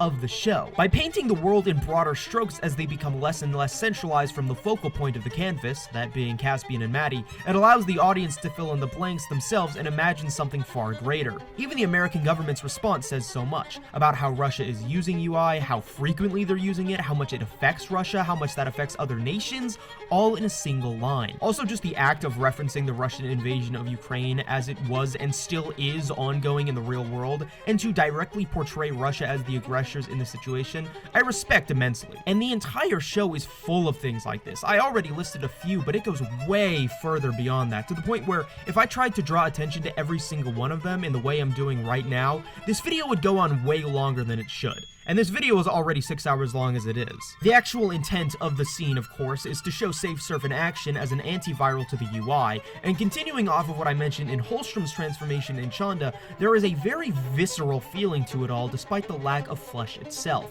It's portrayed as an antivirus by the government officials backing it, but feels far more like an actual virus in the way that it acts and works, and even in how it moves as though it is alive and sentient despite not being alive at all. This is also where it's first revealed that SafeSurf has a self-adapting nature to it, as it learns as it destroys more UI, with the help of the AI programs assisting in its functions.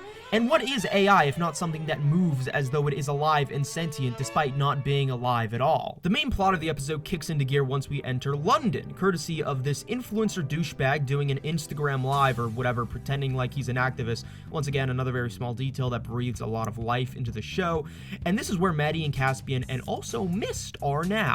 Near the end of last episode, Mist mentioned that she wanted a body, which she does get, and oh my god, I love the design here. It's clearly influenced by the Tachikomas of Ghost in the Shell standalone complex, with the spider-leg design, the contrast of an inhuman robot with the voice of a cute girl, and even being 3D animated in a 2D animated show, but I actually like this even more than those because of the slapdash and ramshackle nature of it. Maddie even mentions that the core of the body is made with a rice cooker, and it's basically just that with legs and a tablet on the front to give it emoticon facial expressions. And those emoticons go a very long way in communicating personality. Remember what I said earlier about Mist being a potential fan favorite if the fandom was larger? This is what I'm talking about. This is like literally built for memes. Maddie and Caspian are laying low for the time being, trying not to be seen, which is a good move given what will be revealed later. And at this point in time, Caspian is especially antsy about all of this because he's afraid Stefan is going to take drastic measures. What he thinks those drastic measures are is up in the air for now, but he still feels it like some kind of psychic connection and wants to meet up with the next UI as soon as possible in order to quell these fears. In this moment where they're heading towards a series of coordinates they were pinged to meet this new UI, I want to bring attention to this one shot right here. The graffiti sprayed against the wall reading, "Die now, live forever." Something about this image right here, it just stuck with me. It encapsulates all of the chaos and unrest in one succinct phrase. Leading up to them reaching the location, which is basically just a server in some abandoned building, we get to see footage of an in-universe YouTube video from a couple years ago prior to the events of the story, and this is our first introduction to Olivia Evans, one of the speakers on the panel in the video, debating another speaker about UI and the potential good it could do for humanity. Part of this debate plays into what I was talking about much earlier in the video, as to whether or not humans are evolved enough as a species to accept this technology. Maddie and Caspian's conversation leading up to the meeting point is interesting because it's a reversal of their pre-established roles, where Maddie is now a lot more skeptical and mistrusting due to what she perceives as the failure of last mission with Joey, whereas Caspian, despite his anxiety of Holstrom, or rather because of it, is acting a lot faster and a lot more proactive in making contact with Olivia, even though this is a person they know absolutely nothing about and could potentially lead them to danger just as last time. Olivia, meanwhile, is equally as skeptical as Maddie, wondering if she's being led into a trap or if something else suspicious is going on, and something important we learn in this scene with her is that Caspian has been doxxed. Yeah, literally doxxed. His information and history has been sent to every single UI in the world, Who did this? As of right now, the culprit is unknown. When the three eventually meet up virtually, and by the way, I just want to mention that the visualization of this chat room is really good and sets the tone perfectly, Olivia immediately clocks Caspian for who he really is, despite the anonymity filters, and she explains that she does not want the cure. Or at least, she doesn't want the cure until someone else can have it first. Farhad Karimi, who was Iran's first uploaded intelligence, but that is not important to her for any reasons, even in spite of geopolitical contention between the UK and Iran, because for her, the only thing that matters is that Farhad is the man she loves. Olivia first met Farhad in that conference I mentioned earlier. As the speaker, she was debating about what UI would bring to the world, with Farhad's cynical perspective on it contrasting against what he describes as romantic, coming from Olivia, and her very humanistic view of the whole thing. Years later, when Shonda leaked UI to all the major world governments, she was one of the first to be uploaded by the British government as a part of an initiative to stop stuff like cyber terrorism and hacker groups and the like, and it would be here where she would reacquaint herself with Farhad, who had been uploaded for the exact same reason, just under the initiative of a different nation that in any other situation would be her enemy. And so, being the only other person each one of them knows in this new incorporeal form, they slowly develop this kind of Romeo and Juliet style of relationship, sneaking in days within seconds while their governments aren't looking, which quickly turn into weeks. And this entire concept of a UI love story is something that could have been fucked up and made to be incredibly cliche and corny, especially if you're doing a Romeo and Juliet thing, but somehow this entire relationship between the two works amazingly well. Sometimes I feel like a lot of TV shows struggle to capture genuine love between couples to the extent where I can actually buy into the weight of their relationship, but here, even though this sequence takes up only a fraction of a single episode in a much longer show, Pantheon manages to communicate just that. And there's this one part of the sequence that has animation that is so ridiculously good that I just have to bring attention to it. Just look at this. Just look at it. It's so peak. It's so fucking peak. It's so good that the only problem I have with it is that there isn't more like this in the show. Through this whole moment, the show aligns more with Olivia philosophically than Farhad, at least initially, because the nature of their relationship is something that could not have been done so otherwise if they were never uploaded. The technology allows them to experience forms of human connection that are fundamentally impossible in our default form, such as the sharing of memories and developing a level of understanding of a person by literally being able to experience what they have experienced. It's a small pocket of light in a world that is becoming increasingly more unstable and violent and chaotic due to UI that allows us to imagine a better future where this is what UI is used for bringing people together for good, as opposed to turning us against one another and causing all-out war amongst nations. Similar to last episode being a continuation of the show's themes of family in the wake of what happened at the end of the episode before it with David's permanent death, this episode is a continuation on the themes of love in the wake of what happened in the ending of the episode before it with Maddie and Caspian's kiss. All of this is very intentional, and drawing parallels between Olivia and Farhad and Maddie and Caspian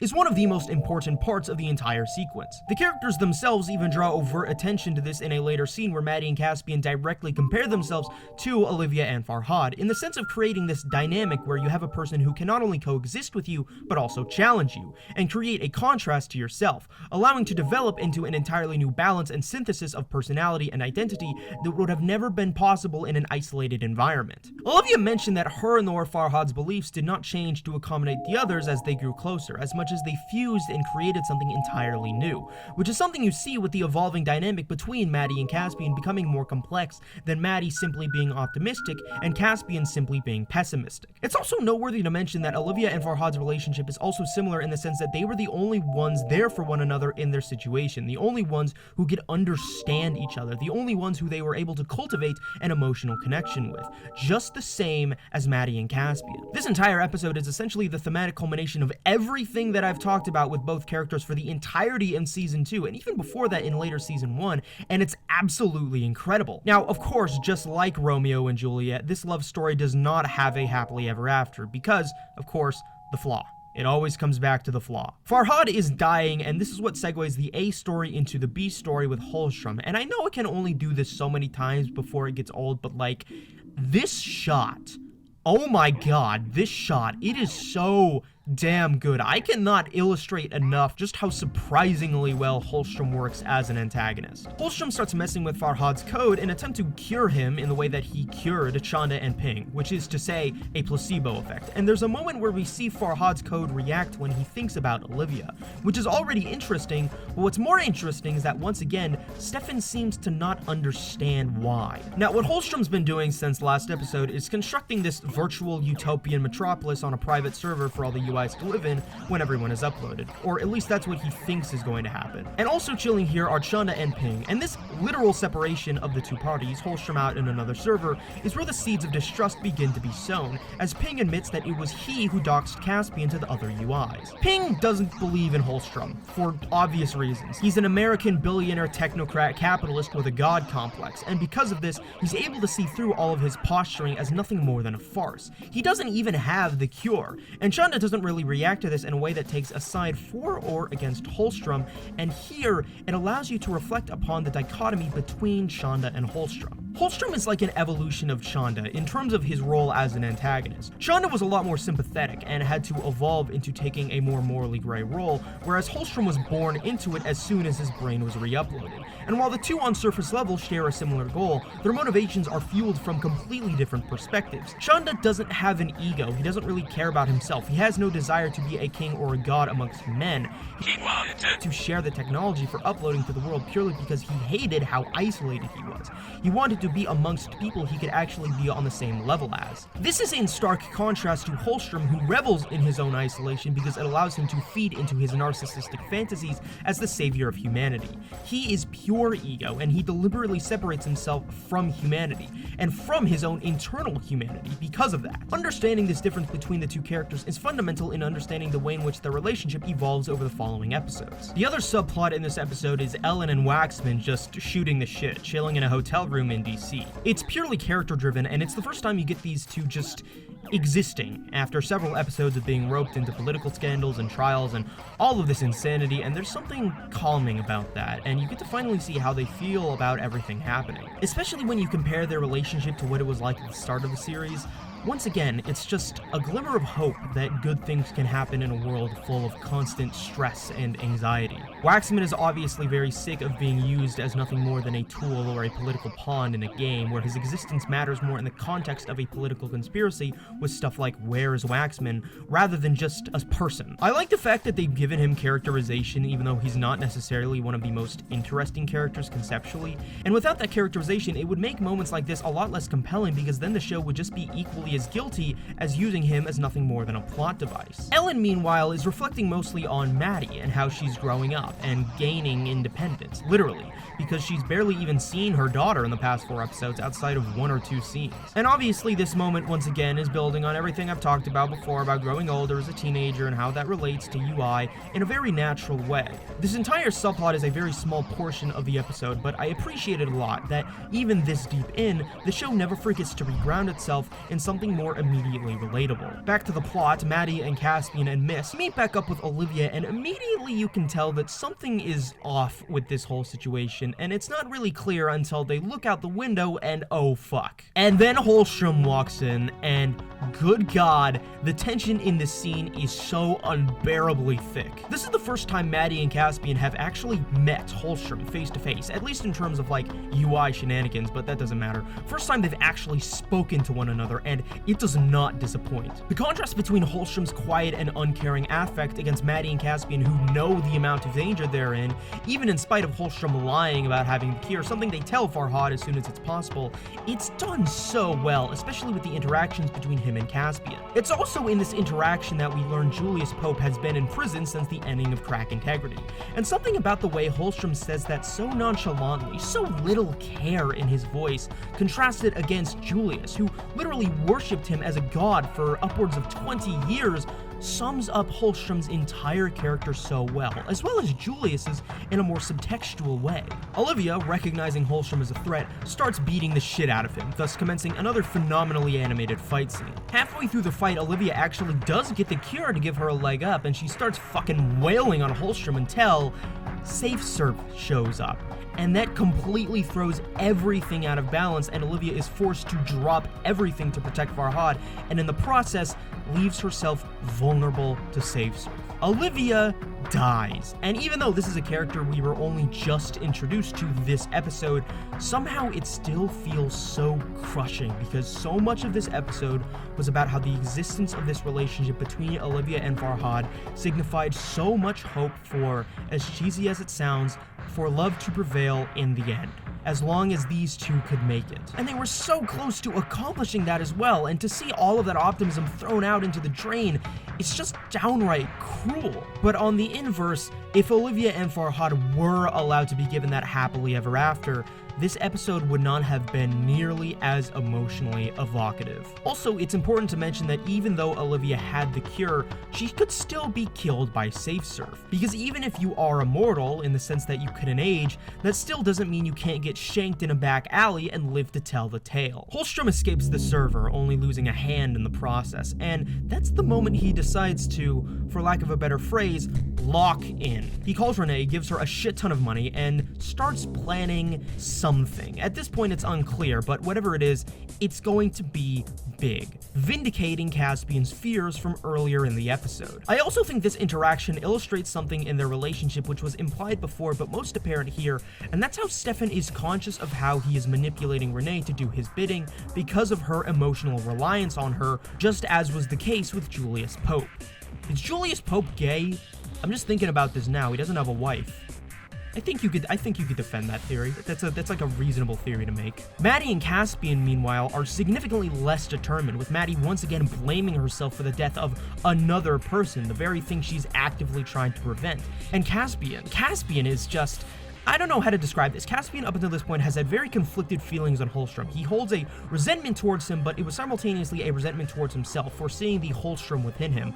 But now, after actually seeing Holstrom face to face and speaking to him, and having Holstrom no longer be this concept in his mind, but something he can actually see as a physical thing separate from himself, all of that has been washed away and replaced with pure and unadulterated, seething fucking hatred for Stefan Holstrom. Emotions which he unfortunately does not have time to fully process because he instantly gets kidnapped as soon as he steps outside the building, and that is where the episode ends. Compared to the previous episode, I think that this is a lot better within this mini arc of UI searching. The characters are much stronger, the tension was a lot higher, generally it was just better. But as is the case with everything about this show, it can get even better.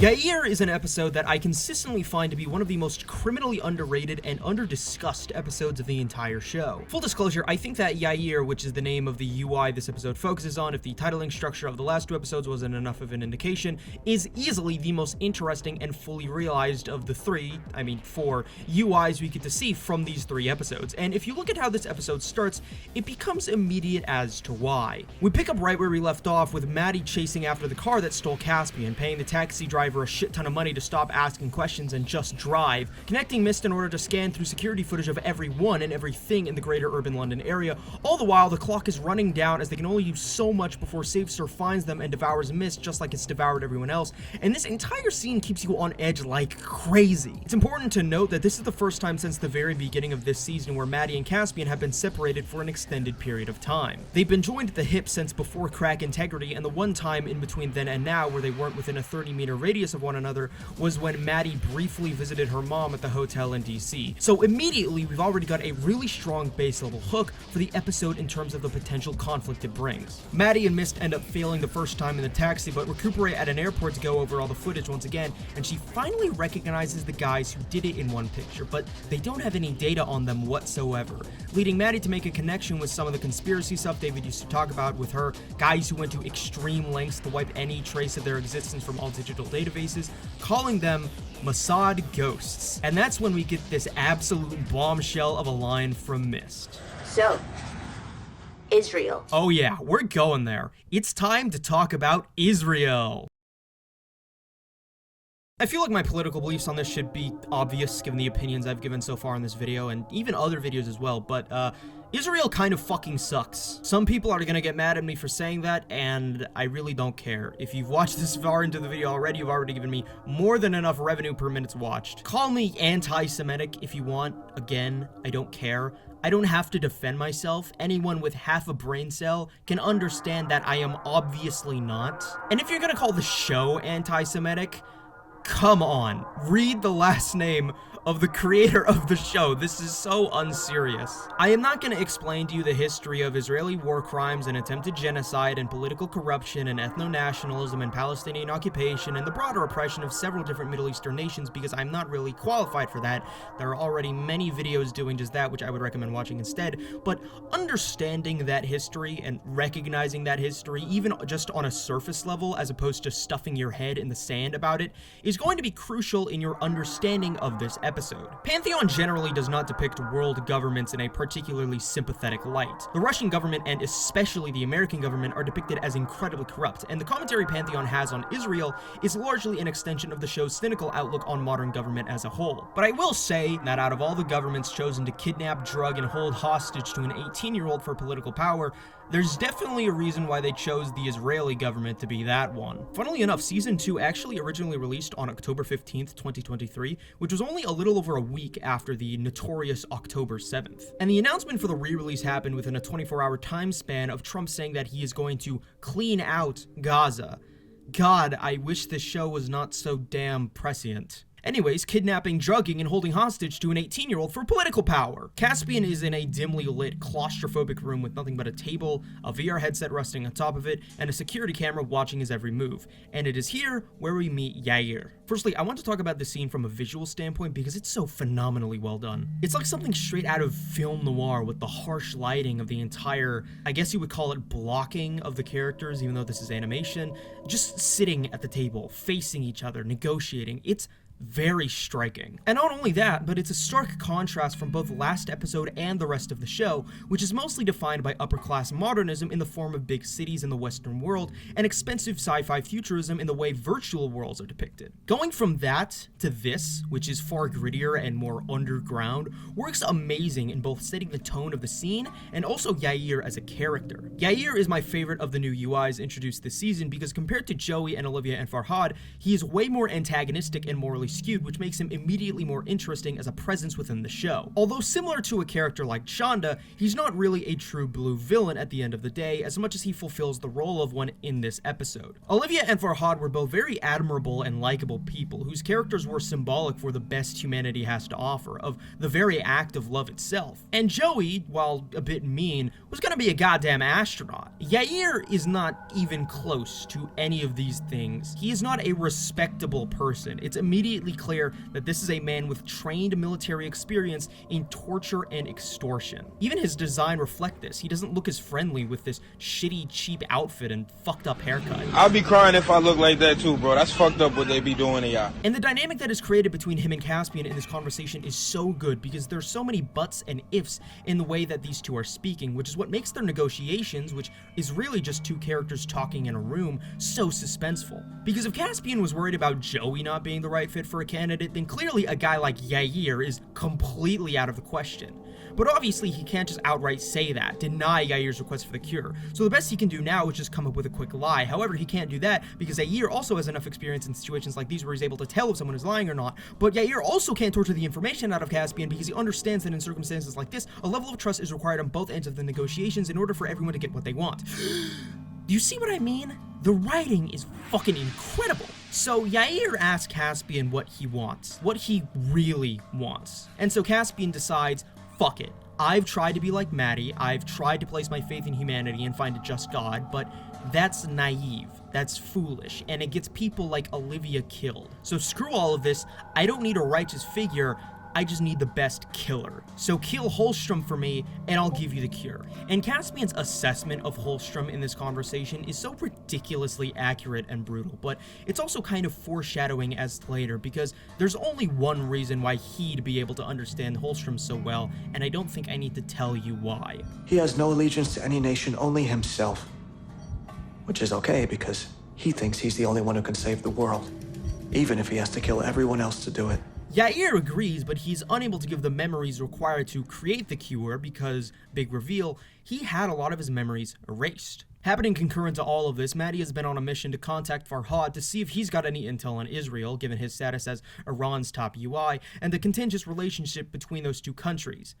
That line was written in February, I think. Oh my god. Oh my fucking god. It's so tiring.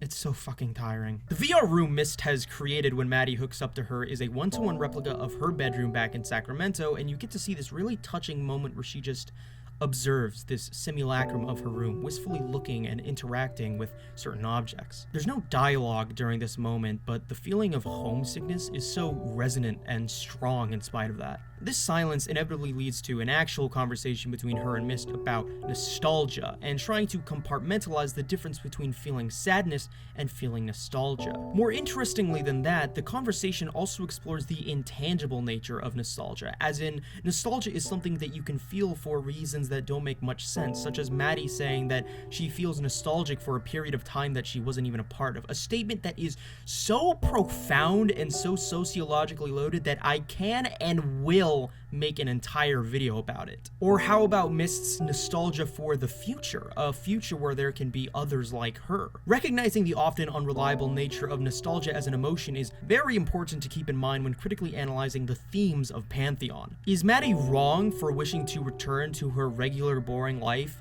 Is that bad because it's nostalgia? No.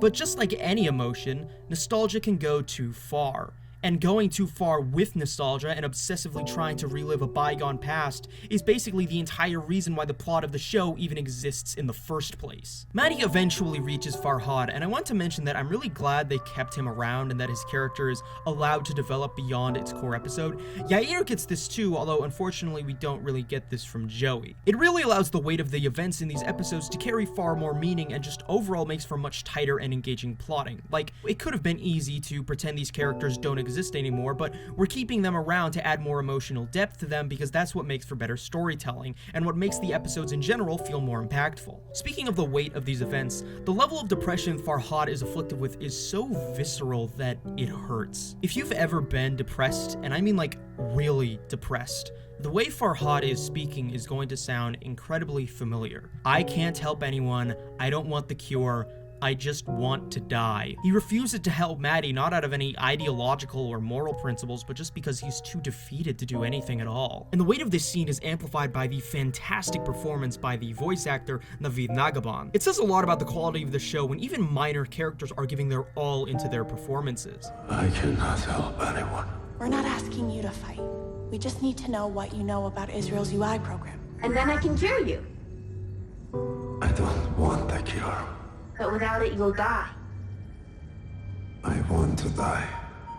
Eventually, Maddie does convince him to help, and he spills the beans that he actually knows Yair personally and has a history with him as political enemies, and gives Maddie intel about a covert Israeli military compound in Cyprus. And back in Cyprus, Yair and Caspian begin the process of uncovering those lost memories, because backup files were created by the government out of fear it would have affected his personality.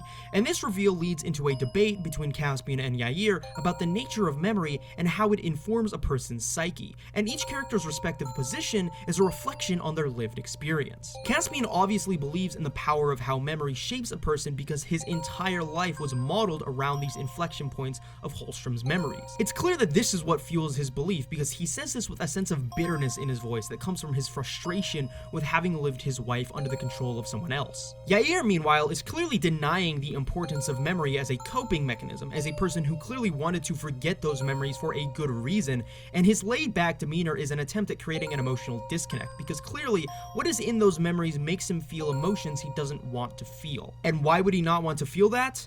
Well, it becomes obvious once we actually start going through his memories. I'm just gonna say this outright. I think Yair's backstory is one of the strongest in the entire show. At the very least, the strongest of any side character. And the amount of empathy that it manages to evoke for Yair, a character who on surface level is very unsympathetic, is absolutely insane. We don't get to actually see much of it, as the memories themselves are pretty brief and quick, but it's the way which these memories interweave and connect with one another, as well as the person Yair has become in the present present day, and reading between those lines that reveal monumental levels of psychological depth. Firstly, it's kind of obvious that this whole memory erasure thing is clearly a metaphor for dissociative amnesia, repressing traumatic memories as a defense mechanism from pain that they cause. This is doubly important given that Yair is ex-military, and while his time as a soldier is never directly shown, given the shit Israel gets up to in foreign territory, it's no doubt he developed PTSD from that time. What is directly shown are 3 different memories. The first one being when Yair had his legs buried under rubble during attack on his hometown, forcing him to live the rest of his life as a paraplegic, which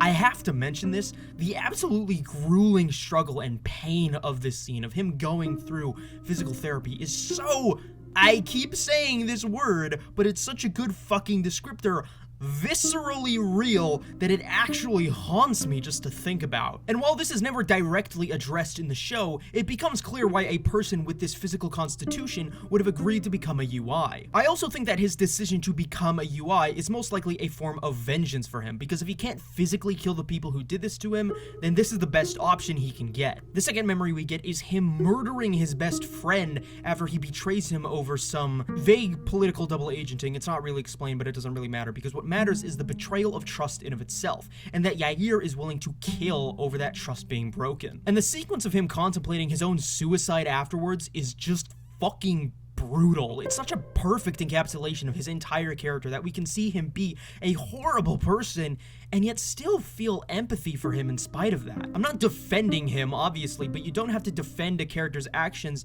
to be moved by their emotions and sympathize with them. This is already quite the brutal backstory, but the twist is that these 2 memories aren't what Caspian is looking for. Despite having erased these memories, they aren't that core driving memory Caspian was looking for. And Caspian's obsession with this idea of the core memory isn't just for the sake of creating the cure, but rather because he himself believes that he has none, that he's just hollow inside, something that Yair actually disputes, saying that Caspian does have something inside of him because Caspian has principles. He is driven by deep convictions he's willing to die for, which would not come from a person who is merely a soulless flesh puppet. And if my analysis hasn't made it obvious, I believe Caspian's core memory, or maybe not memory, but his central driving point, is Maddie and her influence on his life. And so Caspian posits the theory that what he's looking for was never erased in the first place, which makes sense given his theory about memory, because if Yair's core memory really was erased,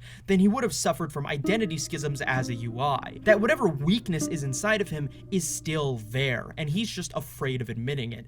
And this is where things go deep. The other 2 memories shown so far were both of Yair in adulthood, functionally identical to the way we see him now, but here we get to see a glimpse into Yair's childhood as a young boy. The other way that this contrasts against the previous memories is that it's significantly less violent than the other 2, with the trauma being entirely emotional. And the focus here is not on Yair himself, but rather his older brother. Yair found out that his older brother was dating an Arab woman and then told his parents. And so in response, his parents abused and disowned his brother, not only just for that, but for refusing to continue the compulsory military service in the IDF, as well as speaking out against the occupation in Palestine. And as his brother walks away from their home, Yair screams at him for being a traitor. But his brother doesn't care, too angry at Yair for what he's done to attempt to make any reconciliation with his family. And it's implied that this is the last time the 2 see each other ever again. This is already incredibly bold political commentary in of itself, where it seems like making any criticism of Israel without both sidesing it is looked down upon in the mainstream media, especially in the climate it was released in, and a lot of people theorize that it was this subplot which was in part driving the lack of a proper release of the 2nd season for so long. I really can't understate enough just how good this is, and also in a way that doesn't feel like it's lacking in nuance or was just shoehorned without any further thought beyond Israel is bad. It's easy to say that Israel is bad. It's hard to believably humanize and elicit sympathy for a brutal killer of the IDF that simultaneously condemns him while also empathetically showing what kind of trauma drives a person to become this way. It's hard to make political commentary that manages to be so ideologically driven without feeling preachy, which I know because I can't do it, but Pantheon manages to tread that line spectacularly. Though what gives this scene real depth beyond just the acknowledgement of these issues is how it reflects upon Yair as a character, specifically his obsession with trust. Remember, one of the first things Zaire established with Caspian is how much he values trust, and that trust is necessary for everyone to get what they want, as well as why he impulsively killed his best friend over betraying his trust. And in that scene specifically, you actually get to see brief flashes of his memories with his brother go through his mind right before he pulls the trigger. Clearly, this event more than anything else was what really scarred him so badly. Now, let's return to that idea of weakness, and this memory being a representation of that within Yair. The deeper meaning behind this memory is that Yair, subconsciously or not, blames himself for this. He perceives himself as the traitor for outing his brother to his family, and hates himself for it so deeply that it manifests in this obsession with trust towards everyone else, projecting onto others what he cannot recognize in himself. And in this, in his own inability to protect trust, he sees himself as weak, and he copes with this guilt through hyper-nationalism, in order to ignore his very deep-rooted guilt. You could probably tie these things into being kind of symbolic for Zionist culture in general, but I'm not really intimate enough with that stuff to confidently make some kind of analysis from that lens. So if anyone more knowledgeable about this stuff wants to provide more articulate cultural insight into Yair in the comment section,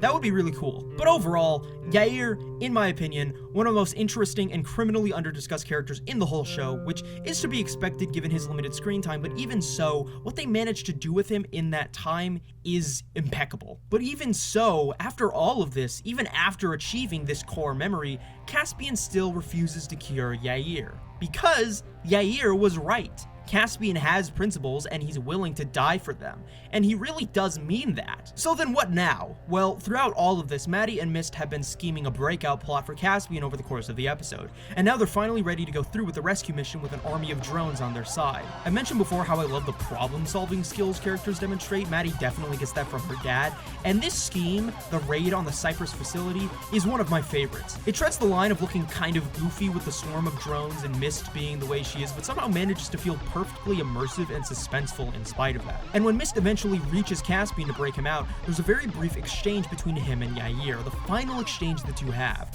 where Yair asks him if not himself and not anyone else he's met so far, then who is the one worthy enough for the cure? Who is your just god then? Caspian says he doesn't know, but Yair calls him a liar. One final act of being betrayed. Anyways, Caspian nopes the fuck out, reunites with Maddie, and drives off into the sunset, and I think that this is a good jumping off point to go into the B plot of the episode with Stefan, Shonda, and Ping. Coming off the back of last episode and the revelation for these three that Safe Surf exists, these three are at an impasse for how to deal with this conundrum. Holstrom decides that the best course of action would be to exploit the fears of man and remind them of what uploading can cure them of. In this scene, there's an interesting line here from Ping where he draws parallels between the cutting ruthlessness of Safe Surf and Holstrom, building on the mistrust from last episode. And I think it's an especially poignant comparison in that Safe Surf is not human, and comparing Holstrom to something like that says a lot about the sociopathy of his character. This reminder Stefan talks about, an allusion to the plan he set in motion at the end of last episode, is kicked into gear as Renee finally meets with Stefan through something that isn't a phone call or a text-to-speech robot on a foreign rental car. There's a little aspect of this scene, of the two meeting virtually, that is not acknowledged but is very important to mention, and that is that Renee, unlike most of the other characters here, barring Shonda, has a split between her physical self and her in-game model. This disconnect between how a person wants to present themselves virtually versus what they actually look like is a really cool concept with a lot of psychological and philosophical implications about the nature of identity, and I wish the show did more of it rather than just using it to give certain characters cool fantasy designs. Different from Shonda, however, it's not a natural evolution of his current state, but rather a regression, choosing to present herself as the way she looked 20 years ago, and her decision to do this tells you everything about her character, despite not actually physically telling you anything at all. This obsession with the past, the obsession with Holstrom's approval, and the irony in that last one is Stefan's hilariously awkward reaction to seeing her. Stephen, it's beautiful. You're beautiful.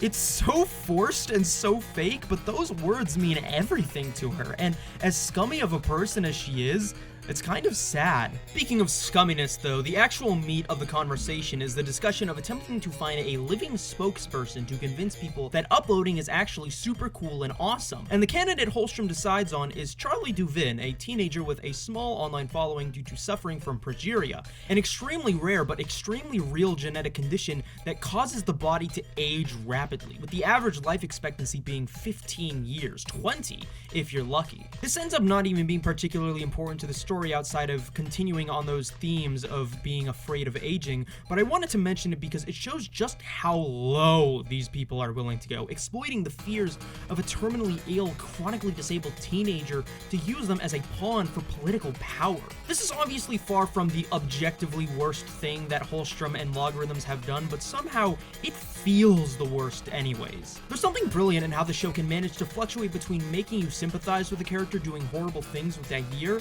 and absolutely despise a character doing supposedly good things, with Renee offering Charlie a chance at being uploaded. At the same time, Chanda is watching unreleased live footage of a The View style talk show that Ellen happens to be on, of which she is of course talking about her experience with having her husband be a UI, but more importantly she talks about how her views on UI have evolved, that UI can be emotional and unstable and dangerous even, and as Chanda watches this, it's clear that despite once again not saying a word, he really internalizes it. Because he knows that Ellen wasn't just convinced after seeing David become more and more human over the course of season 1. No, it's obvious that even though she doesn't mention him by name, Chanda's involvement with her family and his threat to fucking nuke Sacramento was clearly instrumental and why her outlook on UI has shifted. And as he watches this, as he sees the way that his actions have affected people, while once again he doesn't say a word, there is a subtle look of guilt on his face. The guilt of being forced to confront the mistakes that he has made. Because even though he never ended up nuking the city, the trauma of that and everything else that he's done still lingers. Holstrom comes back in around this time in the scene and he drops a line that I think is very, very loaded depending on how it can be interpreted. It's fake news. Obvious, but brief reminder for the point I'm about to make. Over the course of Trump's entire history in the limelight of the US political system, though mostly during the 2015-2016 election cycle, he'd constantly used the phrase fake news to dismiss critics he didn't like. Now, despite being an allegory for the technocrat oligarchs that have recently hijacked the US government, Stefan isn't portrayed as aligning with Republican politics at all. He's more like a combination of accelerationism and solipsism, so ironically he's closest to being a libertarian, which would definitely explain his obsession with eternal youth. I do think there is kind of a commentary there about the neoliberal to fascist pipeline, even if it is pretty minor. But anyways, if he doesn't actually believe it to be fake news, then what is the intention behind this line? Ultimately, the way I interpret it, Holstrom is being ironic. He understands that the phrase fake news in this day and age is nothing more than news you don't like, regardless of whether or not it's actually fake, because nowadays the manipulation of information is more important than the information itself. And of course, he obviously doesn't like this news because it doesn't play into his insane fantasies of a UI utopia with him as the ruler. Holstrom talks to the two, with his idea for countering SafeSurf essentially being giving humans a taste of their own medicine. And there's this interesting, albeit brief exchange here between and Holstrom. So this is about revenge. Enlightenment. In this, we are reinforced what the rift between the two is, despite sharing what appear to be the same goals. Chanda is fully cognizant of the emotional and humanistic side of it, acknowledging the desire for revenge as a personal and subjective decision that can only come from the intrinsic irrationality and flawed nature of the human mind. Holstrom, however, chooses to continue to remain in denial about it, rationalizing these emotions as some sort of utilitarian quest for the betterment of society, just like he always has, unable to confront his own trauma despite being anchored by it. And this is a growing rift that Holstrom isn't unaware of, and so he decides to betray Ping by locking him in place and alerting SafeSurf to their location. I'm just going to play the entire clip of Ping and Holstrom talking in full because it's so damn good, and I feel like there's no point in explaining it when it mostly just speaks for itself. Let him go, he was scared, desperate. No, I wasn't. I did it because I've seen what you are. You think yourself humanity's salvation, but you're its apocalypse. You say that like it's a bad thing. The word apocalypse comes from ancient Greek. Apocalypsis, uncovering, the revelation of great knowledge, the change from one world to the next, the old to the new. You're insane. I'm misunderstood. Always have been. That's why I knew this was a burden only I could carry. It has to be me.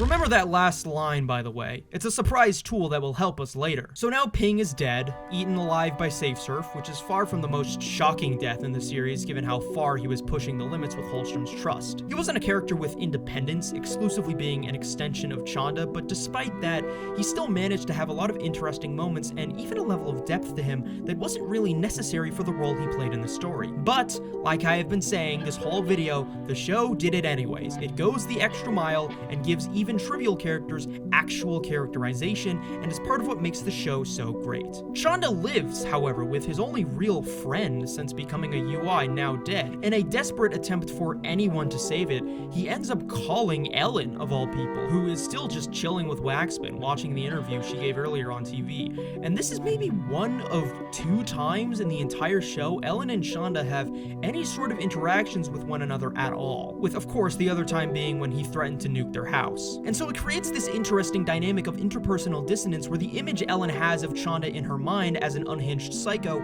is at disconnect with what Chanda actually is at this point in time, pleading for forgiveness and begging for mercy because the clarity has finally hit him that what Holstrom is doing is exactly what he did and worse, the most violent and destructive parts of him amplified. Chanda was once the big bad with a gaggle of cronies under him, but now he has become the crony. Maybe he claimed that he never wanted to bring things so far as to actually drop a nuke, but the weight of this internal revelation is what causes him to finally begin to empathize with those who he's hurt. Remember that without Chanda, most of the events in the series would have never even happened. The real meat of the story doesn't kick into gear until he leaks the uploading schematics to all the major world governments, setting off a huge butterfly effect leading to the chaos the world is in today. And he knows this, and the guilt is killing him. Chanda has one of the most interesting character evolutions in the entire show because he simultaneously undergoes both a corruption arc and a redemption arc, back to back with each season respectively. More often than not, you usually just see one or the other, but never both at the same time, because even doing just one is quite the undertaking in of itself from a writing standpoint.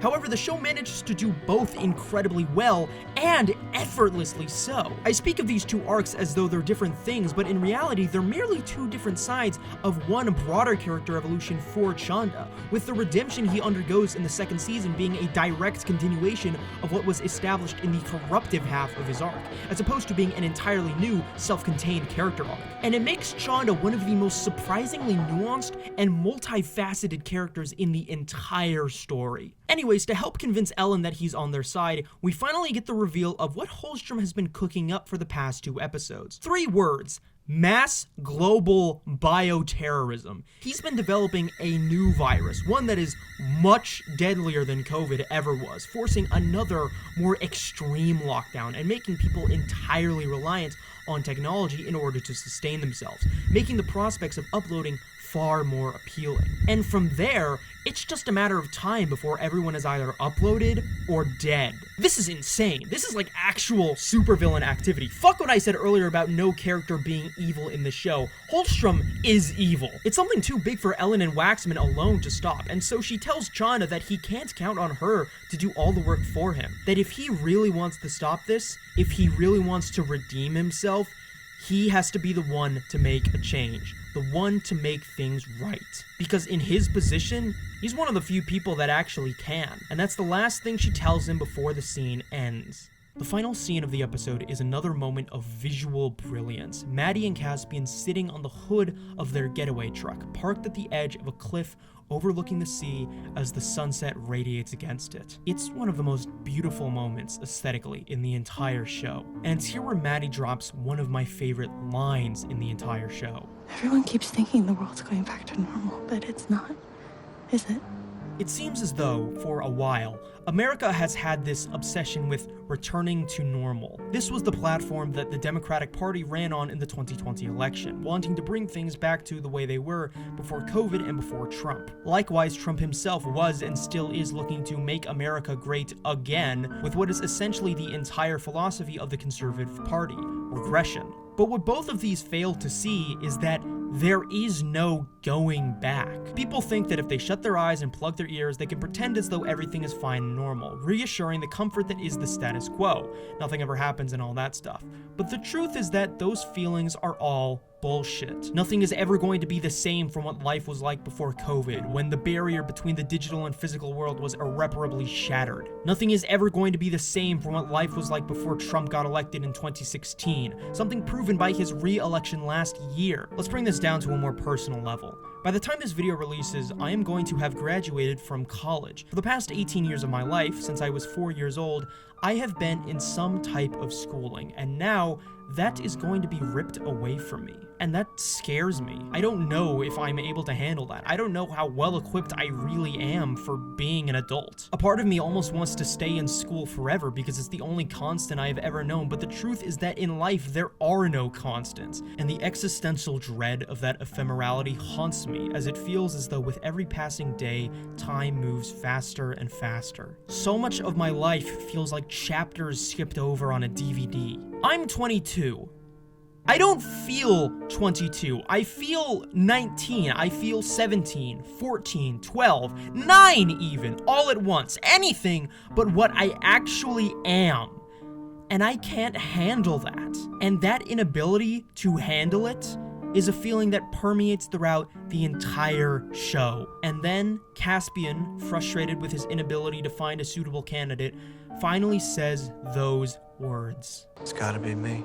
This line is the culmination of Caspian as a character since the ending of Season 1, Episode 5. Yair knew it earlier in the episode, that all along Caspian knew that in the end, it had to be him, that he wanted it to be him deep down. And there is so much tragedy in it, that despite how much he tried and tried and tried to reject his own nature, his own fatal flaw, so to speak, Caspian was unable to do so. He failed. Maddie obviously begs him not to go through with it, but at this point, they really don't have any other options left. The endgame is nigh, and even if it means Caspian has to become what he hates, if it means saving the world, it's really the only thing that they can do. Similar to episode 3, episode 6 kicks off yet another 3-episode run up until the series finale that all have a certain theme to them. This time, instead of the theme being the introduction of a new UI with each new episode, the theme for these 3 episodes is that they're all some of the best episodes of television ever made. I have the lingering suspicion, partly because I feel it myself, that if you've watched up to this point in the video, you may think, wow, this YouTuber really does think that this show is amazing. However, I feel as though I don't understand why they're making the claim that this is the greatest animated show of all time. So then why? Why is this the greatest animated show of all time? Well, the answer to that question lies within these 3 last episodes, because it is extremely rare that I see a show go this far in drastically upending everything you thought you knew about what you were once watching. And this episode, which is already by a huge margin undoubtedly the best episode of the series up to this point, is only the tip of the iceberg in terms of what insane shit is about to go down. The opening scene of the episode has Waxman blowing the whistle on everything to the US government. That Holstrom is alive as a UI, his brain was frozen, Caspian was a clone, he's engineering a super virus that's being implanted into some vaccines, everything. And in response, they completely dismiss everything he says and tells him to leave, which I think is a really poignant reflection of what the government can actually be like. It's easy, and has been becoming increasingly easy, to characterize everything the government does as out of malice, but a large portion of it is also just apathy, being out of touch with reality. What Waxman is telling them is gigantic and require a ton of work to deal with. So it's much more convenient for them to just pretend like it doesn't exist. Because when you have that level of power, you're given the luxury to pretend like things like that don't exist. And the irony behind that is that this scene is continually cutting between the conversation itself and then Renee observing the transfer of the virus into vaccine shipments. With that plan having gone bust, Waxman and Ellen meet up virtually with Maddie and Caspian to discuss other options. The other options obviously being uploading Caspian, which Maddie only agreed to talking about because she thought Waxman and her mom would agree with her that the idea sucks, but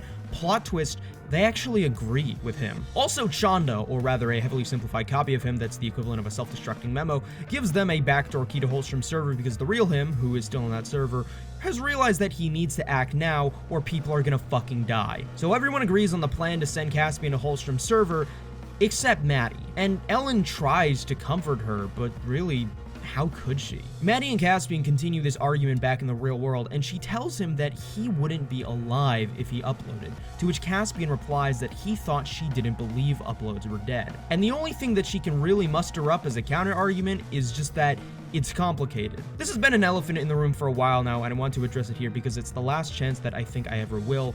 Maddie, as well as Caspian, though I'll get into that later, have very self-contradictory character arcs that are difficult to describe because, to some extent, they intentionally don't make sense. Maddie's supposed beliefs and her actions are at odds with one another. Recall back to the 3rd episode when she told Joey and her family that she doesn't want to see anyone else suffer and lose a loved one like she did when giving an explanation for why she wants to give Joey the flaw. And she wasn't lying there. But I also don't think she's lying here either when she says that Caspian being uploaded is him dying. So then what's the difference? She makes exceptions for her personal life. The aftershock of everything that went down with David obviously left a permanent traumatic impression on her brain that the idea of having her loved ones uploaded results in bad shit going down. And the whole reason Caspian's being uploaded in the first place is for bad shit to go down. This is an emotional inconsistency that, if handled improperly, would result in an incoherent character arc. However, the show, by deliberately playing into this inconsistency, actually makes for a more nuanced characterization of Maddie overall, because humans in the real world are not perfect and do not make perfect sense. People are hypocrites. They don't follow their own belief systems. They say one thing and then do another thing. Again, they're flawed. Anyways, during this whole argument, Mist has been listening in, and she offers to fight Holstrom in Caspian's place, and the two agree, because, I mean, hey, she's already in the system, she already has the cure as the cure, it's just more convenient. But when she actually joins his server, in what should have been a very predictable twist of fate, Holstrom does not defend himself, but rather just starts monologuing, trying to logic and rationale his argument for why what he's doing is good. I'm not even joking when I say that this is the exact same argumentative tactics that fucking Ben Shapiro uses. It's pretentious, narcissistic idiocy that makes no sense whatsoever. I even put the little nerd emoji guy here in my script as part of my notes. As the series has continued, he's just becoming increasingly more full of himself as he, at least from his perspective, comes closer to attaining godhood or whatever. He even tries to pull an Ozymandias doing the killing millions to save billions argument, which, spoiler alert for the original Watchmen comic. Okay, I'm starting now. Ozymandias creates a gigantic eldritch horror squid monster to destroy most of New York in order to unite all of the world enemies, who are slowly teetering towards mutually assured destruction, against a common threat, extraterrestrial life. Which is just like, okay, there's nothing in the story to indicate that Holstrom has read Watchmen, although he would be the proper age to read it when it was released. Also, Caspian likes comic books, but oh my god, I am reaching. I would just like to believe that Holstrom has read Watchmen and is one of those insane people who come out of the story thinking that Ozymandias did nothing wrong, which, if you haven't read Watchmen, it's basically the American comic equivalent of Berserk fans saying that Griffith did nothing wrong. And if you haven't read that either, it's basically the manga equivalent of being a neo-Nazi. Because Holstrom is so the type of guy to completely misinterpret a story and just idolize completely reprehensible antagonists because he thinks they look cool. That's like the cornerstone of fascism right there. The one singular interesting point he makes is presenting the idea of humanity's clinging obsession with the material world despite all of its horrors and self-destructive tendencies as a form of nostalgia. Nostalgia is far more deadly than any virus I could design. Admittedly, a part of me agrees with him about nostalgia, but my problem with a guy like Holstrom saying this is that it's wildly hypocritical of him because he refuses to recognize the nostalgia within him. Again, recall Maddie's monologue from Season 2, Episode 2, where she talks about the important role death plays in human existence, both on the micro and macro level, that death is what causes us to evolve, what allows us to grow up and to progress. Stefan's desire for immortality, to stay alive forever, despite portraying him as a beacon of progress, is actually advocating for stasis. Holstrom is an idol of nostalgia, which is evident as much from the way the higher-ups at Logarithms worshipped him for years and years and years after his death, keeping themselves mentally stuck in the early 2000s. And with Holstrom himself, everything he does is reactionary to his own childhood. His nihilistic outlook on society is informed by his inability to move beyond the abusive environment he grew up in. His obsessive fear of death is the result of his inability to cope with the car crash his girlfriend got into. Holstrom takes anti-nostalgia so far that it ends up becoming nostalgia in of itself in this fucked up horseshoe theory way. Just like he claims humans are attached to the material world despite its horrors, he is incapable of moving past his past despite how awful awful it was. He pretends like he's moved on from his childhood when in reality he's just buried it so deep and ignoring the effects that it's having on him. And Holstrom plays into these same kinds of childish fantasies that are ingrained in nostalgia, that he's this great man who is going to save the world single-handedly, an idea that only makes sense if you're looking at him through rose-tinted glasses, the same kinds of glasses you look through when you're feeling nostalgic. And even if none of this applied to him, think back to what I said last episode when discussing the conversation Maddie and Mist had about nostalgia, that there's nothing wrong with nostalgia in of itself, only when it's taken too far. Holstrom, conversely, takes anti-nostalgia too far, where he becomes the exact thing he's trying so hard to regret. While he and Mist continue conversing in the digital world, Maddie and Caspian are just chilling in the real world because, I mean, all they can really do at this point is wait. Caspian wishes that he had met Maddie at a different time, a normal time, for her to have been able to live a normal life. Something he's alluded to before, which I find especially tragic because he always words it in a way that excludes himself. He sees himself as incapable of living a normal life, and Maddie as just having been roped into all of this via pure coincidence and nothing else. Maddie, of course, doesn't agree with this and thinks that once this is all over, maybe the two really can attempt to live some kind of normal life. But given the monologue I gave at the end of last episode, and this episode not being the series finale, you can imagine just how well those dreams are going to turn out. Mist shortly returns to the little rice cooker server with news that she hasn't killed Holstrom, but wants to discuss his arguments. Maddie, obviously, thinks this is insane. This dichotomy is reflective of how Holstrom's arguments only work if you fundamentally lack humanity. Holstrom's ideology is utilitarian in nature, which is a philosophy humans innately struggle with. Take the trolley problem, for example. You'd still feel hesitant to pull the lever, even though you know you'd be saving more lives. It's robotic. It's something that can really only be executed when individuality is completely removed, be that through artificial intelligence or collectivism. Mist isn't really human, but she isn't really not human either, and when Maddie realizes this side of her, the side of her that originally upset her because of her entire concept of trauma surrounding the concept of digitized consciousness, she lashes out, calling Mist it, and rejects her as her sister, although ironically feeling very vividly inspired by real-life sibling arguments, just as she did when the two first met back in Season 2, Episode 3. And upset by this, Mist just leaves, exits the server to go who knows where. So now that plan is bust. Back in America, or rather American servers, we get to see Joey again, who, like Waxman, is dealing with the bullshit incompetency of their own government, addressing a message she received from Shonda, who he sent to all other major world governments with UIs, but being barred from exiting the server regardless because they think it's unsafe for her to leave due to the flaw. But they don't know she has the cure, and given that she's not really the kind of person to take shit from authority figures anyways, you can imagine how well that exile is going to go. Continuing with the other UIs introduced in the past 3 episodes, we get to see Farhad again, still stricken with grief over the loss of Olivia, who then appears in front of him. Obviously, this is not actually her. That would be ridiculously cheap. This is actually SafeSurf disguising itself as Olivia in order to make him drop his guard. When SafeSurf was first introduced, it was established that it had AI implemented into it, which gave it self-learning capabilities. But this is the first time we've actually seen that in action, and acting with intention and purpose and understanding in its own ability to psychologically manipulate its prey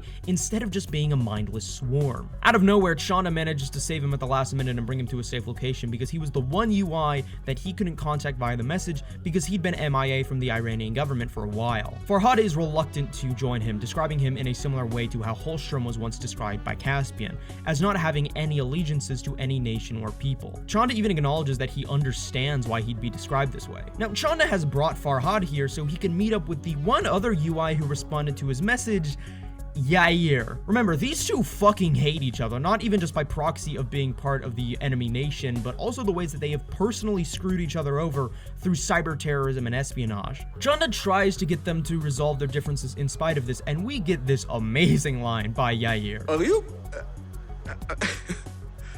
Are you trying to solve peace in the Middle East right now? This line is the show acknowledging that, to an extent, this "we need to set aside our differences and work together to defeat a larger evil" narrative it has crafted may appear to be a bit corny and naive and maybe somewhat cliche on some level, but at this point, I think the show has earned the right to do this. It's earnestness not with a lack of self-awareness, but rather it's a recognition of the cynical nature of reality and choosing to be earnest in spite of that. I've seen some people criticize season 2 for having a more defined good versus bad conflict with the introduction of Holstrom, but I think that despite being a more overt villain, once again, the show does not sacrifice the depth of its writing. If anything, it's far more complex than before. I think in a lot of other shows this would feel cheap, but here it works. Also, the show isn't trying to solve peace in the Middle East. It's not trying to say, why can't we all just get along? Because it knows that it's way more complicated than that, and in fact asserts that they'll probably never get along no matter what happens. Again, I wrote this in February. God. Oh my god. But maybe, at the very least, it can get two individual people to reconcile their nationalistic hatred, at least for a second, for something meaningful. Which Chanda actually does manage to do, because really, Yair and Farhad aren't truly evil people, like Holstrom deep down, and don't want millions of people, likely including their loved ones, to die. So the three return to Holstrom's server to fight him, and I want to draw attention to this absolutely insane extreme wide shot right here. I don't think I've ever mentioned it, but the background art of this show is really damn good, and the artwork in Holstrom's server is especially well done. This Frutiger Arrow-esque metropolis, it's fantastic. And in their brief interaction before the fight starts, we get two lines that I think are noteworthy. Firstly, this exchange. What exactly are you trying to say? Myself. Which is basically the culmination of Chanda's entire character arc. And secondly, this line from Yair, which I think is just really funny. Does he always talk this much?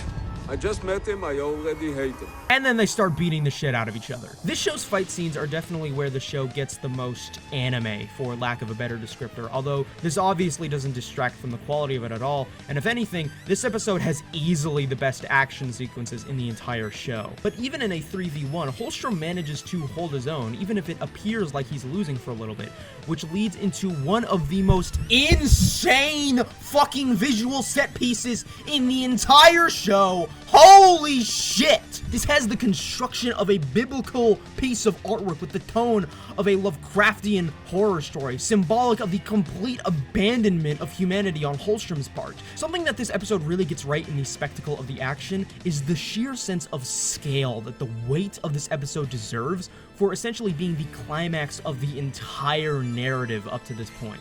I actually thought this might have been like an homage or a reference to some like classic painting from history, but no. As far as I know, this is entirely original to the show itself. How the fuck they came up with this, I will never understand. But so, having won, Holstrom kills Chanda. No fanfare, no famous last words, he's just shot dead. Head blown off clean. Like I said, Chanda's character had reached its endgame before the fight had even started. His death may appear nihilistic and without meaning, but the reality is that Chanda died fighting for what he believes in, for the sake of protecting others. And while it doesn't seem so right now, his death isn't in vain either. With Mist out of the picture, Maddie and Caspian are forced to break into what remains of the Norway compound to use its operating equipment for uploading. But before actually going through with the procedure, the two just decide to have one final talk. Maddie has been spamming Mist with messages because if she doesn't respond, then Caspian won't have the cure once uploaded. And so for the meantime, Caspian's plan for now is just to die. He'll sacrifice himself to take down Holstrom, and this right here, this is the logical conclusion to all of these subtextual messianic allegories that I've dispersed throughout the video. Caspian is literally becoming a martyr for humanity. And not only that, but it was kind of inevitable. Caspian even says, I think this was always meant to happen. Think back to season 2, episode 3, when Caspian literally told Joey's husband to shoot him right there dead on the spot. Or last episode, when he told Yair that he was willing to die for his beliefs. That wasn't an exaggeration. Caspian desperately wants to live a normal life, but he knows that he never will. He will always be a clone of Holstrom. That doesn't mean he can't be someone else,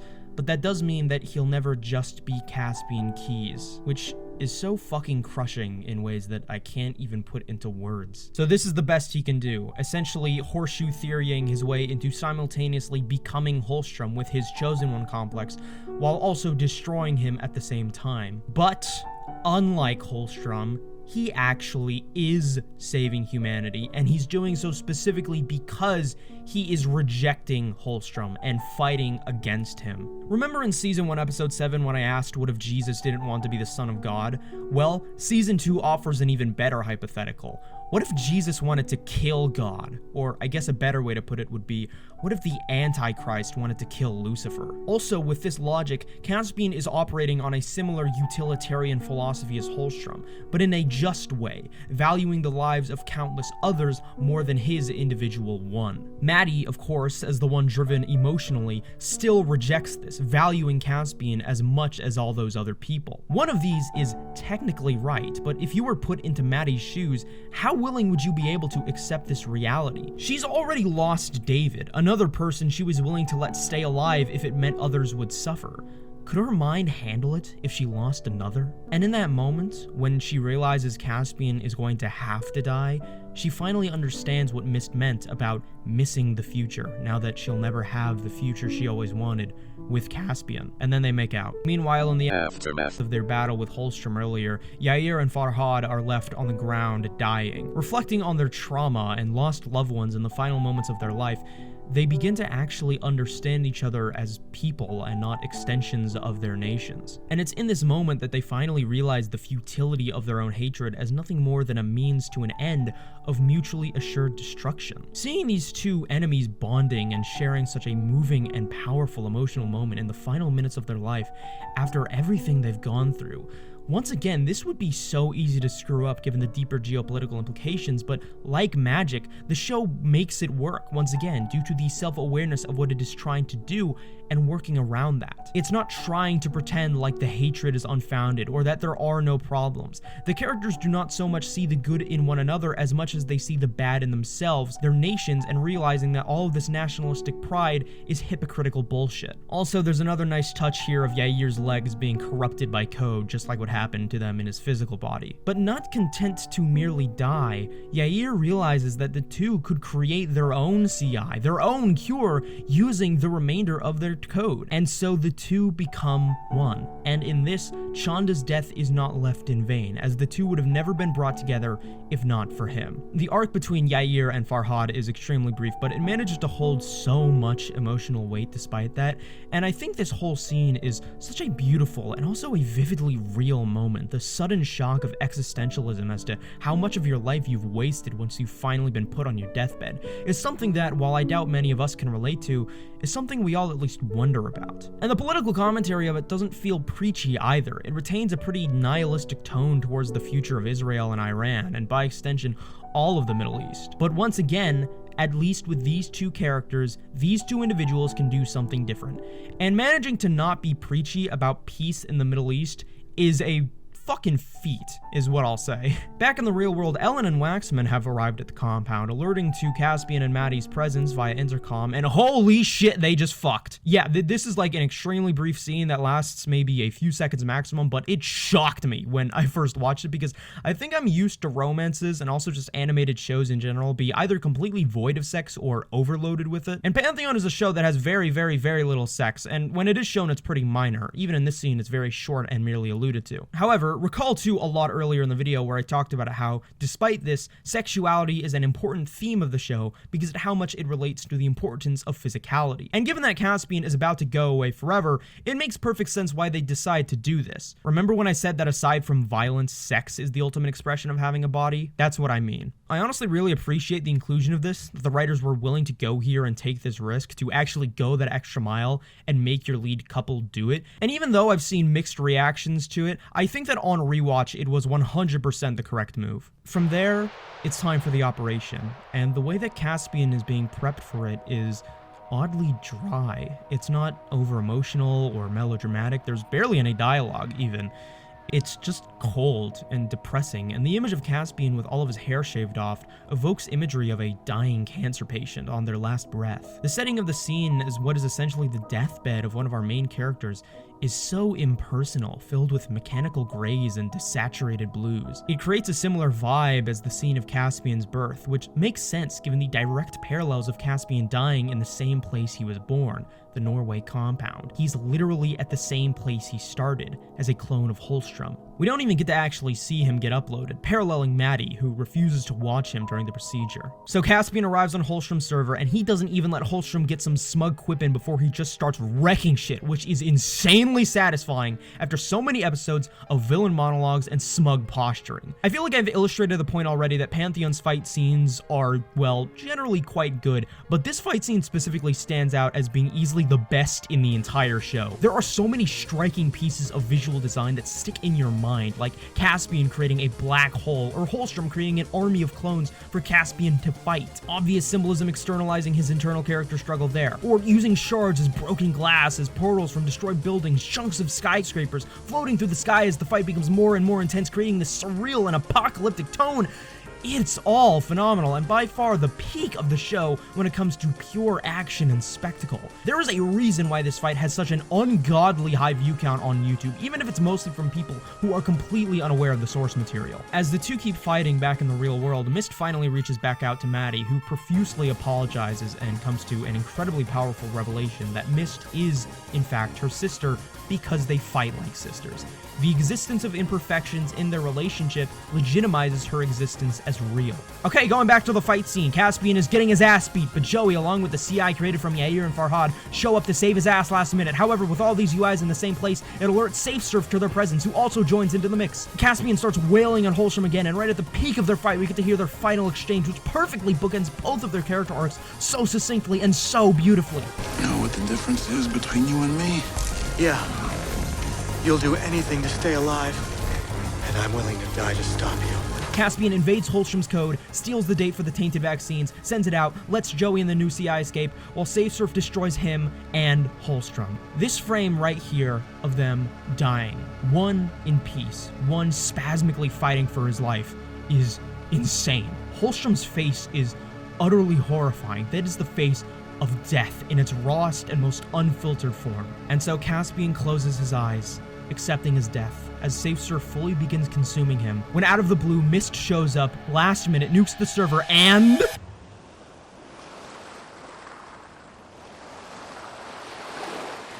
Suddenly, we're on what looks like the beaches of Norway, with Caspian sitting at the shore, peacefully. What is this? A dream? A simulated afterlife? Heaven? Hell? How is Caspian alive, or at the very least, conscious? A person wearing a large jacket approaches him, offering him a cup of hot cocoa. She talks quickly and without much regard for comprehensibility about the removal of an antiviral, about bringing him back too early, about it being too late. Caspian doesn't really understand what's going on, but this is Mist, who removes her hood and reveals that she has inexplicably become Hatsune Miku before dropping the bombshell that 20 years have passed. And then Clint Eastwood by Gorillaz starts playing. Holy fuck! Okay, stop. Pause the episode. Bring everything to a halt. You see this? You see this little frame right here? This exact frame right here? This frame is the precise moment that Pantheon becomes... This is the precise moment Pantheon becomes the greatest animated show of all time. When I first saw this, my jaw actually dropped, because the show easily could have ended right there with the death of Holstrom and Caspian. The heroes win, but not without a meaningful sacrifice.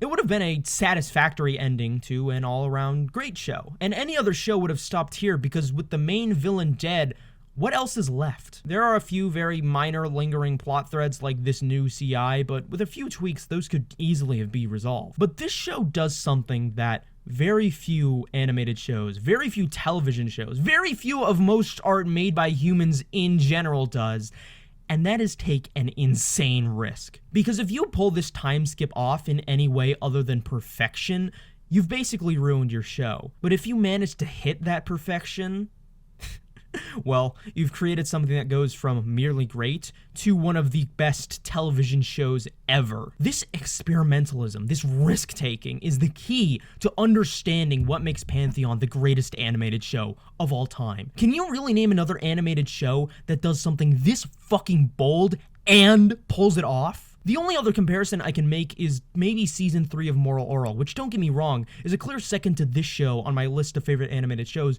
but even that show was prevented from reaching its full potential due to Adult Swim management being fucking idiots. And as weird and as out there as shows from MTV's Liquid Television block could get, like with Aeon Flux, those don't come anywhere even remotely close to Pantheon in terms of how refined the actual quality of the storytelling is. And once again, this is somehow nowhere near the biggest and boldest thing this show does, even with only 2 episodes left. Because those last 2 episodes change everything. I view this episode and the series finale as 2 halves of the same whole, and I considered lumping these 2 sections together into one larger section because watching them back to back is the ideal format for getting the full picture. But given how much I have to say about these episodes, that is definitely asking way too much. This episode is very difficult to analyze because it is so densely packed with information and world building and all of this other stuff that most of the episode is just one gigantic exposition dump, with characters monologuing about everything that's happening, everything that has happened, and everything that will happen. It's 41 minutes of pure setup, and yet despite that, it makes for, up to this point, the best episode in the entire show, or at the very least tied with last episode for the best. Catching us back up to speed, Mist explains in slightly more detail that right before he and Holstrom were killed by SafeSurf, she isolated them to a private server, and for 20 years straight, she delved into Caspian's code to individually remove every single individual piece of antiviral inside of him. However, circumstances she has not yet disclosed forced her to recover Caspian in an incomplete state, with remnants of SafeSurf still in his code and threatening his safety. So not quite 3 days, but Caspian has risen again, and Mist takes him to the world that she claims he helped create. It's here where we are thrust into the world of UIs. In the past 20 years, uploading has gone from the source of one of the world's biggest international crises to something that basically everyone does, culminating into this surreal utopian dreamscape, and there is so much going on at once that I struggle to even figure out where to start. Let's start with the narrative implications of it all. Caspian says something along the lines of, "I thought we stopped Holstrom." Well, they did, but that doesn't mean UI are just going to go away forever. On the surface level, this appears to validate Holstrom and Logarithm's philosophy about UI being the future of humanity, but if that's the case, then why would the show want to validate Holstrom in the first place when he was so clearly an antagonist doing all kinds of fucked up shit? It's something that really challenges you as an audience because it subverts so much of what you may have thought the show was attempting to communicate about the nature of technology and UI in general, which is, on a meta level, what this episode does with its plot, placing us into an entirely new conflict that completely upends the previous one. I may have been talking about how the show is about the importance of death as what ties us to our humanity and what allows us to progress, the philosophy that Maddie put forth in Season 2, Episode 2. However, this ever-evolving utopia seems to completely contradict that idea. This puts me in a very difficult spot as a critic attempting to analyze the show because it really makes you work for what it is actually trying to communicate.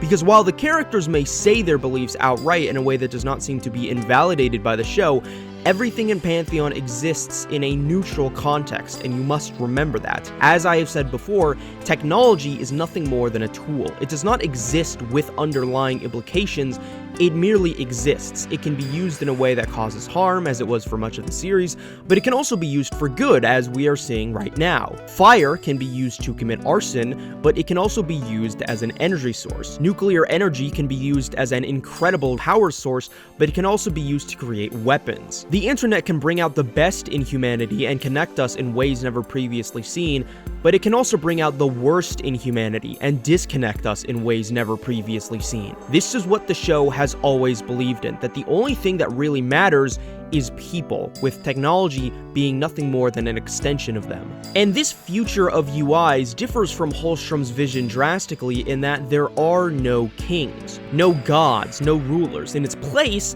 a democratic council. Everyone is on equal footing here, and that is what separates this from the future of Holstrom's design. I said earlier in the video that my problem with the internet is that I don't think humans are evolved enough for that technology, a philosophy that I interpret the show to be lightly informed by by in the way the broader world reacted to the existence of UI. However, unlike the internet, the nature of UI allows for humans to brute force their way into an evolved state due to the ability to overclock, allowing for a world like this to exist. Julius Pope said to Caspian once that there is no going back, that UI is here to stay, that you can't just get rid of this technology once it's out there in the world.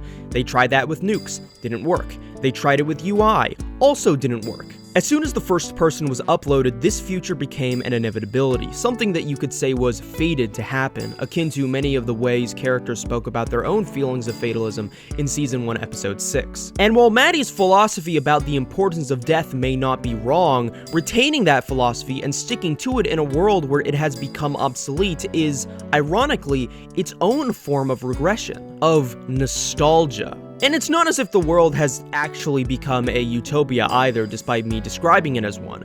If that was the case, then Mist wouldn't have preemptively awoken Caspian for whatever problem is happening that she feels he somehow has the ability to help resolve. Speaking of Caspian, at this point he's essentially replaced Maddie as our protagonist. Up to this point in the story, you could argue that this was Caspian's story as told from the perspective of Maddie, but now, although it does not seem obvious at first, the roles have been inversed, and it is now Maddie's story as told from the perspective of Caspian. However, Caspian is so far removed from everything that is happening that it all feels like complete sensory overload. This is what makes the incredibly colorful and surrealist design of the future work so well. It's so hyper-maximalist and visually dense that the audience is able to resonate with the feelings of alienation and disorientation that Caspian, who is now the new role of audience insert as the person who has been thrust into a world he has no understanding of, feels just as well. Just look at the contrast between his design and the design of other UIs.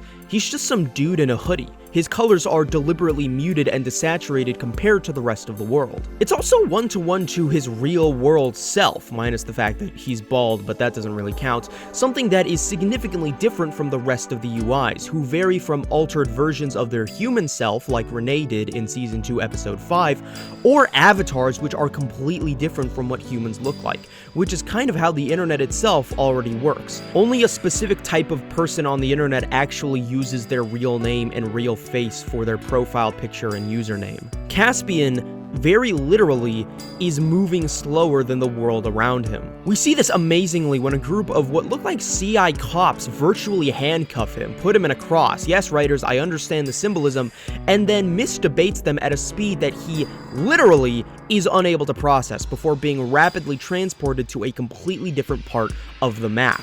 And upon this experience, he says that it feels like 1,000 years, not 20. And this is where I think the true brilliance of this decision starts to show. Now, in my opinion, without getting ahead of myself here, I think it should be obvious that I think that these last 2 episodes of the show are amazing and elevate the show's quality by a significant amount. However, this is actually somewhat of a contested opinion among viewers. A lot of people think that these 2 episodes cover way too much in way too little amount of time, ultimately ruining the season's pacing. We're introduced to what is essentially an entirely new world with an entirely new conflict, and yet we get so little time to explore it and its intricacies, and many people feel as though the ending that these last 2 episodes encompass come off as rushed because of that. However, and I'm going to sound incredibly pretentious and condescending here, more than I already do, but I truly believe that I am fully justified in saying this. If you buy into this rhetoric that these episodes are badly paced, you do not understand the show on a basic thematic level. Because this critique is one that completely ignores any and all artistic intention the show has in deliberately creating this feeling of things going too fast. You see this ignorance very overtly in the way that many people falsely claim that the ending was rushed because it was cancelled after 2 seasons, and that more episodes were going to be planned for a 3rd season if the writers got what they wanted. No, that's not what happened. I explained this at the start of the video. The show was always slated to have 2 seasons, and Season 2 was well into development before Season 1 had even finished releasing. This is a blatant misinformation, and the show was always planned to go in this direction and end in this way. The question then becomes, Why was it planned to end this way? Firstly, the obvious. We are viewing this from the perspective of Caspian, a character who, unlike the other UIs, is unable to overclock and think and act at the rapid speeds that everyone else is able to because it threatens to destroy his code due to the remnants of Safe Surf still dormant inside of him. Deliberately covering huge amounts of world building and plot in broad strokes that leave very little time for the audience to properly digest them is vital in conveying this atmosphere of sensory overload and incomprehensibility. If this world that exists is too fast for the human mind to comprehend it, then why should we, the audience, be able to comprehend it? More subtly, however, this drastic increase in speed is part of Pantheon's very unique but deliberate structure. Let me recall back to this graph that I made earlier in the video where Season 2 was slightly faster than Season 1 in how much territory it covered. You may notice that I only covered up to Season 2 Episode 6 in this graphic, and that's because Episode 7 and Episode 8 looks something like this. If you know anything at all about mathematics, even if you're someone like me who doesn't know anything about math, you will recognize this as a rate of exponential growth. I wrote about this months ago, but then I slacked off so hard on this video that someone already posted about this to Reddit, and now I feel like a fraud. Oh god. Exponential growth is a concept that was referenced all the way back in episode 5 of season 1, something I called attention to because it's one of the most important underlying concepts in understanding the show. Because what Pantheon is, and always has been, is a story about change, evolution, of its characters on an individual level, yes, but more importantly, about human civilization. Because if you look at the way humanity has evolved over the years, it follows a near identical pattern. Humans spent how many hundreds of thousands of centuries as cavemen? And then within the span of a mere 66 years in the 20th century, we went from the first successful airplane flight to landing on the moon. Or just look at how quickly the Industrial Revolution completely upended the way the entire world works in such a short period of time. Or in how quickly social media and the internet has completely dominated every facet of our reality from its inception point to now. And Pantheon's pacing mirrors this. Science fiction as a genre has become so large that a lot of the time science fiction isn't really so much about trying to truly speculate as to the future of the world, as much as it is just playing on our pre-existing notions of what being futuristic is like, informed by tropes that have been ingrained in the cultural consciousness for decades. I don't mean to degrade sci-fi as a genre when I say that, because I do like sci-fi a lot. However, it's rare that I see a piece of science fiction like Pantheon that really commits itself to answering this question about what our world could truly look like in the future. What I'm about to say is something that, without the context of next episode, is hard to fully explain the thematic significance of and how this idea ties into the rest of the show. However, in the broadest way possible, the best way that I can articulate this is that Pantheon has always been, regardless of circumstance, a story about being unable to cope with the transience of the status quo. This is largely personified mostly through loss. However, it bleeds into every single facet of every single character's internal conflict. And in the end, the show is about learning to accept that change. And within the microcosm of this episode, Caspian learning to accept this change is his entire central conflict, because, I mean, for the past 20 years, he's basically been in a coma, where 2 decades ago for him was nothing more than, like, a few minutes ago maximum, and he is a byproduct of a world that is nothing more than a distant memory at this point. I was born in 2003, so I can't vouch for any people of older generations who remember the real early days of internet, the beginning of YouTube, MySpace, stuff like that. But from then to now, with the internet that we have today, is the same amount of time that Caspian spent stuck in stasis. This whole idea about change is something that I have brought up previously, but within this context, the context of these 2 episodes, it takes upon an entirely different meaning, and you truly begin to understand as a viewer what the show is really attempting to say with them. And as for the world building itself, I think it's amazing, and the approach that this episode takes to establishing it is incredibly compelling in spite of how quickly it goes. Yes, we don't get to spend that much time with any individual new concept that is introduced or alluded to. However, I don't think it matters because we get to learn so much despite that. This episode is jam-packed with so many new ideas introduced, just enough for us to understand the context of everything going on, as well as some additional information that doesn't affect the core plot at all, but allows for a greater understanding of the world, and the lightning quick speed at which it does so actually makes the world feel more developed than it would otherwise. Despite my admission of the episode being quite exposition heavy, very little is actually elaborated on in detail, and so every new concept feels as though it's not something that has magically appeared for the sake of the plot, but rather that it has always existed and will continue to exist outside the confines of the narrative in ways that we will never see but are important to the world of that story regardless, and that is when you know you have created phenomenal storytelling. I really hope my mic didn't peak just there. Just take a look at these little CI cops. We don't need these guys to be explained in detail and their history and how they were founded and what the organization is like and all of that stuff, because their purpose is obvious. And in fact, having them not be understood to such an extent allows for a deeper immersion into the world because they are treated as so normalized within it. They say that in horror, what we cannot see is scarier than what we can see. This is why humans are afraid of the dark. This same concept, that how a human interprets something will be more impactful than showing it in explicit and comprehensive detail, applies to the way the show treats world building as well. It's a technique that has been used before, as early as the later episodes of Season 1, with the sensory overload of news reports in the wake of UIs being released to all the major world governments. Point of all of this being, I think that these two episodes do an incredibly good job at developing its world and making it feel truly alive and fleshed out, even though we as the audience only get to see a fraction of it. Jesus Christ, I'm not even 5 minutes into the episode and I've already written 4 pages already.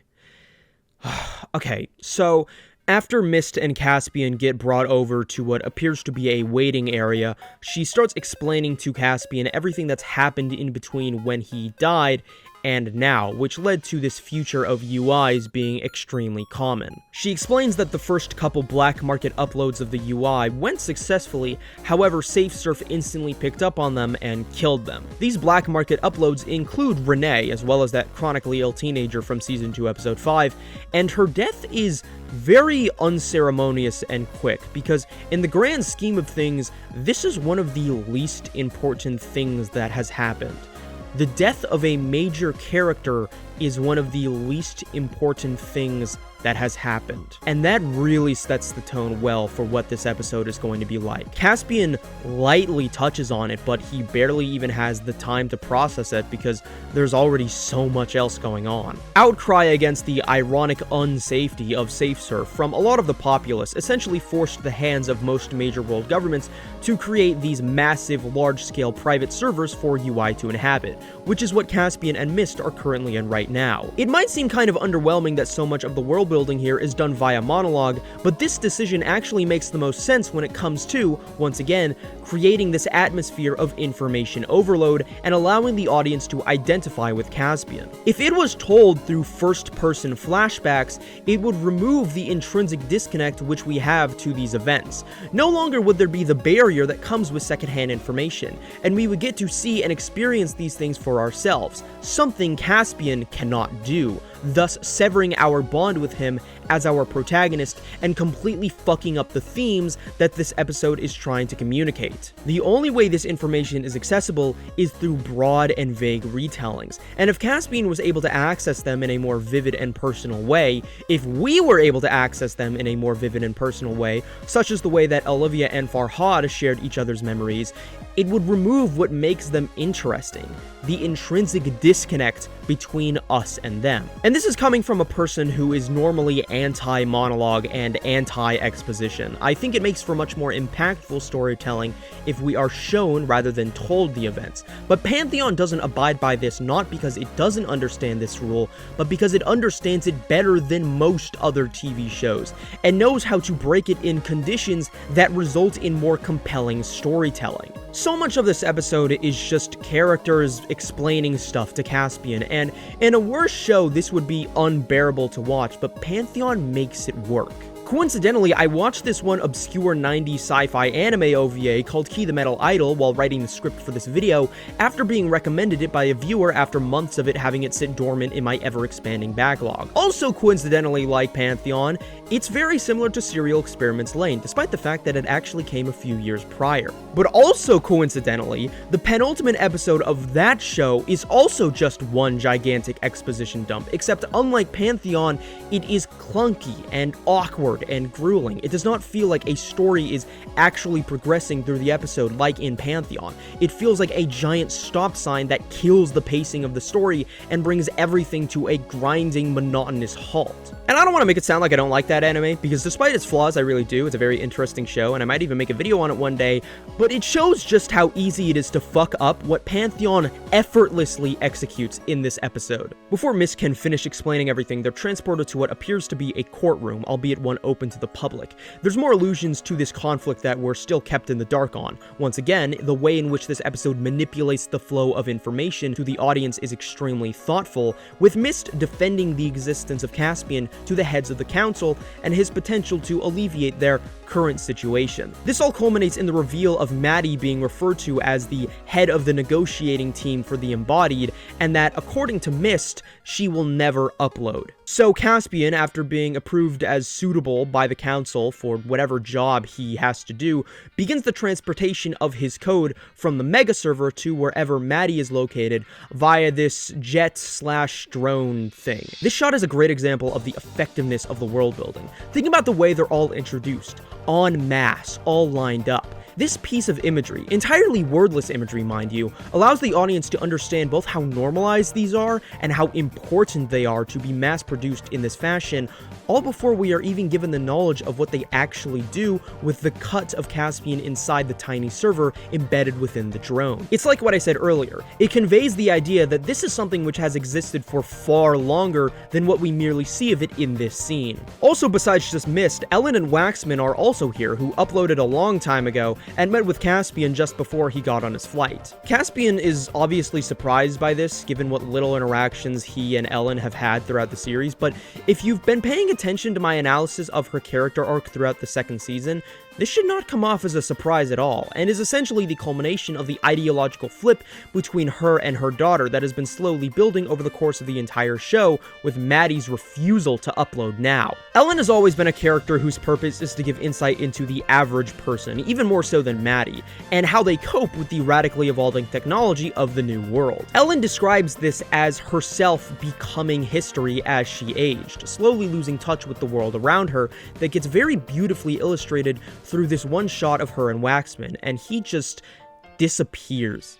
Brutal. Also, this is where we learn that Ellen and Waxman have been married for 80 years at some point before Caspian's return. You can really tell how burnt out I am this deep into the video that I can't even be bothered to re-record my lines. That is a little bit more surprising, but I think it does make sense. I mean, from episode 1, we saw Ellen trying to find another man, even if she was still grieving David. And to have it just get skimmed over like this, 80 years gone over like it's nothing, is an amazing example of how the show manages to convey just how much things have changed. Not only that they were married, but that it's already past tense. It's another layer of change and information to disorient both Caspian and the audience. Also, something the series doesn't overtly address is just how old are these characters mentally?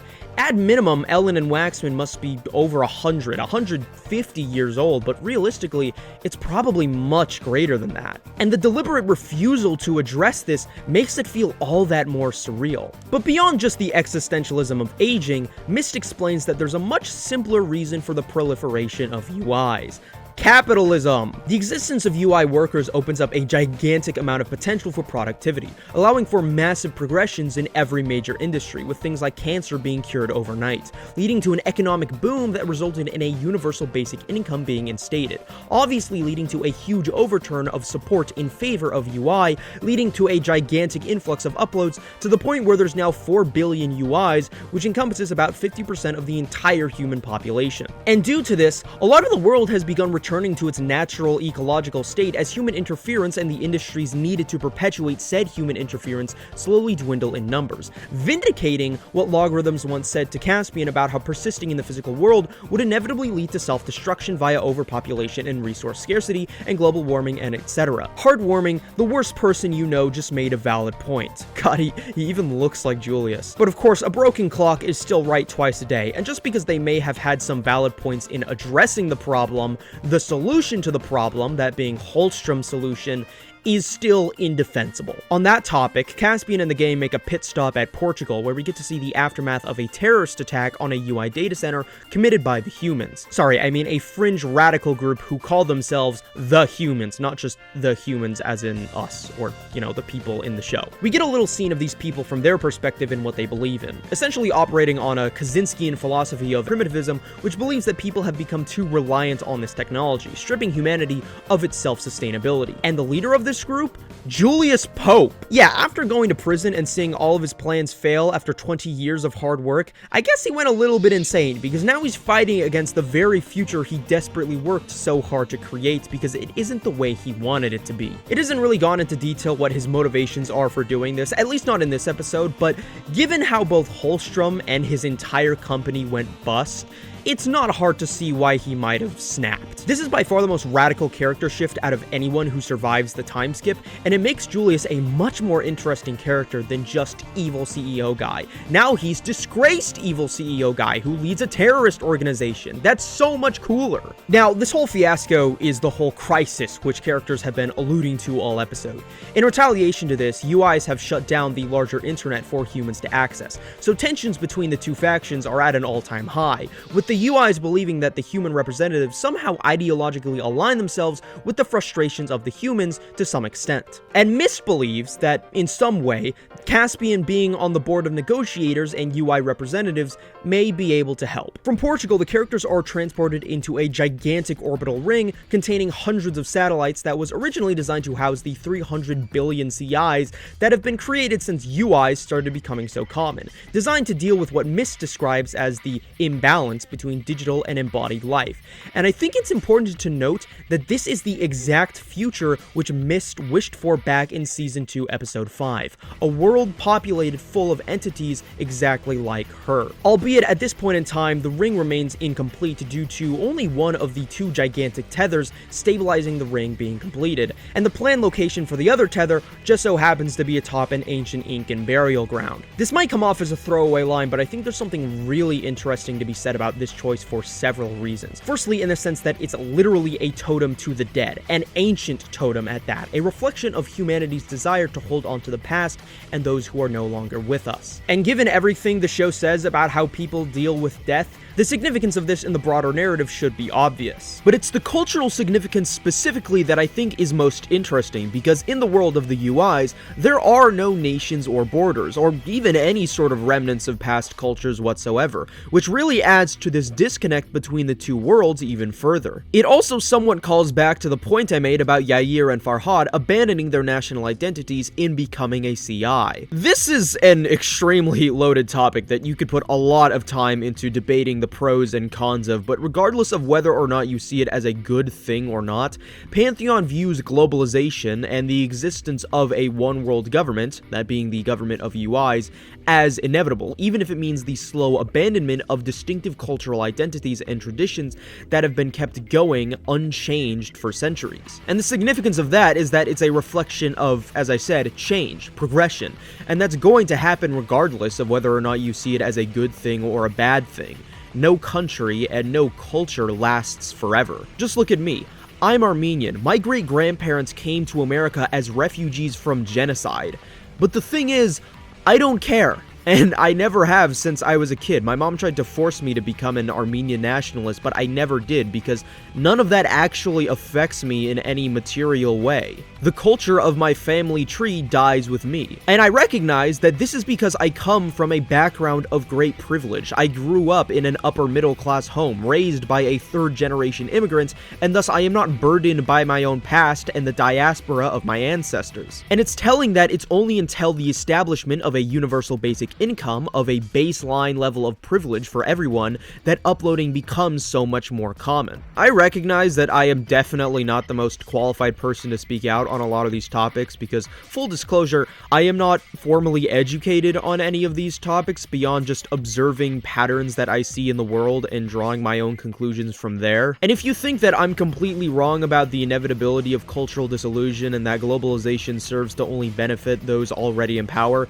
you're probably right, especially given that the first citizens we see to represent legal uploads are uber-wealthy white people. I am just relaying what I interpret the show's themes to be, which is that even if you think globalization may lead to severe consequences for everyone outside the first world, it's going to happen regardless, which I think overall is how the show presents this dilemma. I know that this is just a throwaway line without that much significance, and I doubt that anyone has thought about it as hard as I have, because Pantheon is not really a show about things like colonization and Eurocentrism, but I find that even in Pantheon's throwaway lines, there is a ton of nuance and room for dissection in this way, which is why I love this show so much. It's just one more example of how this episode manages to do so much with deceptively so little. And in fact, I actually had even more, a lot more written up about this whole thing before deciding to trim it down because I thought it was kind of distracting from my main point. Now, it's a long flight from the Tether to Palo Alto, where Maddie has remained all this time, not changing her location. And so Waxman underclocks Caspian, shutting him down until, in another obvious Matrix analog, he wakes up naked in a septic tank full of goo. And it becomes clear pretty quickly that this is an artificial body made up of a robotic humanoid skeleton and biogenetic augmentation which has been embedded with Caspian's UI. We learn that this thing was actually designed by Maddie, although with the distance between UIs and humans becoming ever larger, especially in the wake of this current pseudo-Cold War they've got each other locked in, it barely gets that much use anymore. Do you remember earlier, back in Season 2, Episode 3, when I described the world of Pantheon as proto-cyberpunk, and that it was a story about a world transitioning into becoming a cyberpunk future, albeit with more of an emphasis on the cyber and less on the punk, as it's not nearly as aesthetically grimy as the likes of Blade Runner or Akira? This is exactly what I meant. In seeing this transition to a truly full-blown transhumanist future after an entire show's worth where a society like that was teased towards and alluded to as a possibility but never shown outright, is one of the coolest and most satisfying reveals in the entire show, and utterly brilliant from a thematic standpoint. What I also said in Season 2, Episode 3 regarding the introduction of Mist was that the show's patience to introduce concepts that we otherwise take for granted in science fiction gives them so much more weight and makes them feel all that more futuristic. And the same applies for this. It's a simple matter of narrative payoff, and good lord, does it pay off. Ellen and Waxman have also got their own bodies, and they lead Caspian to, of all places, the Logarithms facility, or at least the building that used to encompass Logarithms, which has now become overgrown with plant life because, with Julius in prison, Holstrom and Renee dead, Waxman defected, Carrie completely MIA, and the entire company in, to put lightly, hot water due to the Norway compound FBI raid back in Season 2, Episode 2, its own downfall was inevitable. Once actually entering the building, Caspian meets David Kim Jr., his son. What the fuck? But before he and us, the audience, can even process the bombshell of that reveal, Maddie walks into the room and she is different. As in, she's 36 years old and looks incredible, but that's superfluous to what I'm talking about. Maddie has a very uncharacteristically bitter demeanor in everything that she says, which feels completely removed from the optimism and compassion she had developed towards others over the course of the series until this point. The way she talks to Ellen, ironically, feels closer to the way that they talk to one another in the very first episode of the show. Distant, emotionally closed off, and vaguely annoyed. And the way that she talks to her own child, and especially how she refers to Mist, isn't any different. She refuses to believe Caspian is actually Caspian, even after he gives a vivid recounting of their first kiss, although eventually she begrudgingly asks him to escort her to the load-in dock once some of the other diplomatic representatives ask her to hurry it up and get to negotiations. So halfway into the episode, we finally get to see Maddie and Caspian reunite. For us, it's been maybe a little over half an hour if you're watching this episode and the previous one back to back. For Caspian, it's probably been several hours, and for Maddie, it has been 2 decades since this has happened. And despite the fact that we are seeing this from the perspective of Caspian, and it hasn't felt like that long because of that, the weight of how much time Maddie spent alone without him is felt as she spontaneously clings to him once they're alone, completely contrasting that previous outward persona of cold bitterness. She claims that she hasn't spoken to Mist in 2 years and explains to Caspian everything that's happened with her following his fight with Holstrom. Just as she did with David, Maddie had to once again watch one of her loved ones die after becoming a UI, something she could not let go of even though she knew it was for the greater good. However, she was not given the opportunity to properly process that grief like she was with her father because, well, she was pregnant. Yeah. And we get to see flashbacks of her struggling between wanting to put her child up for adoption or wanting to keep it, having to raise that child while putting herself through her last few years of high school and college at Stanford, where she would go on to become an incredible inventor, gaining massive success as the forefront leader for bridging the gap between the virtual and physical world with the creation of those robotic models. This is one of the last things I would have ever expected the show to cover in like a million years. The struggle, the realistic struggle of being a teenage mom. And I know I'm kind of a broken record when I say this, but I doubt any other show would have the confidence to go through with something this bold and this unexpected. Not only is it just the risk-taking that I appreciate, but it's also a perfect representation of the show's commitment to its own narrative. You could have easily just had that sex scene be meaningless and amount to nothing and just thrown in for the sake of a quick gag or like some emotional beat, but no, in Pantheon, everything is important and has meaning and consequences that affects the world of the story in deep ways, whether that be literally or thematically, and committing to that, committing to the literal bed which they have made for themselves, is part of what makes this such a compelling moment, because yeah, of course it makes logical sense that Maddie would get pregnant after having unprotected sex, because that's what happens in real life when you have unprotected sex, even if it was only just once. Why does this come off as unexpected, even though it should be entirely expected given what real life is like? Because it's not convenient for a writer. It would have been convenient to just forget all about the sex scene and have it be some tossed off thing that didn't matter, which is probably what most people thought it was until David Kim Jr. was shown on screen. Shown on screen? Shown on screen. I don't know why I'm going off script, I always stutter my words. But the show doesn't care about what makes for convenient writing, it cares about what makes for good writing. And that is what I love so much about this show. The main thing we learn, however, which provides the foundation for the person that we see today, is buried in the reason that she decided to both keep the child and also never upload. And realized there's no mistake I could make. No mistakes that would matter. As long as I didn't live forever. However, this anti-upload stance has put her at odds with her own son, who wants her to sign off on early uploading him before he's of normal age, because that's what has become the new normal, becoming a UI. And so Mist seeks him out and agrees to upload him black market style off-grid. Maddie barges in before they can go through with it, lashes out at Mist, and bans her from contacting her or her son ever again. And that's the last conversation the two ever have for the next 2 years. You can't stop the future, Maddie. This line is incredibly important in understanding these 2 episodes on a broader level, with what I've talked about before about the show seeing technological progress as an inevitability which you cannot go back on once it's introduced into the world. And just as well, it is vital for understanding the person that Maddie has become. Because now, at this point in time, it is Maddie who has become behind the times, who has become shackled by the past, still not having recovered from her UI-related trauma to want to do anything with it, especially not her family. And this incongruency with the world has resulted in the very bitter and standoffish personality she's accumulated today. Her own son may quite literally be a totem to being unable to move past her grief with Caspian, as a part of him always remained with her. Even the creation of the robotic models is just another way of attempting to recapture a past where your loved ones were still here in the physical world. Maddie can't cope with any of this, or rather she can, but she refuses to because she has been unable to move on from her own trauma for the past 20 years. Ironically, in a way, she's become just like Ellen in the way that she treats David Jr., overbearing, distant, and technologically out of touch,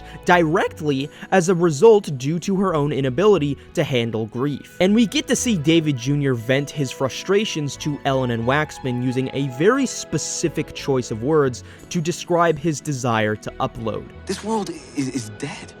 And once again, given how much of this story is about characters' inability to properly process death, I don't think that I should have to explain the significance of describing the physical world in this way, especially as it relates to Maddie, a person who is chronically unable to move on from the dead. Once Caspian and Maddie make it to their destination, we finally get to see Maddie and Mist talk to one another after all this time. Mist's entire motivation for involving herself with the diplomatic negotiations between the digital and physical world is derived from her own desire to make amends with Maddie, which would be a literal symbol of digital and physical life coexisting. Once again, just like everything else with this series, it always comes back to family dysfunction. Now, Mist has not been totally honest throughout the course of the episode, deliberately withholding information from both Caspian and Maddie out of misguided concern, especially since she didn't tell Maddie anything about her work towards recovering Caspian over the past 2 decades, letting her believe that he was gone forever. And this is actually the reason why she wanted to upload David Jr., because his code would be close enough to Caspian's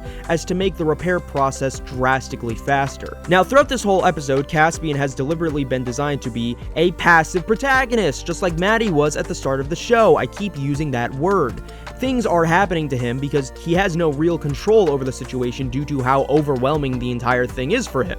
And remember that feeling as though he has control is a very important part of his character due to his entire life being out of his control because of Logarithm's involvement with it. So for the first time in the episode, we get to see how Caspian feels about this whole thing, that Mist, as well as Maddie, didn't even consider his emotions. He asserts that he made the decision to sacrifice himself, the one thing in life that he actually had control over in the decision, the one thing in life that he actually wanted to do. Although Mist claims otherwise, that Caspian, or at least a part of him deep down, didn't want to die because after spending so much time sifting through his code, learning everything about him, everything he has ever thought and felt and experienced is now part of her as well, and that's how she fell in love with him. Okay, I'll admit it, this is maybe the one thing that I think is kind of just out of nowhere and doesn't really make a whole lot of sense.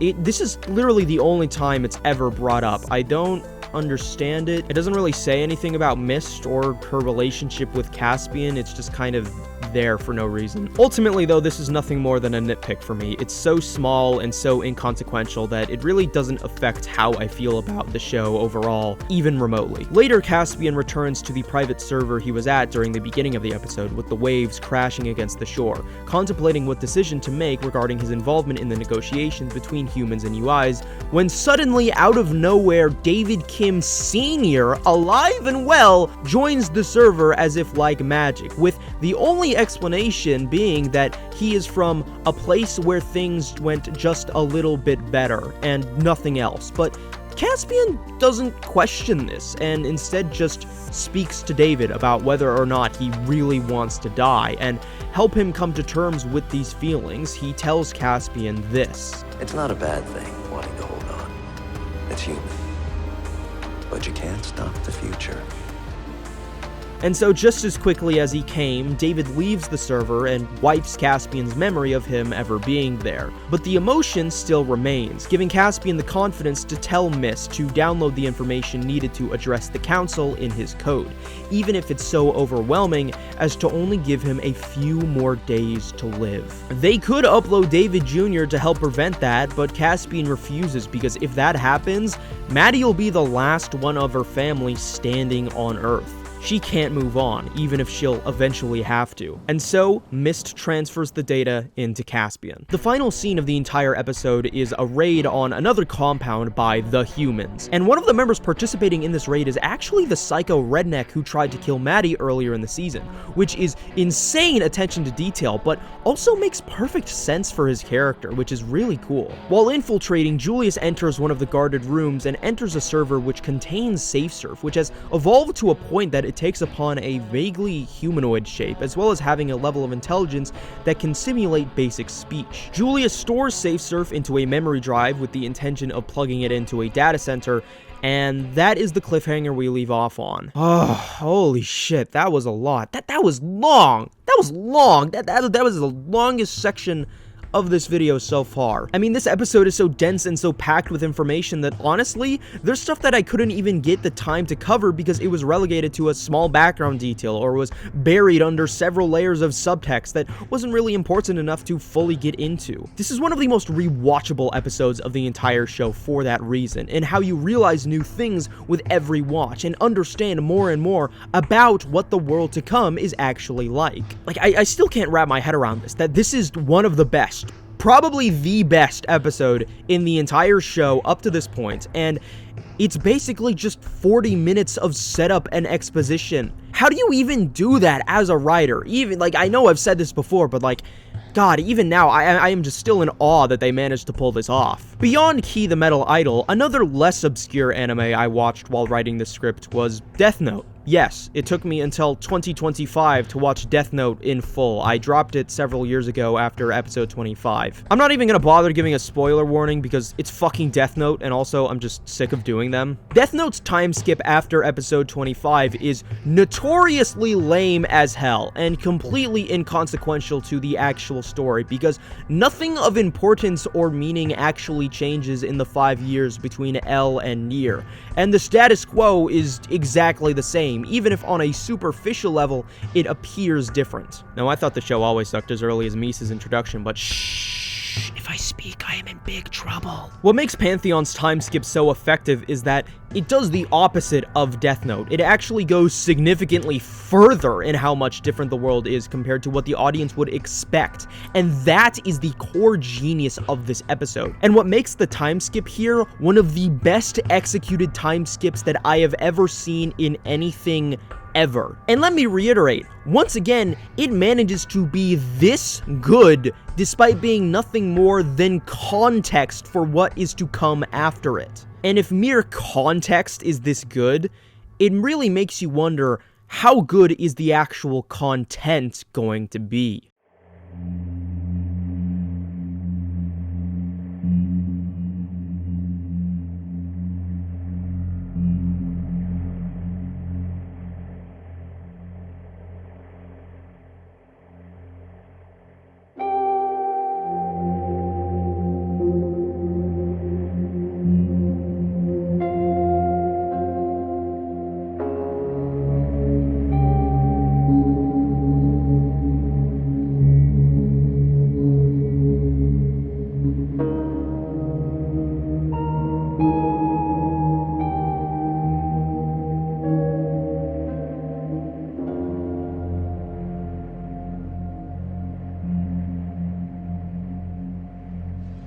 Deep Time is not only without question the best episode of the entire show, but also without question the best episode of any animated TV show I have ever seen in my entire life, and most likely will ever see in my entire life. Yes, I think it's better than that one, better than that one, better than that one, better than... Look, you get my point. I feel like I already went over this at the start of the video. But before I start with that, I want to talk about the nature of endings when it comes to animated shows. I want to look at two of what are generally considered to be among the best endings of any animated show: Avatar and Gravity Falls. I think each of these shows' respective endings are pretty good, but, and this is very controversial for me to say, but I don't think either of these endings really elevate the show to a level of quality higher than what they already were previously. I think that they each have episodes, not even season finales, but just random episodes, which are better than their respective series finales even. These endings are what you think of when you think of a, stock ending. They don't really do anything particularly unexpected or shocking. Despite the fact that they are designed in a way to leave things open for a potential sequel or spin-off, everything within the story is wrapped up very neatly in a tight little bow. If they were children's books, they would most likely end with the phrase, "and the evil villain was defeated and everyone lived happily ever after."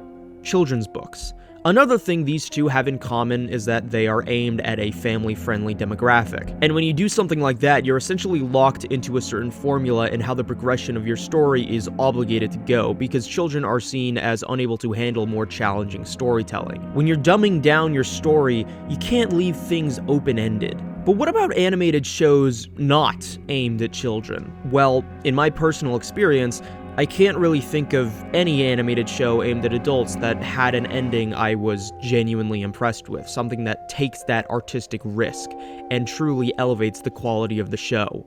Primal and Samurai Jack Season 5 both notoriously have very disappointing endings. Moral Orals was decent, but obviously rushed due to the cancellation. Same goes for the Venture Bros. Scavenger's Reign was good, but the creators clearly had more story to tell. Arcane's second season was significantly weaker than the first and played it way too safe. And bear in mind, these are all shows that I do like, at least to some extent. The only show I can say that really does what I'm asking for here is BoJack Horseman, a show that is so radically different from Pantheon and most of the other shows I've mentioned that it's kind of pointless to compare the two. Also, I personally just have very conflicted feelings about BoJack in general, but that's not really worth getting into. Pantheon, and it's not even remotely close, has the best ending of any animated TV show that I have ever seen, and one of the most experimental endings of any television show, period. Reminder because I mentioned it so many hours ago, but my favorite piece of art ever is Evangelion, specifically the end of Evangelion, and this episode is, at least in my opinion, the closest that any piece of animation that isn't just another anime has come to reaching that movie, both on an emotional and existential level, as well as just the raw amount of quality. To me, a story is defined by its ending. A great ending should be one which completely recontextualizes the entire narrative and is the ultimate key to understanding it. And that is exactly what Deep Time does. You may not like this ending, you may personally find it to be overwhelming and confusing, and while I personally disagree with you, I can at least understand why a person may come to that conclusion. But one conclusion that I refuse to accept a person to come upon watching the ending of Pantheon is that it is boring, or that it is forgettable, or that it is predictable in any way, because that is a complete lie on all accounts. Nothing as insane as this episode has ever been done before in animated TV, not even close, and absolutely not nearly as well executed as it. I genuinely cannot understate just how much of an absolute mindfuck this episode is. Also, something to note before I actually start a more concrete analysis of the plot, this is the longest episode of the entire show, at around 45 minutes not counting credits, as opposed to the 40 or so minute standard of all the other episodes. The season 1 finale comes close, but is still about a minute shorter. We open on the dead of night with Maddie, alone, inexplicably in the icy tundras of Norway, just off base of the old Norway compound. From behind, we see the perspective of a person approaching her. She points off somewhere in the distance, and then we see Julius with the humans, infiltrating the data center through its sewer system, continuing his plan to unleash SafeSurf. Julius and another companion enter while the two watch guard outside. As the two traverse the tunnels, Julius reveals what happened to him. Despite the fact that he was instrumental in creating this future, he is not even allowed to partake in it due to his status as a person with a felony record. And then out of nowhere, he shoots his companion straight in the chest. He never cared about their cause. He never cared about anything. He calls their name stupid and their cause petty. At this moment in time, Julius Pope believes in nothing beyond revenge. Revenge without ideological meaning or purpose. As a husk of his former self, all he aspires to do is to destroy those around him for claiming what he could never have but desperately desired: power.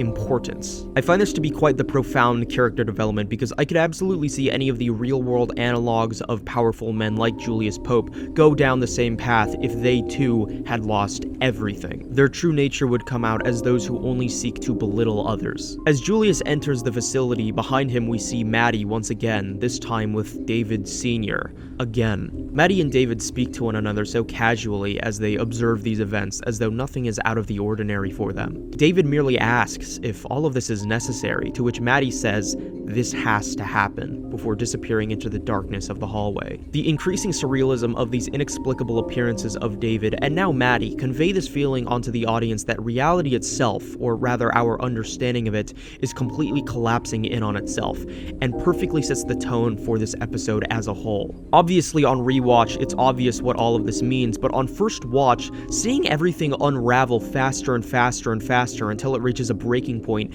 is an experience unlike anything else. Within the data center, all of the UIs and CIs have assembled at the council forum to assess Caspian's worth as an ambassador. He's got a cool new arm to compensate for his body's deteriorating state. In this discussion, we learn that the UIs at this point have become out of touch with the embodied. They carry themselves with an air of pretension and superiority, looking down on humans for being behind the times and halting the flow of progress. And they consider this prejudice and condescending attitude to be entirely justified, righteous even, due to the 100 million lives lost in the bombing last episode. Even now, they're hesitant to fully trust Caspian as a worthy representative of their beliefs, because he actually believes in attempting to compromise between both parties instead of one-sidedly setting all terms in favor of themselves. And despite the fact that they appear to be so out of touch with humanity, I feel like this very moment is inarguably the most convincing argument for UIs truly being human, regardless of corporeal form. Because this civilization, that is likely tens of thousands of years advanced into the future due to overclocking, is still plagued by the exact same problems of that fundamental human inability to coexist without conflict.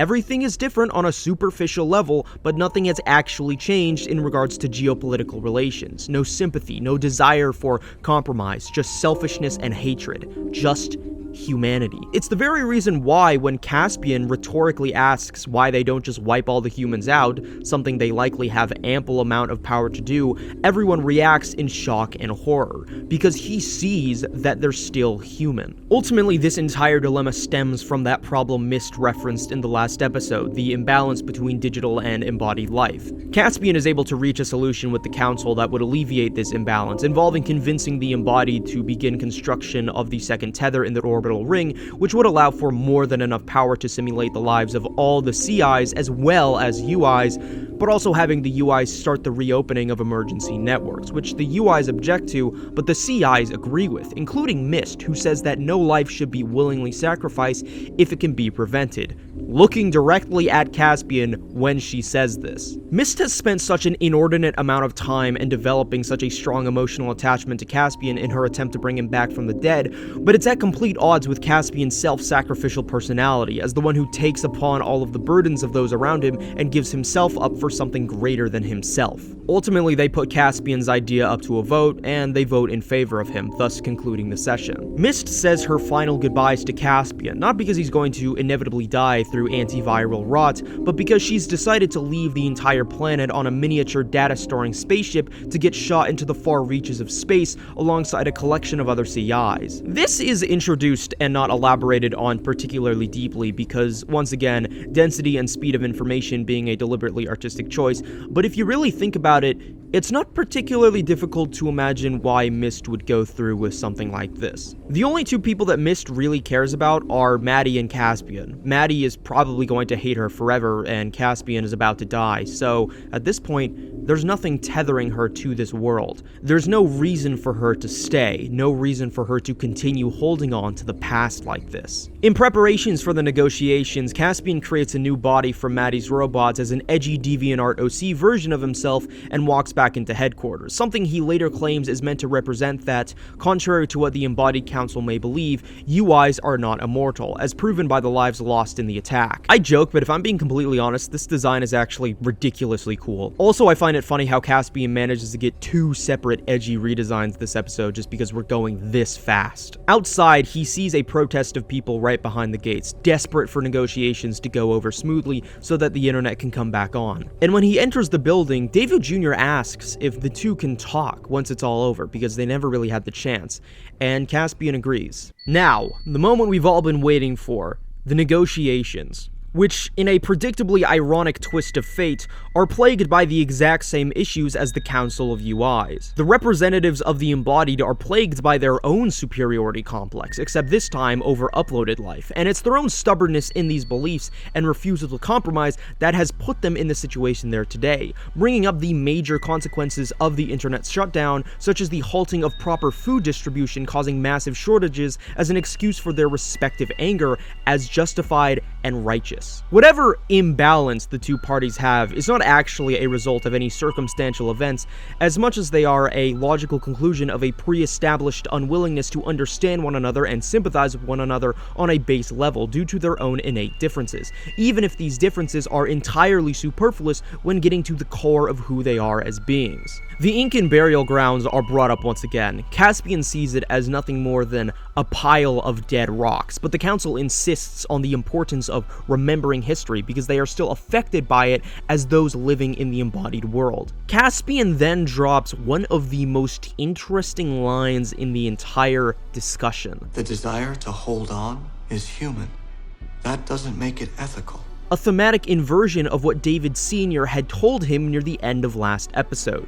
Caspian, realizing that it is this humanity of both parties which has caused this impasse, attempts to rationalize things from a utilitarian standpoint. That the UIs are merely attempting to create the most effective means of energy management and distribution with the completion of the orbital ring, something which would be a gigantic net positive in the well-being of the embodied, and criticizes the council for upholding the lives of the dead as more important than the lives of the living. And Maddie agrees with him. The first thing that she says the entire meeting. She criticizes her own council for their hubris, claiming that they don't see uploaded life as real life, finally admitting to Caspian, to herself, that yes, she believes Caspian is alive, that David was alive, and only forced herself into telling herself that they were dead because it was her only coping mechanism for dealing with the trauma, because it was easier to tell herself that they were dead all along instead of having to re-experience the pain of losing people close to her over and over and over again,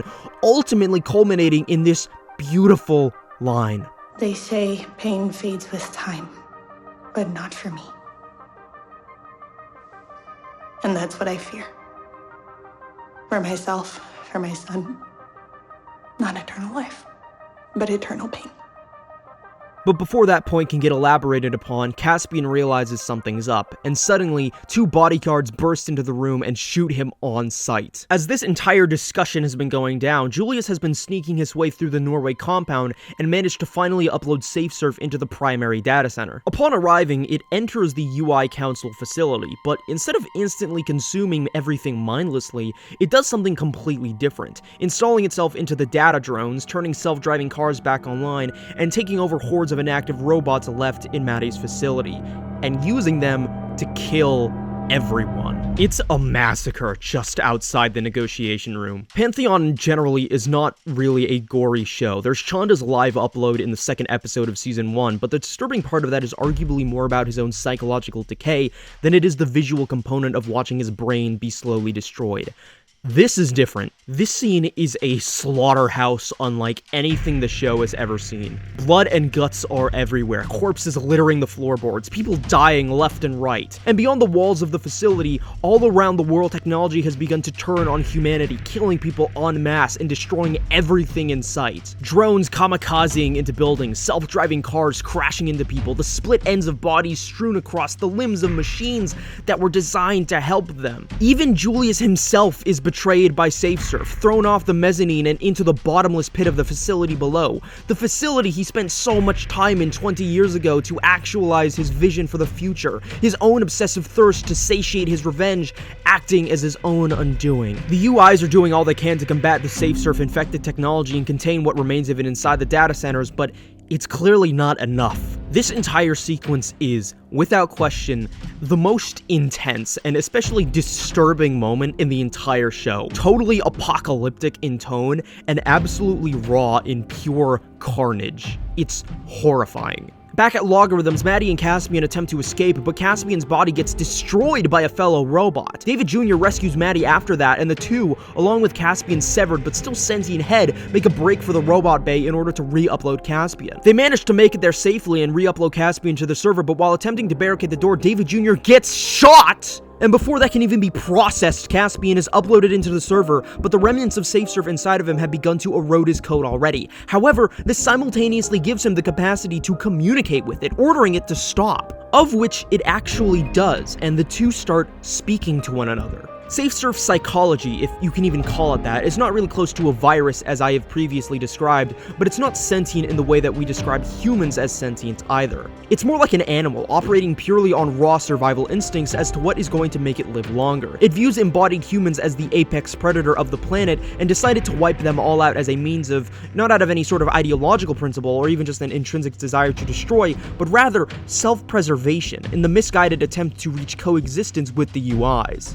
All it really wants is to exist and have a place in the world, which, given the past 20 years of it having been spent locked away, it at least makes some sort of sense on an emotional level. I should clarify that I'm not sympathizing with SafeSurf here, obviously. I think it's something that is so removed from humanity that it's impossible to sympathize with, but the capacity it demonstrates for at least some level of sentience is something that is crucial to recognize in understanding its purpose in the story. Of course, though, none of the UIs or CIs want anything to do with SafeSurf, let alone coexistence, so Mist suggests allowing it to take the place of her and the other CIs as the passenger of the spaceship she was set to travel in. SafeSurf initially doesn't want this either, but Caspian, as he's being consumed by the antiviral, tells it that it must reject the singular mission it was designed for and take upon its own will, becoming more than what its instincts command, to find other life. Other people, brilliantly paralleling and bookending his own character arc before he's fully consumed by the antiviral and the final remnants of his consciousness return back to his disembodied head in the robot bay. David Jr. begs Maddie to bring him to the upload center so he can survive, but it's already too late. He never even got to have a real conversation with his own father like he wanted, and then he's gone.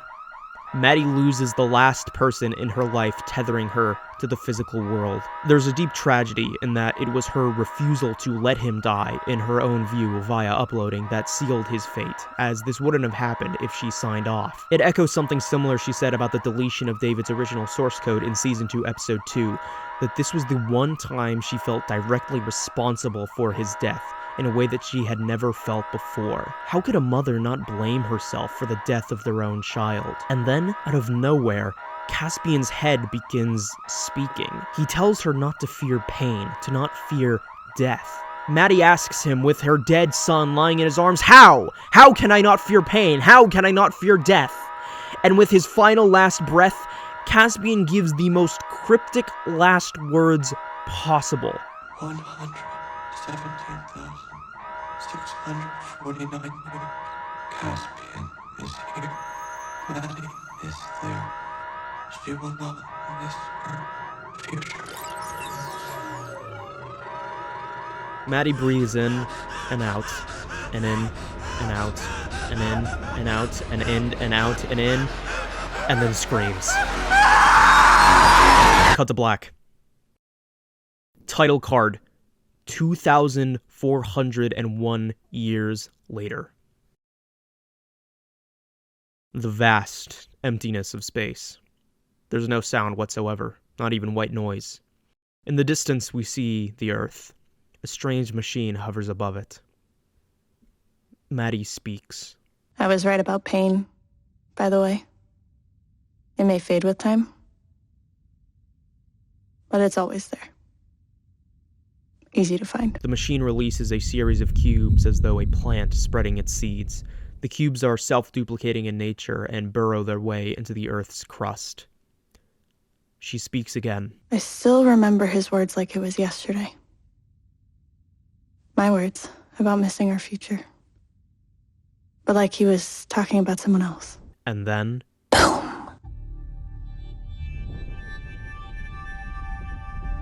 the Earth explodes into a mass of molten lava. Cut to black. Title card, 16,807 years later. What remains of the Earth is nothing more than a gigantic ball of energy, an overflow of light, a star. Maddie speaks again. I was wrong about time, by the way. It's not as scary when you can underclock. Let centuries flick by like thumbing a book. Which is good. Because it takes time to bust up a whole solar system. It takes even more time to shape the debris into my vision. But that's cool. I got time. The lower energy photons that escape off the back only get so far before they hit the next layer.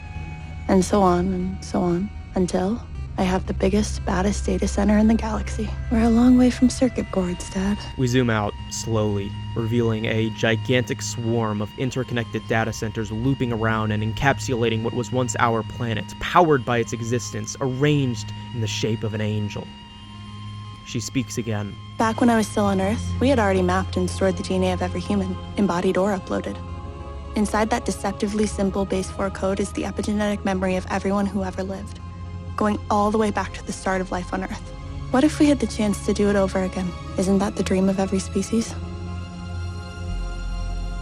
Could a program be written to allow us that second chance?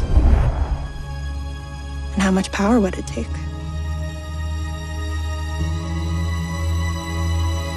Cut to black. Title card, 117,649 years later.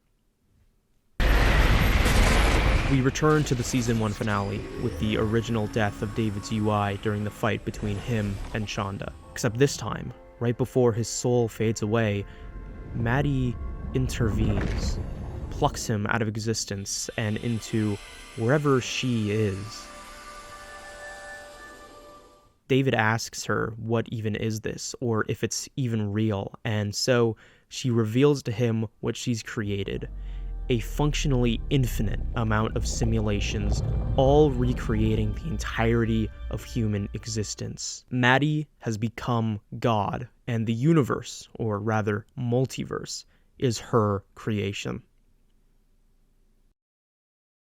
I mentioned earlier that the ending of Season 2, Episode 6, with the reveal of the 20-year time jump, is the moment Pantheon becomes the greatest animated show of all time. But on first watch, this was the sequence that actually made me realize it, for reasons that I feel like I have gone in length describing in indirect ways already leading up to this. I have talked a lot about how boundary pushing and experimental all of this is, as part of what makes it so impactful. But what I haven't talked about is how ambitious it all is. This moment is such an unbelievably gigantic expansion in the scope of the narrative that I don't think it would even be possible to become larger and grander and more epic than this. As I watch this episode, it's like I'm watching an entirely different show. Everything that once was feels all so distant. Do you remember when the show was about Stefan Holstrom? He hasn't been mentioned even remotely since an offhanded comment by Caspian last episode, forgotten to history despite how desperately he tried to be the most important person in the world. Remember when Carrie was an important character? Remember when Shonda was the main antagonist? Remember Hannah, or Justine, or Cody?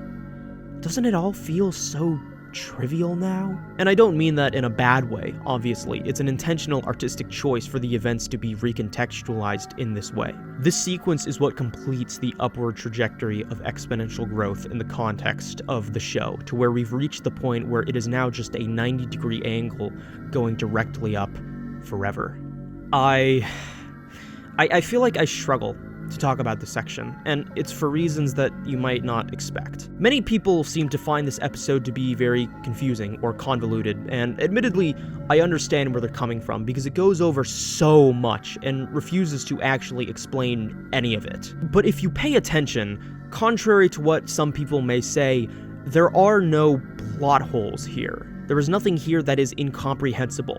Everything here makes perfect sense. In the time between Maddie's scream and the 2,401-year time skip, what likely happened was Safe Surf went into the spaceship, putting that catastrophe to a halt, and Maddie, confused yet fixated by the final words of the only man she ever loved, and especially now that she has admitted to herself that she does believe uploads are alive, and with her only remaining family member in the physical world gone, she has no excuse not to upload at this point and be the one to live forever. I didn't cover this because it was so quick, but in episode 7, Ellen offhandedly mentions to Maddie that she can choose to die as a UI if she wants, even setting a random timer to emulate what death is really like as a human. Even when given the gift of immortality, humans don't want to live forever, because that's fucking insane. Do you want to live for over 100,000 years?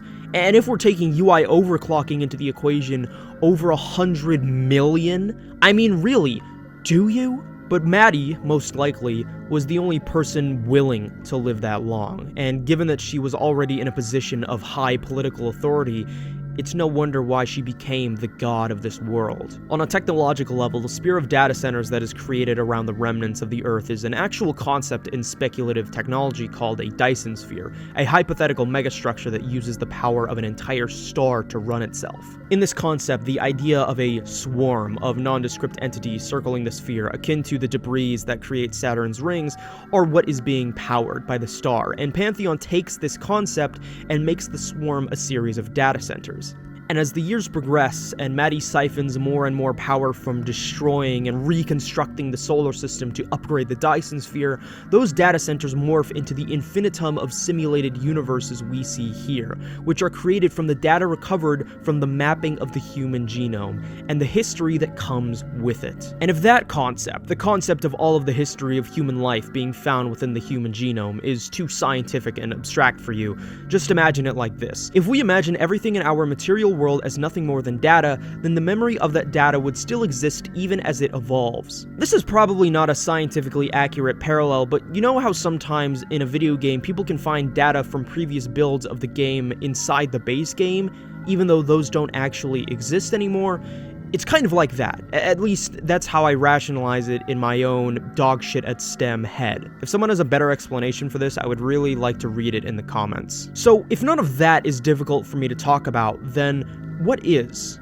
Well, it's simply that I am at an impasse as a YouTuber where a work of art is at such a high level of quality, and for such obvious reasons, that I don't think that I can say anything about the sequence that can bring any kind of new meaning to it. It's at this point where all you really need to do is just watch the show. Yes, maybe I can explain the literal plot and the explanations for all of the high-concept sci-fi stuff as I have just done, but none of that really matters here. All of that is nothing more than context for the emotion. That's why all I can really do is just play Maddie's dialogue in full without comment, because it doesn't need comment, because it's that fucking good. I'll say this though. When I first watched this episode and saw this moment, and then saw it again when I rewatched this episode for this video, I cried. And admittedly, I couldn't tell you why this isn't a sad moment as much as it is just an existentially overwhelming one. But I did. In my adulthood, Pantheon is the only animated show I've ever seen to evoke that reaction out of me. Nothing else even comes close, even among my other favorite animated shows. So anyways, Maddie is God now, and thus the serial experiment's lane parallels finally come full circle as... Fuck this. I'm so fucking sick of these fucking spoiler warnings. Jesus Christ. God, how have you not watched Lane? How have you not watched fucking... It's the best... It's like one of the best anime ever made. It's like...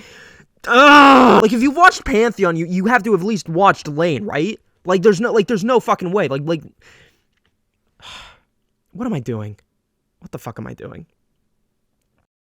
At the end of Serial Experiments Lane, Lane becomes, or rather realizes that she always was, God. However, I think in some ways, Pantheon is almost like an answer to Serial Experiments Lane, as an answer to the character of Lane, who finds herself a tragic conclusion as she erases the memory of her existence from everyone in the world to make sure none of the chaos that happens in the series ever did. She still exists, but only in a cogito ergo sum way. She thinks, therefore she is, but with no one to observe her and affirm that existence, she is nothing more than a hollow shell, wistful for human connection, but unable to seek it. Pantheon finds Maddie within a similar position of isolation, which is the exact reason why she pulls David out of the simulation. I also wanted to mention the significance of Maddie becoming God that Holstrom likely aspired to be as it relates to Caspian's character. Remember, back in Season 1, his first candidate for the one person he could trust to rule the world was David.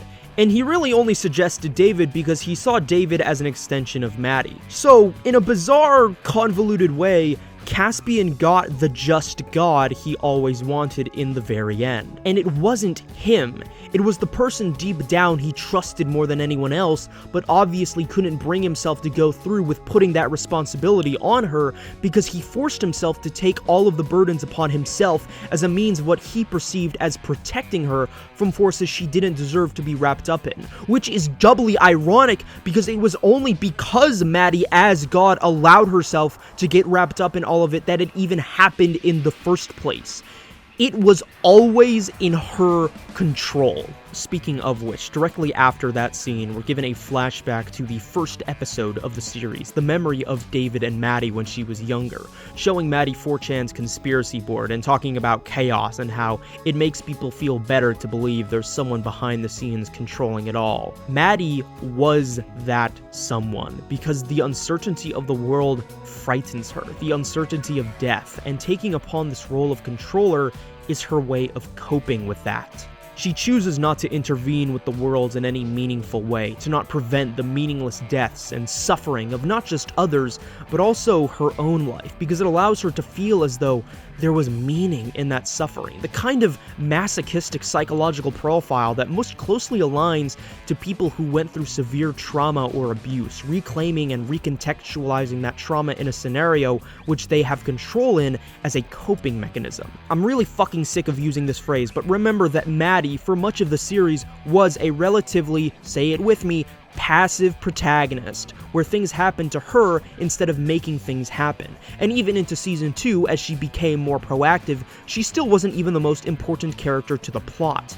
Caspian was. The reason that I have obnoxiously mentioned this over and over and over again is because with this reveal, she is literally the most important character in the entire universe of the show because she created it. So this exertion of power and control is essentially the furthest possible conclusion of her entire character arc. On a more narrative level, this flashback is brilliant in how it shows just how much of the series was plotted out from the very beginning, and how rewarding it becomes on second watch, seeing all of the foreshadowing to its ultimate reveal. And it goes far beyond this scene as well. In the second episode of Season 1, David, Ellen, and Waxman talk about the Matrix and the possibility of reality being in a simulation. In episode 6 of Season 1, Caspian tells Maddie that it feels like destiny that he met Maddie, even mentioning simulation theory in this conversation. Chanda also echoed similar feelings of fatalism in the same episode.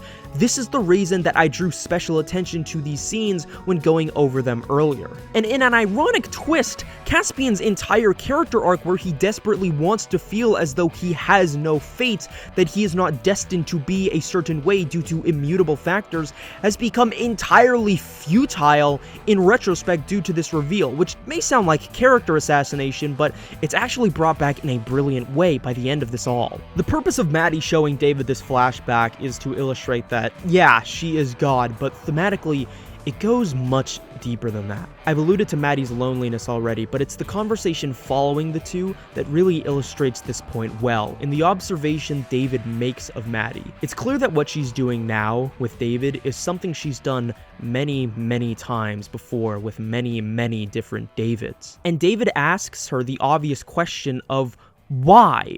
Why would you do this? What do you gain from this? Because I'm almost there. Maddie, for the past 100,000 years, has been attempting to recreate the precise conditions to get human civilization to match up exactly with the timeline we have seen throughout the course of the show, which led up to Caspian's infamous final words about she and Caspian being together 117,649 years into the future. And now that it's actually been this long, she's at the closest she's ever gotten to reaching that point. All she wants to know is what he meant by that. Even as a god, she is limited by her own knowledge. And despite everything that I have said, Maddie proves herself right with the Season 2, Episode 2 monologue. The reason I've referenced it so much, because she was right about how immortality locks a person into stasis. There are no other UIs left at this point except her. They all chose to die of their own volition, but Maddie, determined to live for this inhumanly long period of time,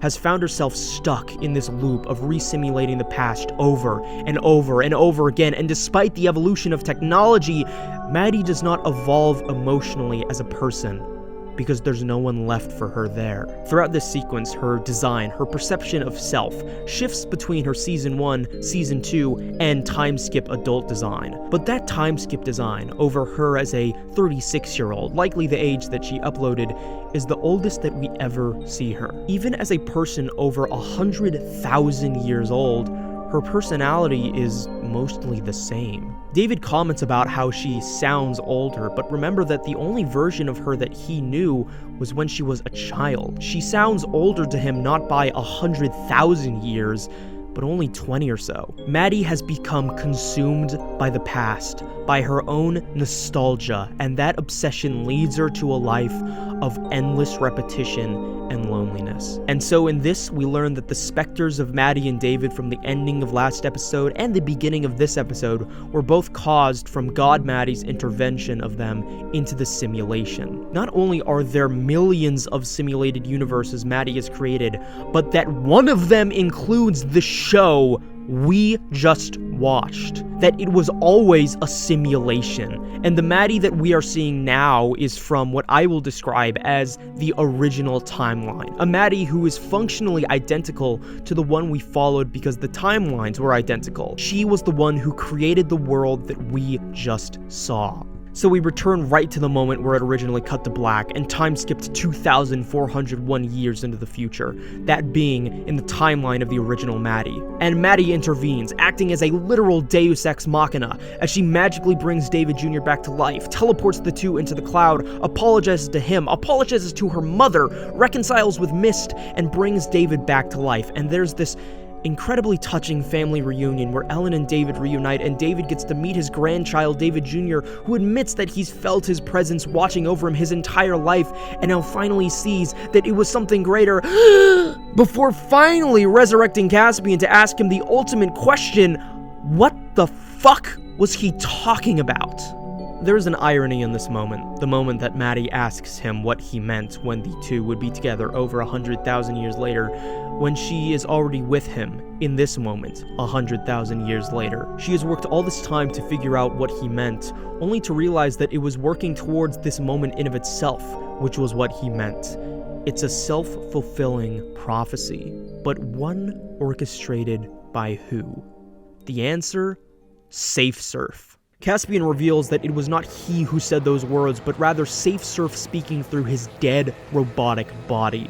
And that's when we learn that the reality that we are currently watching, not the simulation we are in, but the universe of the original Maddie acting as God, is also a simulation in of itself, curated by Safe Surf not 100,000 years into the future, but 43 million.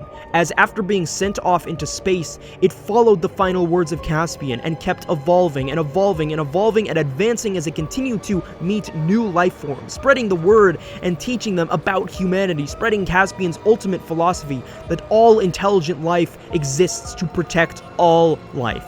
and creating this simulated reality as a means of thanking them for being their creators and giving them the means to understand this view. And Caspian's involvement in this is especially important because it is the epitome of how he has rejected what he was designed for. He has become the opposite of Holstrom in that he managed to cultivate self-actualization and identity within a creation, as opposed to letting SafeSurf continue to be a mindless husk with no prime directive. No Room 101, the phrase he used to describe Yair's core memory back in Season 2, Episode 5. However, despite being created by them, SafeSurf has far surpassed humanity at this point. Do you remember back in Season 1, Episode 1, when Maddie referred to the beginning of the digital war between nations with the advent of UI as the Singularity Wars? Originally, this might have seemed like a reference to UIs becoming more advanced than humanity, but the real singularity here is SafeSurf. It is the moment in which technology surpasses its creator as the ultimate reflection of the exponential growth of human evolution. SafeSurf also being the most advanced piece of technology in the entire series is also interesting because it's the furthest removed from humanity. UIs are simulated humans. CIs are AI byproducts of simulated humans, but SafeSurf is entirely artificial in nature, and it is not in spite of that, but because of that it is the one which has attained true godhood above everything else. SafeSurf's role in all of this, as implied, is that it comes from the true original timeline, not the original timeline that I've been speaking about thus far, but something even greater and much older than that, likely containing the true original Maddie. This something greater is represented through the offer SafeSurf gives to Maddie and Caspian to join an even higher plane of existence, something even beyond the world outside the cave walls they think they reside in, describing it as the Galactic Center, which is something that is left deliberately vague and unelaborated on because what we are unable to comprehend is what appears to the audience as the most cosmically grand. And yet, Maddie rejects the offer. She recalls the ancient adage of ignorance is bliss, not as a means of backhandedly demeaning others as it is often used, but seeing the actual worth in ignorance. People don't like knowing they're in a simulation. That's why she rarely involves herself. That's why she erases David's memories of seeing he's in a simulation after resurrecting him back into his timeline with his family. And given that she's just been informed of the fact that she too has lived nothing more than a simulated existence her entire life, it should be obvious at this point as to how she feels. What she feels like is Maddie Kim. She doesn't view herself as God. In a way, she certainly doesn't act like one. In all of this, Maddie has retained her humanity in spite of everything. It's the reason for her own obsession with repeating the past to begin with. She may have seen everything in the history of human existence, but the only time that she really cares about is what ultimately amounts to nothing more than a brief flicker among all of that. The time between when she and Caspian first met and when she and Caspian kissed. I miss ignorance. I miss pain. I miss life. And so, she decides that, together with Caspian, she wants to return to one of their realities. A reality where maybe things go different this time. Maybe a reality where she retains her humanity. And even if she doesn't, it doesn't matter to her. As long as she can experience the illusion of humanity, even for a brief period of time, it'll all be worth it. Even if it is painful. We even get a callback to the first line of the show, and that awkward moment where all of the other girls in class move themselves at once, which I thought was just really weird on first watch, is revealed to have been a product of the fact that it is a simulated reality, and all of her narration was actually her watching over the simulated reality. Oh my god, this show is so good. But so, the two enter the world, wipe their memories, and hope to meet each other soon as time goes on. And maybe, just maybe, things really will be different. Pantheon appears on surface level to be a story about what it means to be human, and it is, but the actual thematic weight of that question doesn't lie in the question of simulated intelligence or simulated existences. The idea of what if you were in a simulation or what if you lived in a simulation is presented with such immense weight by these characters. It is the central conflict of the entire story, and yet the conclusion the show comes to is that it doesn't matter.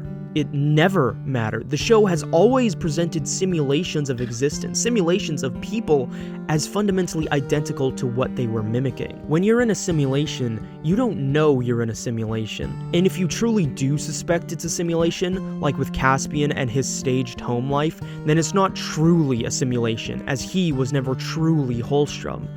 And that's why it doesn't matter. All that matters is the material reality in front of you, the people in your lives. That is the purpose of existence, just as Caspian says, to love one another and to care for one another. Contemplating the nature of your own existence is futile because it causes you to become isolated from your own humanity, the one thing which you do have control over. Hell, we watched the entire show without knowing it was all a simulation. And when I go back and rewatch it with the knowledge that it is all a simulation, I don't feel as though there is any sort of fundamental disconnect between me and the show, that none of it matters because it's all not real. Because it still feels real. That is the significance of the world being revealed to be an even greater simulation by SafeSurf, to prove that there is no significant difference between simulated reality and what we perceive to be true reality. There is no true reality. And that doesn't matter. All that matters, all that ever mattered, was your humanity. Even living over 100,000 years and becoming a god, that is the only thing Maddie ever cared about. Humans may claim to attempt to attain godhood through the increasing power of technology, but they'll never actually achieve that. They can't escape their own nature. And those who claim to have done so, such as Holstrom, are the ones most tethered to it than anyone else. What is your humanity worth? Everything. That's what it's worth. And that's what Pantheon is about. What Pantheon has always been about. You want more proof? Look no further than the final shot of the show. It is a one-to-one replica of the first scene of the show. Maddie in class, nervously on her computer as her teacher explains the violent mythology of the pantheon of Greek gods. In the original scene, the last place her eyes dart to before the frame switches shots is off to the side. But here, she looks directly at us, the fourth wall, the audience, almost as if, even though she claimed otherwise, a subconscious part of her, in the same way that a subconscious part of David Jr. knew that his grandfather was watching over him, she knows that she is in a simulation. However, her understanding of being within a simulation in this case is not something within the context of the world of the show, but rather an unconscious understanding of her own existence as a television character, an entire universe curated and designed with precise perfection. And the thing about TV shows, the thing about stories in general, is that they aren't real. But so then why, if they are not real, do they elicit such powerful and meaningful human emotions and immerse its viewers so deeply into this world? Why does it cause them to become so invested in its characters to the extent that it drives an insane person to create an absurdly lengthy YouTube video essay diving into every little detail of every single scene of every single episode that most people probably aren't even going to watch anyways because no one watches past the first 30 seconds of a video anyways? What is the point of any of that if it's not real, huh? Huh? Because it doesn't matter if it's not real. Because it feels real. And it moves us just as reality would. It affects our lives in a meaningful way. I have seen what people say about this show. Yes, the audience is niche, but it is passionate in ways that are beyond the reach of many other fandoms that I have seen. This show causes people to see the world differently, to think about things differently, to attempt to try and understand their place in the universe in ways that they had never contemplated before. The world of Pantheon is no more real or meaningful than whatever refractions of light are being signaled to our oculatory receptors in front of us. And that's okay. Pantheon is the greatest animated TV show of all time, but more importantly, it's my personal favorite animated TV show of all time. This isn't just a critic's intellectual appreciation for it, like with many of my past videos. This is a show that did something that no other animated show has done for me since I was young, and that was make me develop an intense emotional attachment to it, to its world, to its characters. I have never felt seen as a person by any other animated show, or that I felt like the show was speaking to me specifically, that it understood me, except for Pantheon. I am Maddie. I am shy and I am weak, no matter how hard I try to be the opposite. I am burdened by my own childhood trauma. I obsess over niche anime and video games. I am constantly paranoid about society collapsing in on itself. I have severe abandonment issues. I want to believe in the good of people, but I desperately find myself surrounded with the worst of them, and I am forever stuck in place psychologically by my inability to let go of my own past, my own nostalgia, despite how painful those memories truly are.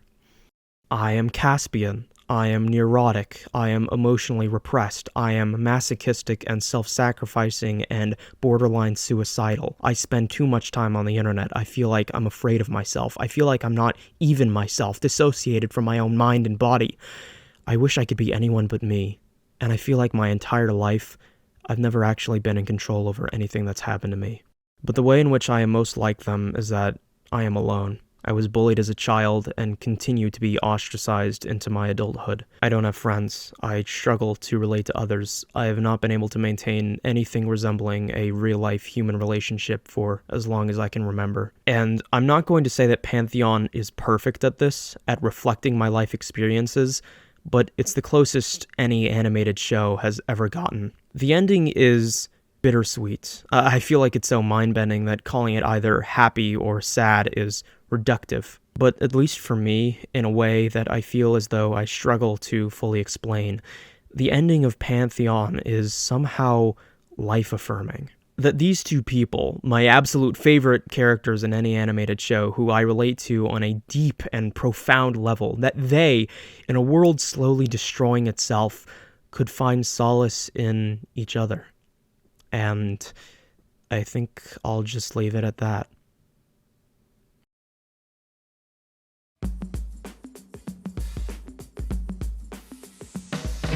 I have seen a lot of comments from people talking about this show, wishing that it could have gotten a third season, and I think the desire for that is exceedingly stupid. If you watch this show, see the ending, and the only thing you can think of is, this wasn't enough, I want more, I don't know what to tell you. You're missing the point. What the fuck would a season 3 even be about? Like, really, the show is a loop. You are stupid. The entertainment industry, and especially the animation industry, is ironically very anti-art in its philosophy. TV shows are not seen as meant to cause people to think or have a complex emotional reaction or affect their lives in a meaningful way. If they do, that's a mere side effect. They are designed first and foremost as content to be passively consumed. And most consumers in the world view television in the same way.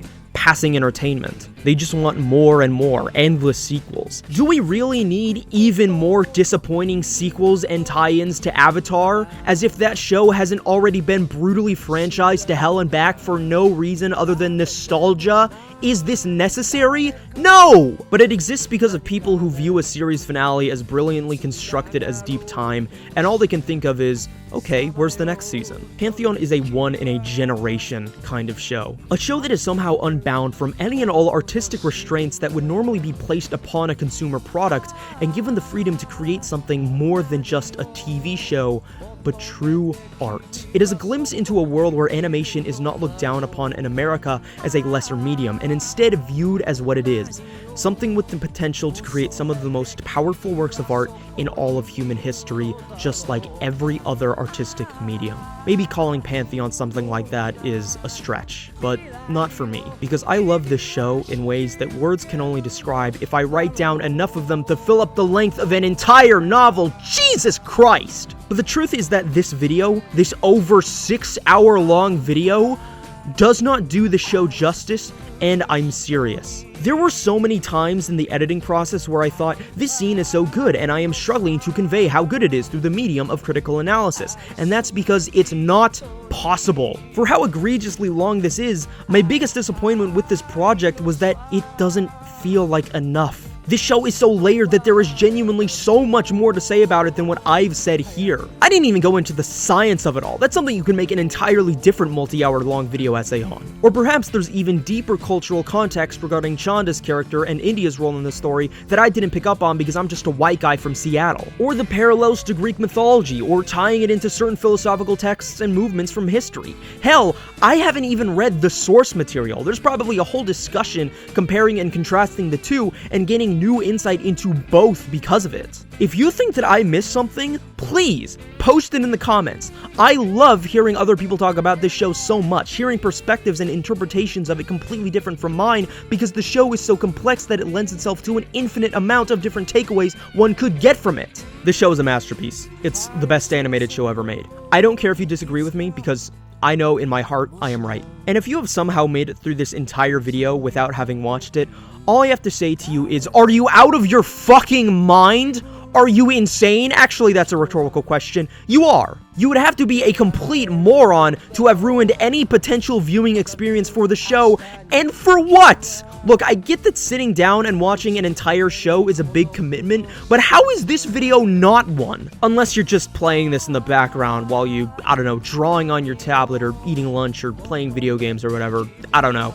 I didn't really make this video to be watched anyways. I made it because if I make a ridiculously long video essay about this show, that's enough to get people talking about it. It was never about me anyways. But speaking of me, I think that I should talk a little bit about the future of this channel. At the start of the video, I mentioned that I felt as though I was forcing myself to make videos on things that I wasn't really passionate about, or at least not passionate enough to where it would result in a video that I was truly proud of. And this kind of extends to my other point, which is that I've been thinking a lot lately and doing a lot of introspection about who I really am, and I have realized that I have been forcing myself to like a lot of stuff that I didn't like nearly as much as I thought I liked. Like, this persona that I put up in these videos isn't really reflective of who I actually am. Like, in this animation recommendation video I made, I don't think anything I put here is bad or not worth watching, especially if you are the kind of person who is interested in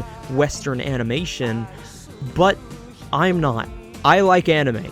I am a weeaboo, which was kind of obvious from the beginning, and part of the reason why Pantheon is probably my favorite animated show ever. But I just chose to force myself into this other category for reasons that I can't really explain myself. I guess I was ashamed for not conforming to these arbitrary standards of who I should be that I placed upon myself. Honestly, at this point, I think that my purpose of talking about adult animation doesn't even really need to be a thing anymore, because anyone with a brain can see that all of the most popular and relevant animated shows now are exactly the kinds of shows I want even more of, even if I don't love them all as much as I love Pantheon, and even if Arcane's ending fucking sucks. Just look at something like the cult success of Common Side Effects earlier this year. At this point, a channel like mine isn't really needed, and it never was. Now, what does that mean for this channel? Well, it probably means that I'm going to be making much different kinds of videos from now on, probably closer to the Southland Tales video I made last year. I have about 3 more long-form videos like this planned for the next half a year if I schedule this right and not fuck up and get really lazy like I did with this video.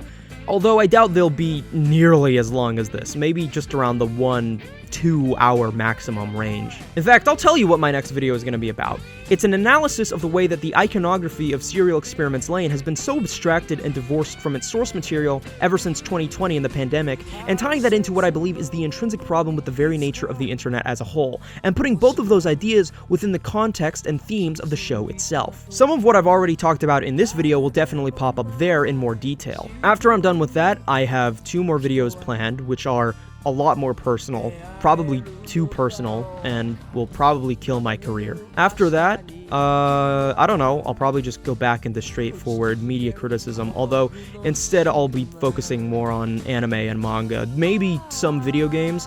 Although if another Pantheon level show gets put out from America, I'll definitely check it out and make a video on it, just not in the same format as my past videos. I hope to go into much more depth and with a more consistent thematic focus that goes beyond the source material itself, again like my video on Southland Tales. I really doubt I'll ever be making a video like this again where it just fully recaps the entire story. Now, in preparation for this, I have set up a Patreon page. I started making YouTube videos my first semester of junior year of college, and I'm graduated now, so I need money. I don't know how many people I actually expect to give me money, especially because I'm not a big YouTuber, but hey, I want to make this YouTube thing actually work. I might as well build the foundation now while I split work on whatever minimum wage job I do to make ends meet in the meantime. It's linked in the description. I'll be posting work in progress clips and behind the scenes stuff of future videos, allowing for early access on video releases, and please trust me when I say that you won't have to wait as long as last time, I swear. But what you'll probably find most interesting is that I will be uploading smaller scale content between larger uploads. It'll basically be in the exact same format as my older videos, maybe with slightly more casual voiceover and editing, reviewing whatever I just happen to be watching or reading or playing at the time. In fact, you can watch one of them right now, for free. It's on Deltarune, which is still pretty hot right now, so I hope it encourages people to watch. And I want to release one of these at least every week, because contrary to my past upload schedule, these kinds of videos are ridiculously quick to make.